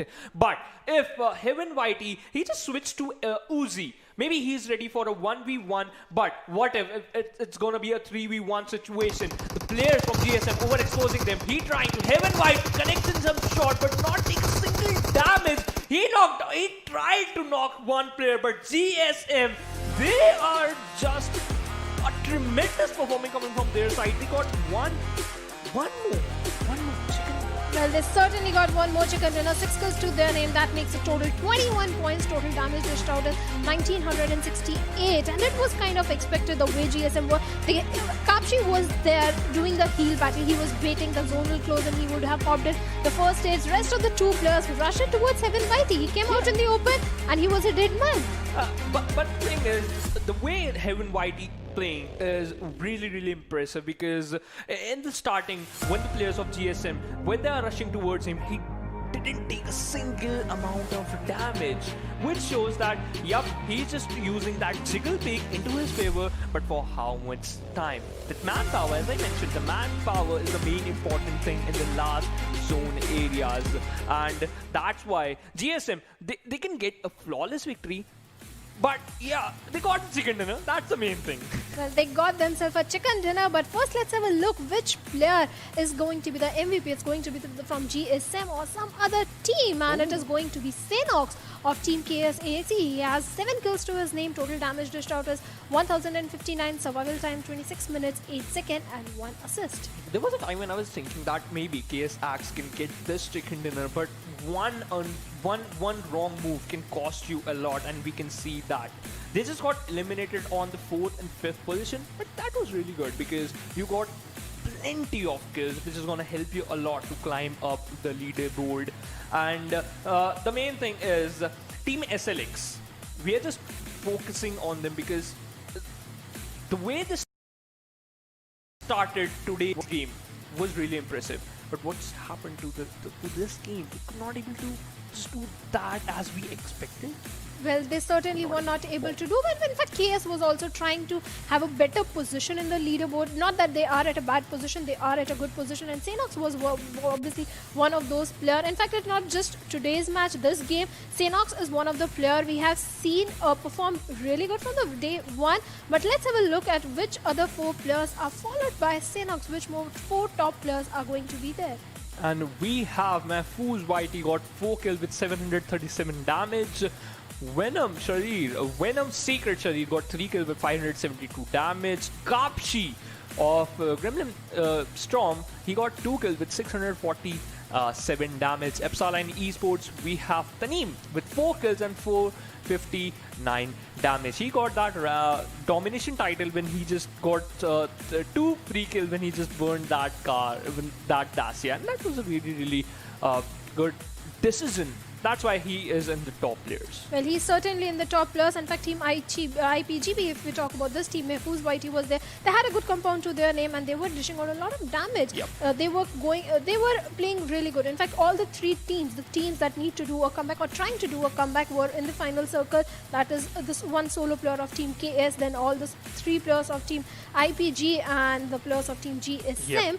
But let's have a look at the match summary also. Let's have a look at the match summary. So today total we have 65 knocks, out of them 54 total kills were converted. 9 headshot, 178 smokes and nades were used. 3 grenade kills and 3 airdrop was looted, and this is really impressive. But I just must say that the open area zone just forced every single player to use their huge amount of smokes and grenade. They could not able to touch that 200 amount of mark, but still, it's better. Well, it's a good number of smokes and nades if we talk about, and 3 grenade kills coming out. That is also good considering it's a Vikendi, and some amazing gameplay. Obviously, like you said, their zone was in the open area, so that's why players had to use more smokes and grenades. And we did witness that. In fact, Vikendi, their players tend to hold on to the compounds, and that time also grenades come handy when they come and shoot. Instead of shooting or rushing into the compound, just pop in some grenades and take down the enemy. Make things easy. But let's have a look at the standings, at which team find themselves at which place. Okay, so KSX just got finished on the 3rd place. It doesn't matter that Gremlin Esports got the second dinner, but at this moment I can see KSX in the 1st position because they got 11 kills, which is a decent amount of kills. On the 3rd position we have Infernal Parasite got 20 total points, Venom Secret with 11 total points, Venom Legends with 9 total points, EPSILON Esports and Even Esports, both the team have 7 total points, and GR Electrify with 6 total points.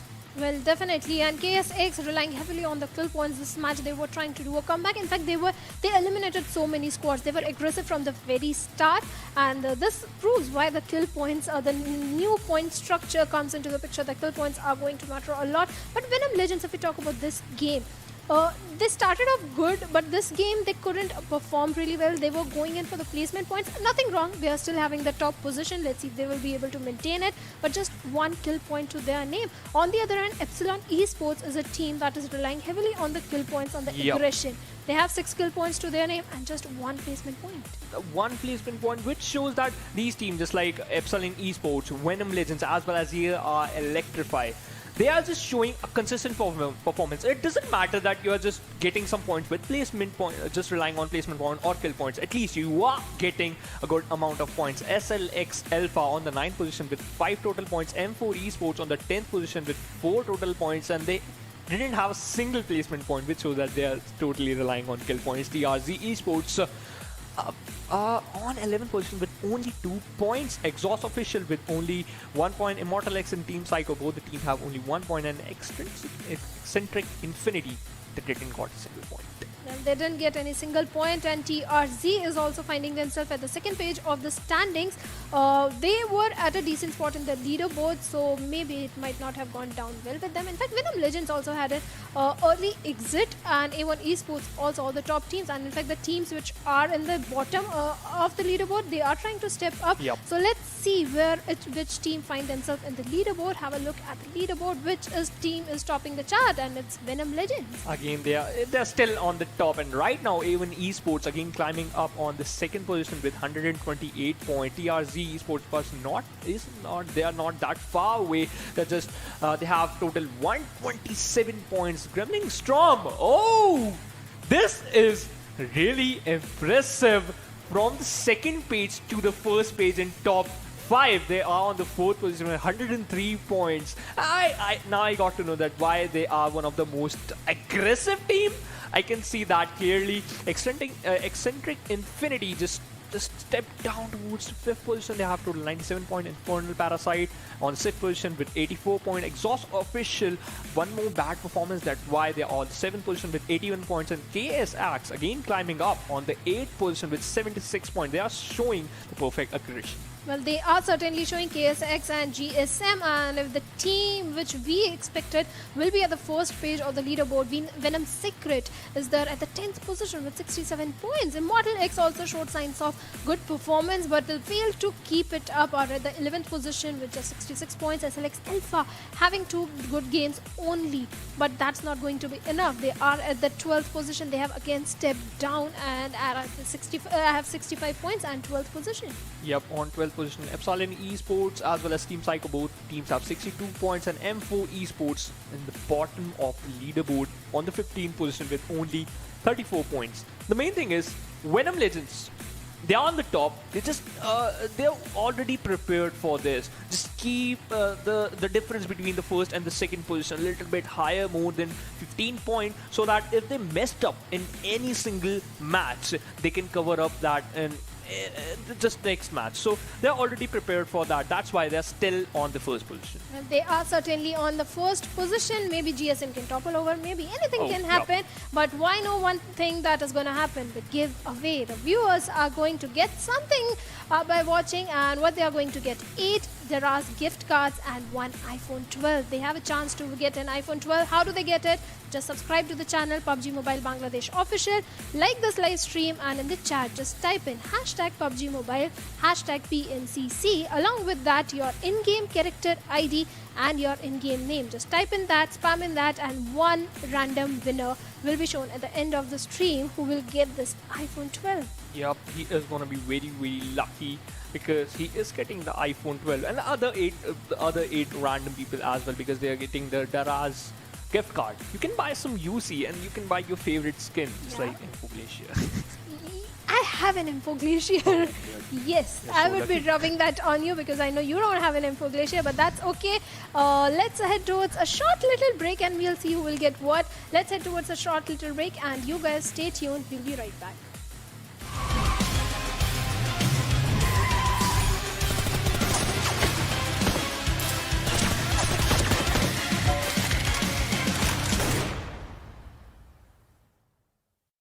Hello everyone, my name is Oshin Sharma and welcome back to PUBG World Campus Championship Bangladesh, the interview sessions. So far some teams have talked about how they want to play, how they will be playing, what they are changing in their teams and gameplays, but now it's time to talk with the Alphas. I'm talking about SLX Alpha, and this team has showcased its incredible performance out there, but now let's see what else do they have in their mind and in their bank. So guys, before we just start off with the discussions, why don't you guys just introduce yourselves?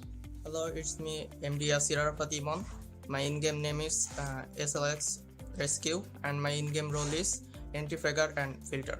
আমার নাম জাহিদ হোসেন উৎসব, আমার in-game name SLX Godzilla আর আমার role হলো DMR supporter. Hello guys, আমার নাম হলো রাতুল এবং আমার ইন-গেম নেম হলো SLX এজেন্ট এবং আমার রোল হলো অ্যাসল্টার। আমার নাম MD Nasim Hossain, my eigen is Sengish Khan and my role is IGL. All right. Well, my question will be to the IGL. Cengiz, my question is going to be to you. What was the formation of the team? How was the team formed, and how many months it has been, or years, if as per se? আমাদের টিমটা আসলে 2-3 মাস যাবত continue করা হচ্ছে এই line আপের। ফার্স্টে আমরা অনেক আগে থেকেই কম্পিটিটিভ খেলতাম, বাট এই লাইন আপটা তৈরি করা হয়েছে 3 মাস আগে।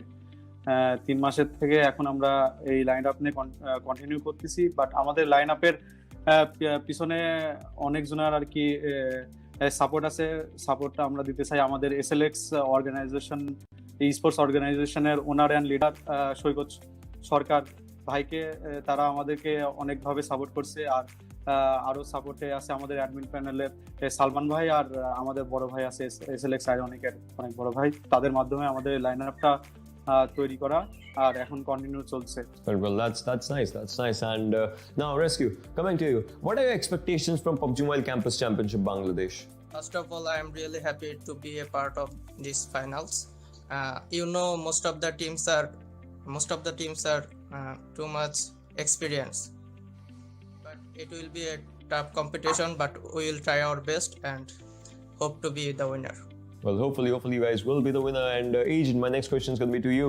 So, just like we talked about everything, how is the pressure increasing? Like, how do you feel the pressure from semi-finals to the finals? थोड़ा सा प्रेशर मेरा टीम पे ऊपर आया था उस टाइम पे, जब क्वार्टर फाइनल में था हम उधर पे एक गेम बहुत खराब गया था, तो उधर पे हमारा टीम को जो एक मैंने बूस्ट चाहिए था वो नहीं था हमारे पास, तो हम बहुत घबरा गया था। पर नेक्स्ट मैच में हम कमबैक किया एंड क्वालिफाई किया, और सेमीफाइनल में उतना हम ना इजीली लिया सब गेम को। हम कॉन्फिडेंस में खेला, इजी एकदम खेला, कोई प्रेशर नहीं है, कोई पैनिक नहीं है, हम सब एक साथ मिलके खेला, अब क्वालिफाई किया।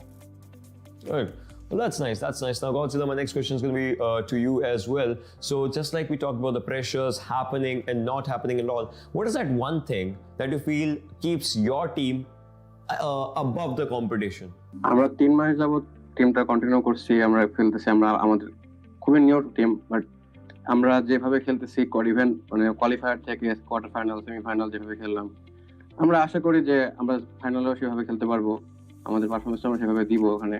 ইনশাআল্লাহ আমরা ট্রাই করবো ওখানে। I guess your team is comparatively just a bit, new around the corner. Obviously, your team has had a lot of individual experiences, but your team comparatively is just out there. So, do you feel any pressure playing against bigger names? Because obviously there is a team of FS as well. If you're talking about team of Venom Legends, also there are big names. But do you feel any pressure playing against them? হ্যাঁ, অবশ্যই মোটামুটি একটা pressure হয়, but আমরা এই পর্যন্ত আসছি একদম কোয়ালিফাই থেকে, তাহলে আমাদেরও নিজেরও একটা অ্যাবিলিটি আছে। সো এখন আমরা সবাইকেই সমান মনে করব, কারণ সবাই ফাইনালে কোয়ালিফাই করছে, সবারই সেম অ্যাবিলিটি। আমরাও T1 team FS venom legend সবাইকে এখন সমান মনে করব, আর কোনো কনফিডেন্স হারাবো না, আমাদের কনফিডেন্স সবসময় বুস্ট থাকবে, এভাবে আমরা খেলতে থাকবো, ইনশাআল্লাহ আমরা একটা ভালো কিছু করব। What is that one thing that I would want to ask you, like Bangladeshi region? What do they thrive on? Is it like DMR actions? Is it bolt action? Or like, are there new metas that you guys are exploring? You know that there is no dedicated sniper in our team, but we have good assaulter and supporter, and we have a good also DMR assaulter, and I am playing on anti-figure and filter, so I think it is enough for us and to win the event. Well, it is enough for you guys. Obviously, you guys are showcasing good talent out there. But Asian, I want to ask you, like, apart from the competition, which is that one team that actually, helps you learn a lot? See, every team is kind of, I would say, a friend-enemy out here. You are friends with the teams, you are enemies with the teams on and off the field.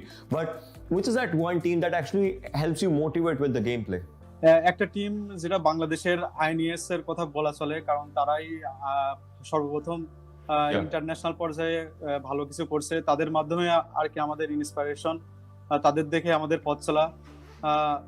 INS এর কথাই বলবো ফার্স্টে, আর সেকেন্ডে বলতে পারি এখন তো E1 sports, তারা পিএমসিতে চান্স পাইছে খেলার জন্য, আর এফএস জিএসএম আছে, এই টিমগুলা আমাদের ইন্সপিরেশন। ফার্স্ট অফ অল বলতে গেলে INS is the first. Any message for the fans? আমাদের এটা অনেকটাই মানে আন্ডারডগ একটা টিম, তো আন্ডারডগ টিম হিসাবে আমাদের এখনো সেভাবে পরিস্থিতি পাইনি, বাট ফ্যানদের উদ্দেশ্যে একটা কথাই বলবো, আমরা আমাদের ফার্স্ট পিএমসিসির ইচ্ছা ছিল যে আমরা ফাইনাল খেলবো, আমাদের সেই ফাইনালের স্বপ্নটা পূরণ হয়েছে, এখন আমরা ভালো কিছু করব আন্ডারডগ টিম হিসাবে, আমাদের সাপোর্ট করুন। Well, let's just hope that the things actually go really good for your team and for your supporters out there, and probably you guys will be one step closer to the trophy. So with that, I will just tell you guys all the best for all the future endeavors, and see you around.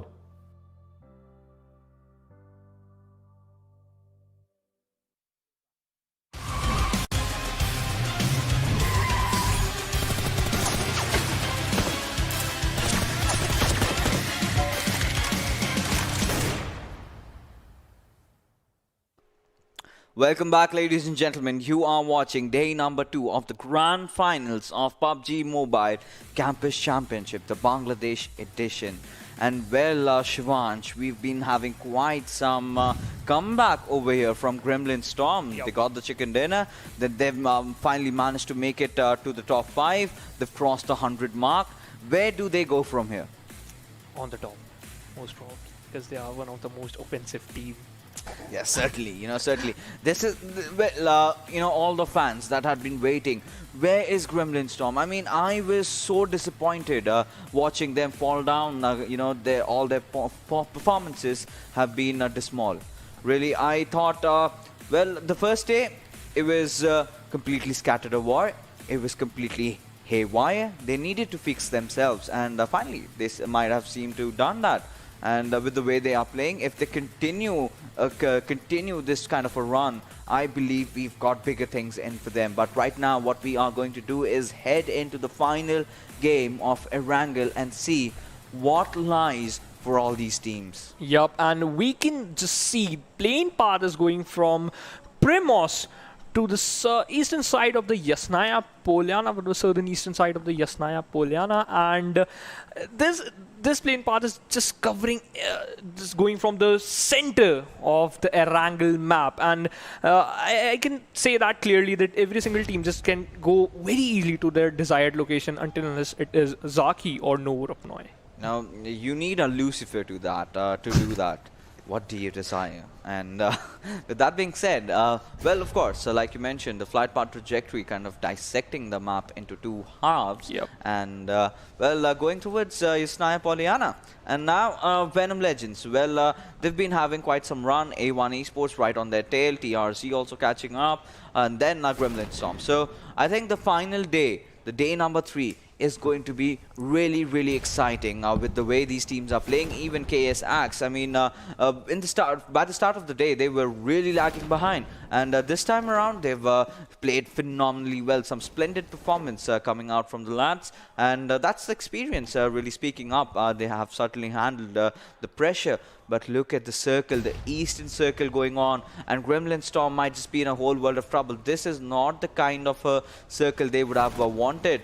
But let's see, where do they go on from this? Because the last time, the first game, in fact, of Erangel, they had a lot of trouble traveling, in fact, traversing throughout the territory. But now, as we speak, we have a fight amidst us. That's XOSS going against EPSILON Esports, and Peter being knocked out, instantly finished off, and Deadman after a really good start. Yup, finally. The main thing is XOSS just getting some kills in the early stages of the match, which is gonna help them a lot in the further stage of the map. But right now, GSM Badref, he have one AKM, and he has one AKM, which is a very, very good gun, because if we talk about one headshot with a level helmet can knock out one opponent very easily. Now they're just going towards the hospital area. If we talk about that hospital area, you can get some decent loot, you can also get some advanced loot. I'm just talking about level 3 helmet as well as a level 3 vest, which can help you if it's just interesting, just taking some early fights. Yeah, of course, you know, things are going to get really interesting and gruesome, you know, as the game goes on. But, you know, by the looks of it, Gremlin Storm, this time around, like always, they are heading out to the western Georgia Pulse city. And, you know, if the circle would have permitted, or if the circle would have been on them, they would have loved to taken over the hospital area. But now they want to stick to the basics. They just want to get their loot done and just head inside the circle without any questions asked. And now with the kind of momentum they've built on for themselves, look at them at the 4th position already, and you know, having toppling over so many squads. Now this is more comfortable for them. This is where they deserve to be. This is where they are used to be. And now, you know, after the 2 days of the gameplay, they finally figured the meta out. They finally figured how to play the game, go for the position, hold the center. Whoever comes in, take him down, get the chicken dinner, easy peasy. It just sounds so easy. It's just speaking about that, how they are going to do that. But the main thing is, can they do the same thing in this last match? And right now we are just witnessing Immortal X spotted down the players of GR Electricity. Lord, he is having one M416. He switched to grenade. Is this grenade work out for him? Oh, he just threw that too early, but that one grenade coming from the side of the opponent team was a little bit short and could not able to get them a knock. Yeah, of course, you know, in fact, the opponents were lobbing a grenade, and it just barely missed out from the players of GR Electrify, and they've managed to fend off that attack. But now you can see Crayon Sand off to another good start, taking a knock onto its Groot. Now things might get really sketchy from around here. Robo 6, he's trying to figure out the enemy's position. If one good grenade goes in, he might get that beautiful knock, and that might just give them, you know, the cojones to make that push happen. But Squeezer, having spotted out one of the players, taking a few shots at him, but, you know, gets responded back really hard, and Crayon Sand finding the second knock from a beautiful, beautiful cross angle. Now this is the calling. This is the high calling where the push is going to come in from the players of GR Electrify. I am in a whole world of trouble. Careless, he's the lonesome survivor standing there, and he has to face off against Crayon Sand, but Crayon Sand rather ignoring him and entering inside the building. But the revives are already online. Lord getting a knock onto its Careless, finally, this is the push that we have been waiting for. Yup, and they are just showing the perfect control aggression coming from the side of GR, Electricity and Immortal X. They are looking a little bit in a bit of trouble there. Electrify, and one player got knocked out of Immortal X, and one more player just got knocked out, and they are going to convert that knock into a kill so instantly, and they got the team got instantly. They got 2 kills, and now they are heading towards the other 2 members of the team, Immortal X. So they got eliminated. Yeah, that they did. That they did. And well, Immortal X, not the kind of ending they would have wanted for themselves, of course. Dropping down Yasnaya into the homelands of GR Electrify, you are going to be punished. And well, they were very well versed with the territory. They knew exactly how to approach, and that's how they've been going along.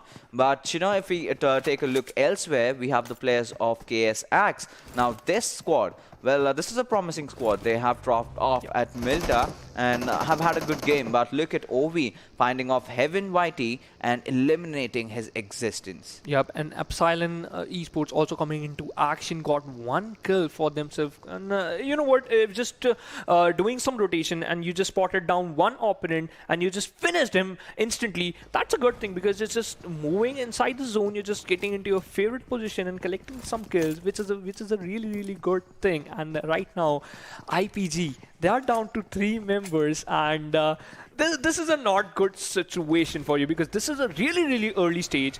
The first zone is closing in, and you just lost 1 player. This is not something good.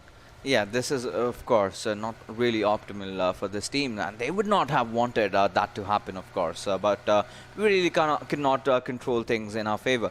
But, you know, looking at the circle, I think they still have a decent position inside it, and almost being around the center right from the very start. All they have to do is pray to their gods that the circle just comes on to its end into those final moments. And well, this is a team, well, they have had their ups and downs, right? They've had their highs and lows, and was few good performances, but not much. Diptoj, we can see him going after M4 Esports, who have not been having quite a good run this time around. And well, Accelerate goes down and gets finished off, his existence being wiped away. And now Spidey is in the nearby fray. This fight is happening around prison.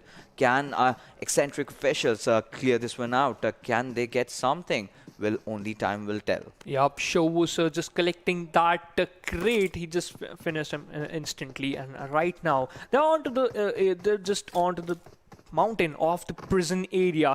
And I should say that this is one of the most promising area if you want to spot any team. But we have the first beautiful airdrop just touching down, and we have what do we have in the first airdrop? It's M249, and we know that this is one of the beast guns. Yeah, this certainly is, but now we have a fight amidst this. We have XOSS going after A1 Esports 1952. This fight is going to be really interesting and really important, because it is going to decide the fate of the top 3 teams. And now XOSS Alpha 49 taking a lot of damage out there, and there comes the knock and one shot, getting that beautiful knot. This time it's not a shot, but it's a grenade securing it for his team. Now C Minor also off to his own grenade barrages, as we can see those grenades coming in one after the other. Now A1 Esports knows exactly what they need to do. The push coming in, Sleepyhead goes down. It's all upon Paradox. Can he clutch it out? Yes, he does take down Magnet. Going in for the confirmation though, but the teammates have already come in, now pushing in tandem. Will get that amazing squad wipe, and with that, A1 Esports get a perfect 4 kills for themselves. And that was a not good situation. You know what, XOSS Esports just got eliminated. They just tried their level best. However, A1 Esports, they just killed every single player they just spotted out, and that's a really good thing. We know that A1 Esports is one of the most experienced, and they know what to do at what situation. That's why they got easy peasy 4 kills, and the first zone is closing in. TRZ, they are just moving inside the zone, getting the main thing is they're just playing on the edge. And meanwhile, KSSR knocked down one player of SLX Rescue, and he finished him. But now look at Jackpot. Oh my goodness, Spidey has been taken down. This is a clear calling where Team M4 Esports is in a whole world of trouble, but Jackpot gets a beautiful grenade coming in for him. Chinpin goes down. Ziso is also down, but no, Abir just pushes in without any fear, wiping out, eliminating players. Spidey also goes down with that, and Team Cyko somehow have managed to secure the spot for their team. Yup, and Team Cyko, they are looking very confident because they got early 2 kills, and this is going to help them a lot. But I can see IPG, Cynex trying to spot some player just holding the watchtower.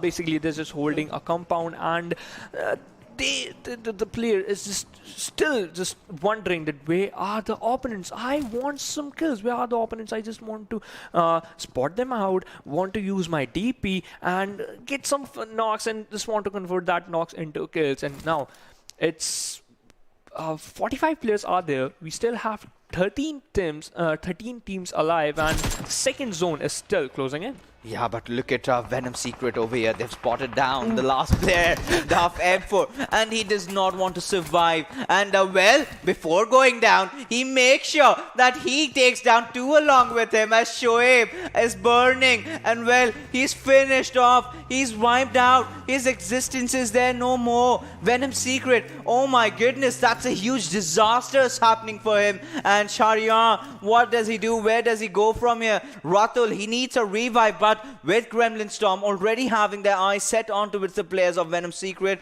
that's gonna spell trouble. But elsewhere, we can see the players of Gremlin Storm also going down, and that has made things a lot more spicier from over here. Yup, a lot more spicier right now. Cursed, I think so. He just spotted down players, but okay, he still want to confirm that information and want to give that information to his teammate, because he just having that 6-6 scope onto M6A4, and I know that if just using that gun, that is one of the best gun if just using that into mid-range, and the first zone is closing in. And look, oh, that zone shift, that hard shift gonna cost a lot of teams. Yeah, absolutely. It's going to cost a lot of teams. And, now, Team TRZ find themselves in a very promising position. Now, what they have to do is just keep their horses calm and not make a lot of mistakes. As a lot of teams I can see from the northeastern side, they're just closing in. Everyone like bees scouring around the entire map. And, Team SLX, they are also competing for the center, but now they might engage in a kerfuffle with the players of Venom Legends. EPSILON Esports have found themselves a good position, as we can see all the teams trying to settle the storm, to settle the wind, settle the dust, every single thing that they can find for themselves. Well, the players of EXENTRIC, they are making their move, and just beside them we can see Nightwing also traversing around the map. And who stops first? Who takes the shot first? But before that, Venom Legends, again, they are forcing a fight, and this time it's against Team SLX. And they really want to engage in every single fight. Meanwhile, Void just got 1 knock. He just knocked out Godzilla, and they're just rushing towards the last player hiding inside the compound. Nightwing just reloading his AKM. He is ready to kill some people. One there just wants to jump inside that compound, but oh, he just got knocked out. It doesn't matter. The other player just got his back, and Venom Void won. But you know, now the troubles are not yet over, because Venom Legends find themselves surrounded by the players of EXENTRIC over there. Diptoj getting a knock on towards Rafat, and then you have Nightwing responding in quick succession, taking down one of their players as well. Venom Legends, they need to figure themselves out. This is not the time where they have to get eliminated, as Nightwing still standing strong, taking knocks after knocks from the backlines. We have the players of IPGX, Cursed, finding out some enemies out there, but not getting a lot of knocks out there. He's not getting what he wants, but Venom Legends, they're off for a run. They are rolling 6 kills already, and also wiping out EXENTRIC Infinity. And IPG, the cursed, IPG cursed, just want to steal some kills, but he was not successful. He's tried his level best, but Venom Legends, they are so attentive, and they know what to do. They already got 6 kills, and they are looking quite strong right now. Every single, they just want to rush towards any compound. If they found any team inside that compound, They just want to finish them instantly. And right now, I can see Venom Coolboy just holding one of the best compound in the farm area.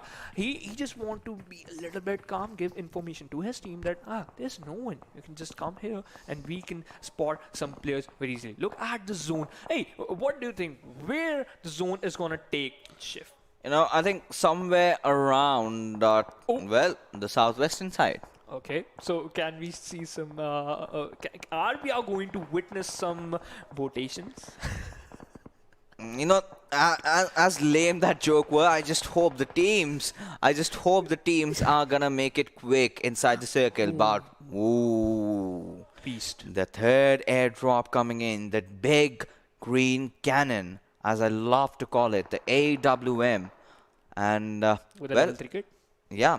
You get that, but Magnet, you're not supposed to do that. You're not supposed to fall down from a vehicle at a time like this, because A1 Esports, they need to get themselves back in. But EPSILON, Trickster, elsewhere taking a dig onto its players of Venom Secret, who are off for a huge blunder today with the fight we saw against M4's Marcos, right? So he just burnt himself down. He also made sure that two of the players also get burnt out. Now, Venom Secret have had quite a history with Molotovs with that one. Now, EPSILON really finding a few of the players of Team Cyko not opening the ADS at the right nick of time, and he will escape, but from elsewhere, the Neem goes down, and it's Venom Legends from the backlines. They do not seem like they want to stop. They are going after squads after squads, and now Venom Secret finally making their move inside the circle. But where do they find themselves at? Because IPGX, the players are falling down one after the other like a stack of dominoes. But look at Chinpin, he's inside the water. He's healing up. He's looking promising. He is looking promising, but what about his teammates? He is the last hope of his team because he's the last one surviving. And meanwhile, Ehsan, he is not stopping. Want to get some free knocks. He just have that May 14, one of the best marksman rifle with the 8x, and he can do wonders with that. And KS Ifti got that domination title. He already confirmed 3 kills for himself, and he's looking pretty strong right now. And we are down to only 19. Only 7 players are there, and KS Axe finally doing their rotation. Sanox, he is did I spotted any player? Yes, I do. I just want to knock him down ASAP. Yeah, I certainly want to, and he did, in fact, we'll have to see from where he goes from over here. Now, Steel Shot getting that knock onto its C minor, and the confirmation is also following it up. Now, Ehsan. Well, KSX, they've been impressive today with the way they've been playing, getting 7 kills already with 25 players, in fact, still alive in the lobby. Now, IPGX, Cursed, just being the last man surviving. Now, he really wanted to join the party when Venom Legends were taking down EXENTRIC, but now has again spotted out a few players, and this is something that he should not have done.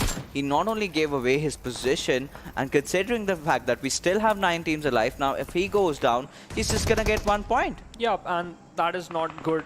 This is the last match, and right now KS, they are not stopping, just lobbing some grenade towards the side of Venom Secret player. He is just running for his life, taking just made a cover of 2 smokes. Oh my god. Okay, so he is running very carefully right now. He is looking pretty confident that he can make to that bunker, and yep, he is inside that bunker. He just escaped from the aggression coming from the side of KS Axe, and right now Rattle OP just applying some bandages so that he can heal up.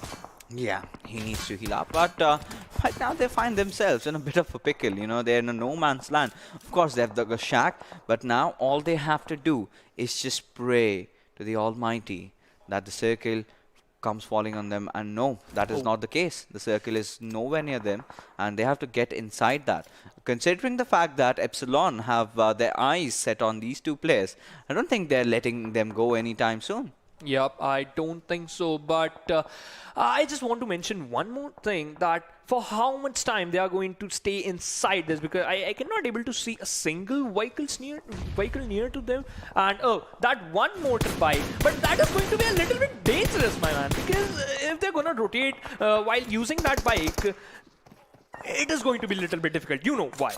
you know what they are trying to do over here? They're trying to delay. They will go against the circle once their opponents also enter in. They might go. They're waiting for a fight to start actually, and that is when they will be making majority of their moves. But well, Venom Legends, 11 kills already, looking so very promising. And well, they have also spotted out the Neem, and they were going to blow up his buggy. Kanim still taking a lot of damage out from that one, but Ehsan, finally the confirmation comes out on towards that lad, and Crayon San is off for a very, very good game this time around in the final game of Erangel. But Venom Legends, let's see what they do from over here. KS Axe already reduced to their 2 players. FT making a move, but where does he go from here? Venom Legends have a fight against their own the second lineup. That's Venom Secret as they go marching in. They might be friends outside the game, but inside the game you are all enemies, and now anything can possibly happen. Robo 6, well, having spotted out the players of Gremlin Storm, Evil Eye goes down. Nightwing trying to throw a few grenades onto it. Shariar as Rafet has fallen down. And Steel Shot also lobbing some low toss grenades so that he can get 1 knock. But meanwhile, Nightwing also got knocked out. Rafet has also got knocked out. So Steel Shot, he must do something so that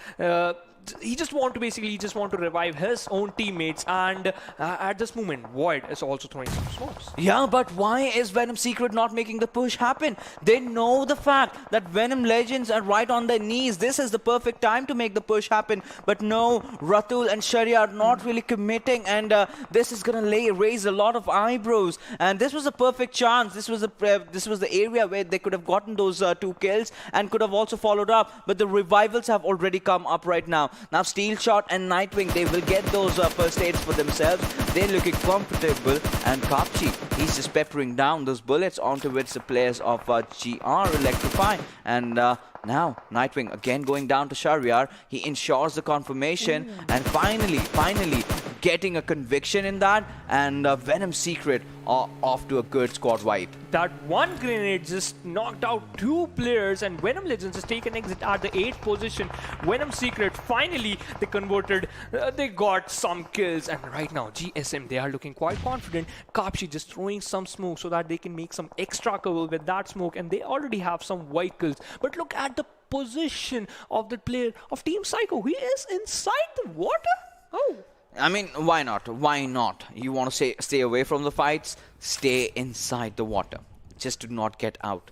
And well, Crayon San, I believe he's been spotted out. Any single moment the shots might come in. 1 shot getting that confirmation on towards the Neem. Finally, an EPSILON Esports bite the dust. Venom Legends, they were on a spree. They'd gotten 11 kills, but that early elimination might not just give them those enough position points that they would have had loved. But considering the fact that Gremlin Storm still have all of their players remaining, I believe even the forecast says, and they're looking strong. Magnet going down to Evil Eye. With that, the push might just come in. KS Axe finally closing on towards Venom Secret, and we just have to wait for the fight to begin. Yeah, we're just waiting for the fight to begin, and right now KSFT just marching towards the player of Venom Secret. Meanwhile, Team Cyko taking an exit at 6th position with 3 kills, and FT just playing a little bit passive, and oh my god, he just got knocked out by Sharir. Sharir spotted out 1 more player, but that grenade coming from the side of Mera has done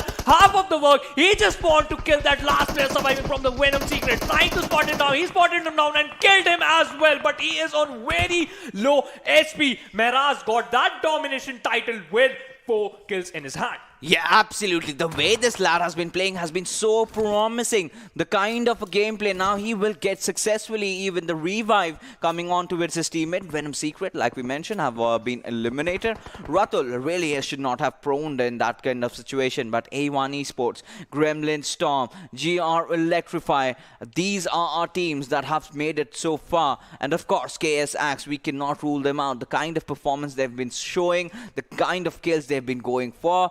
Where does the circle go from here? As the airdrop has come in, but look at Gremlin Storm. They've got a good split car going in for themselves, 2-2 split, and already have spotted out the position of A1 Esports 1952. 1 good grenade, and they might just go down, and all 3 of the players might just be wiped out. But Crayon Sand getting that final confirmation onto its FT, and with that, KS Axe bow out. Yup, KSX not looking.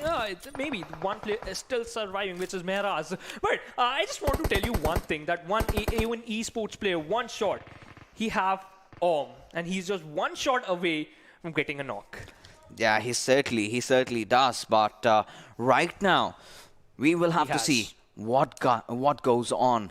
Well, Gremlin Storm, they have to reunite with each other because they have to get inside the circle. But the good news is that they have the circle already going on them. And now, this might just be a double chicken, and that too a back-to-back. Certainly the kind of game that Gremlin Storm would have wanted. Mehraz still surviving though. Now, where does he go with that? And KSX still not bowing out. Grey on Sand getting that beautiful knock onto its topic. Is this the beginning of something really deadly by the players of GR ELECTRIFY, who are still on their 2 players, but they do not look like that. But one shot with that beautiful AWM coming out, getting that knock onto its Crayon Sand, and Magnet will waste no time in getting that finish in. Mehraz just having the final first aid, going in, opting for the heal battle, and yes, he does make it to the top 3. So the final battle is going to be between Gremlin Storm, and that is going to be against Team A1 Esports 1952, and Mehraz makes it in the right nick of time. Has he been spotted though? No, but he can create a lot of chaos for A1 Esports if he wants. He is rushing in for the wooden shack, trying to get the cover as the players of Gremlin Storm spot him and finish him off. With that, the push comes in, and Gremlin Storm really edging close to their second back-to-back chicken. Then the one shot goes down, courtesy to the play zone. It all comes down to the last player, that's Magnet, who has opted for the heal battle, but that wouldn't even last, and that wouldn't even matter, as Gremlin Storm yet again securing the winner chicken in a perfect day that she could have anticipated for this team. 20 points from this game alone. And they are really fabulous and marvelous gameplay coming from the side of Gremlin Storm as well as A1 Esports. And I also want to mention Team KSX. They played so well. Right. You know, every single fight that Mehraz took against all those players. In fact, the Venom Secret fight was amazing. The way he lobbed that grenade onto Shahryar and got that final confirmation onto Ratul, that was mesmerizing to watch. And well, yeah, like I mentioned, a lot of mistakes were also committed in that fight from Venom Secret, you know, taking the wrong angles, then even after going kind of proning down right into the open when you know your enemy has already spotted out. That is really not how you should approach. But now let's take a look at the MVP and see which was that one player that was standing tall. And well, no surprises yet again. Crayon Sand certainly has been the player of the tournament so far. So many MVPs coming out from this lad. 3 kills but 906 damage. Justifies why he deserves the title. Yup, he deserved that title. But how many kills the whole team have? Because we know that a single lad can able to get 3 kills, but how many kills the whole team have? But the main thing, KS also was on a rampage, as well as A1 Esports were not stopping. One shot got that rampage title because he just got 5 kills for himself, as well as ZSM was also engaging in some fights. So how many kills every single team earned? That we will get to see, but first we'll take a look at the top players, the remainder players who were really shining bright, and one shot getting those 5 kills, followed by Kapshi. Then we also have AFT, and to end things up, it's going to be Void. Venom Legends, you know, they were really rocketing their way up, you know, with the way they got those 11 kills, but could not really survive for long. Had they made it to the top 5, this would have been a very good game. Of course, this still is, you know, no doubts, nothing taken away from them.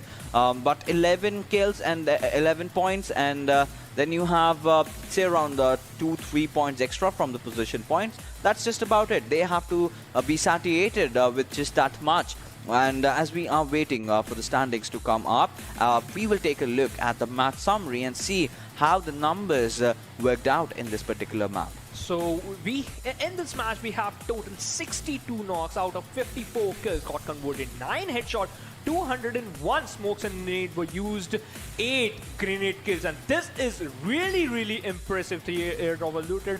And I can still I know that one M249 was in the hand of Kapsh.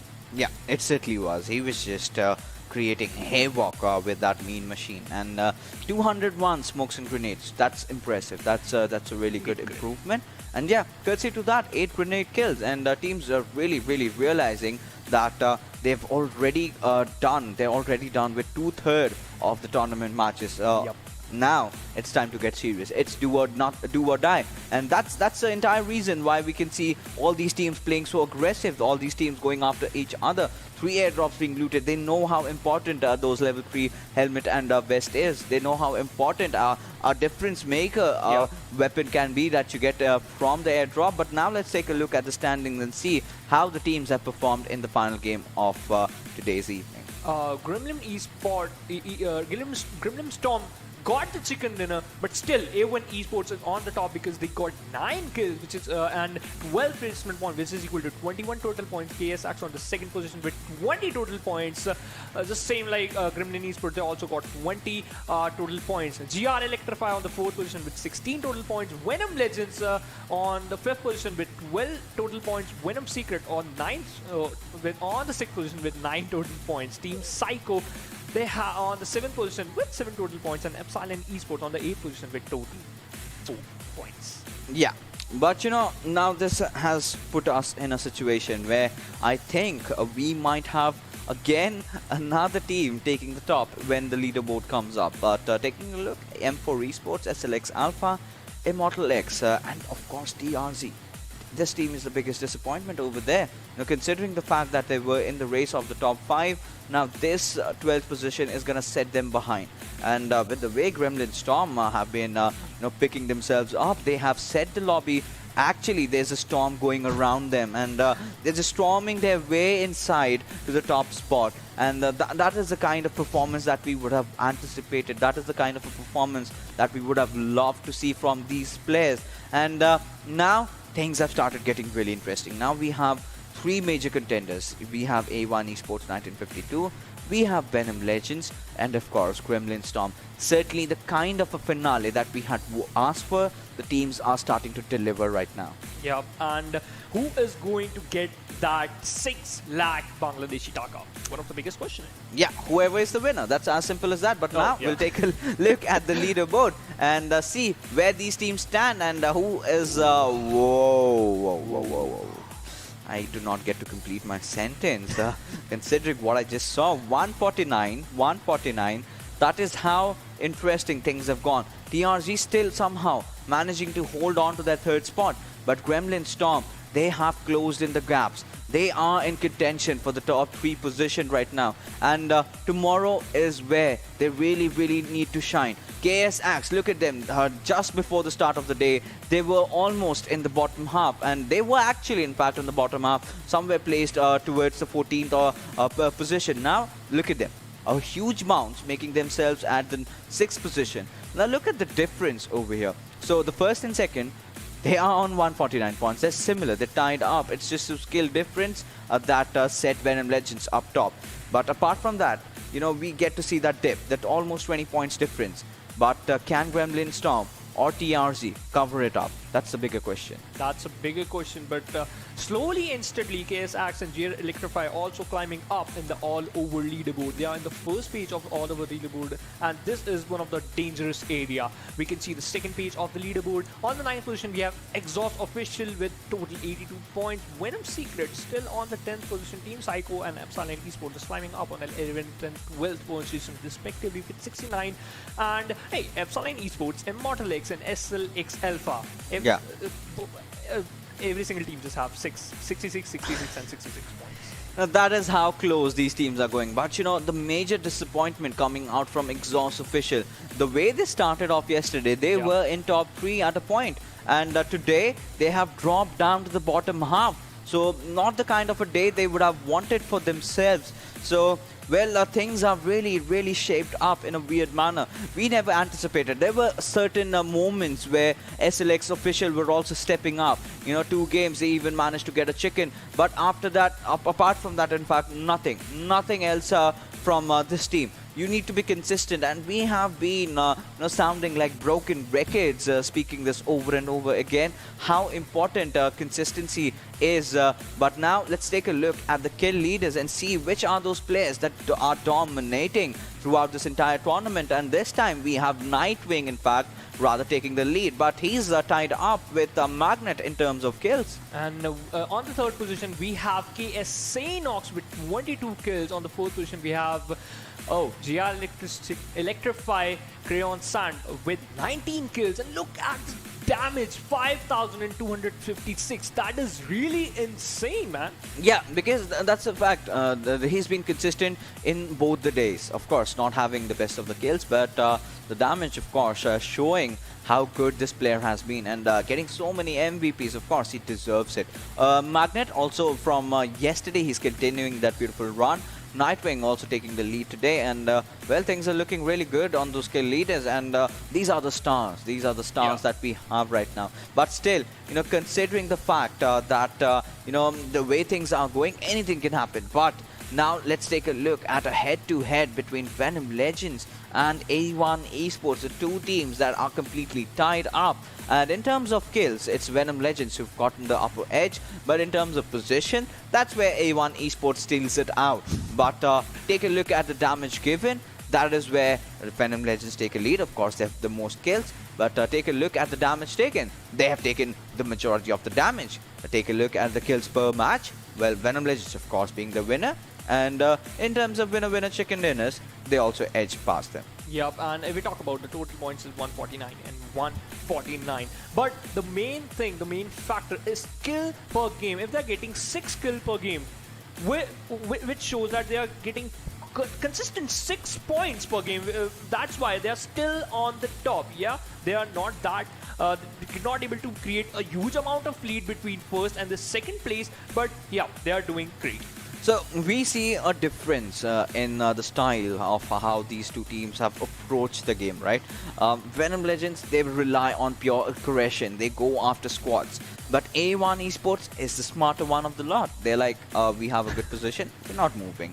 But if we see Venom Legends, even one of the players of Venom Legends going down, we are gonna pounce upon them like a hungry pack of hyenas and just take them down. And that is exactly what they did yesterday, perhaps, in the map of Vikendi. But right now is the moment of truth. I know you guys have been waiting for it.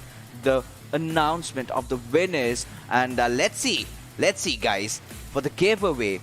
Who are your winners? We'll start, of course, with the TRZ gift cards that we have in front of our screens. And all these names and the character UID, of course, will say who are your winners. And it's pretty much visible. We have Ant-Man, we have Amitav, Momera Bob. I would let you do the honors. Be the one, be the A1. Mr. All-Rounder, BR-A1, Weird, Jesus, Grand Munna. Oh, that's pretty good name. That's Grand Munna. All right. This is a kind of a name that I would love to keep, but these are your winners. Congratulations to whoever has won it. Our officials will contact you and, of course, give away your gift cards. But now, this is the moment of truth. The iPhone 12.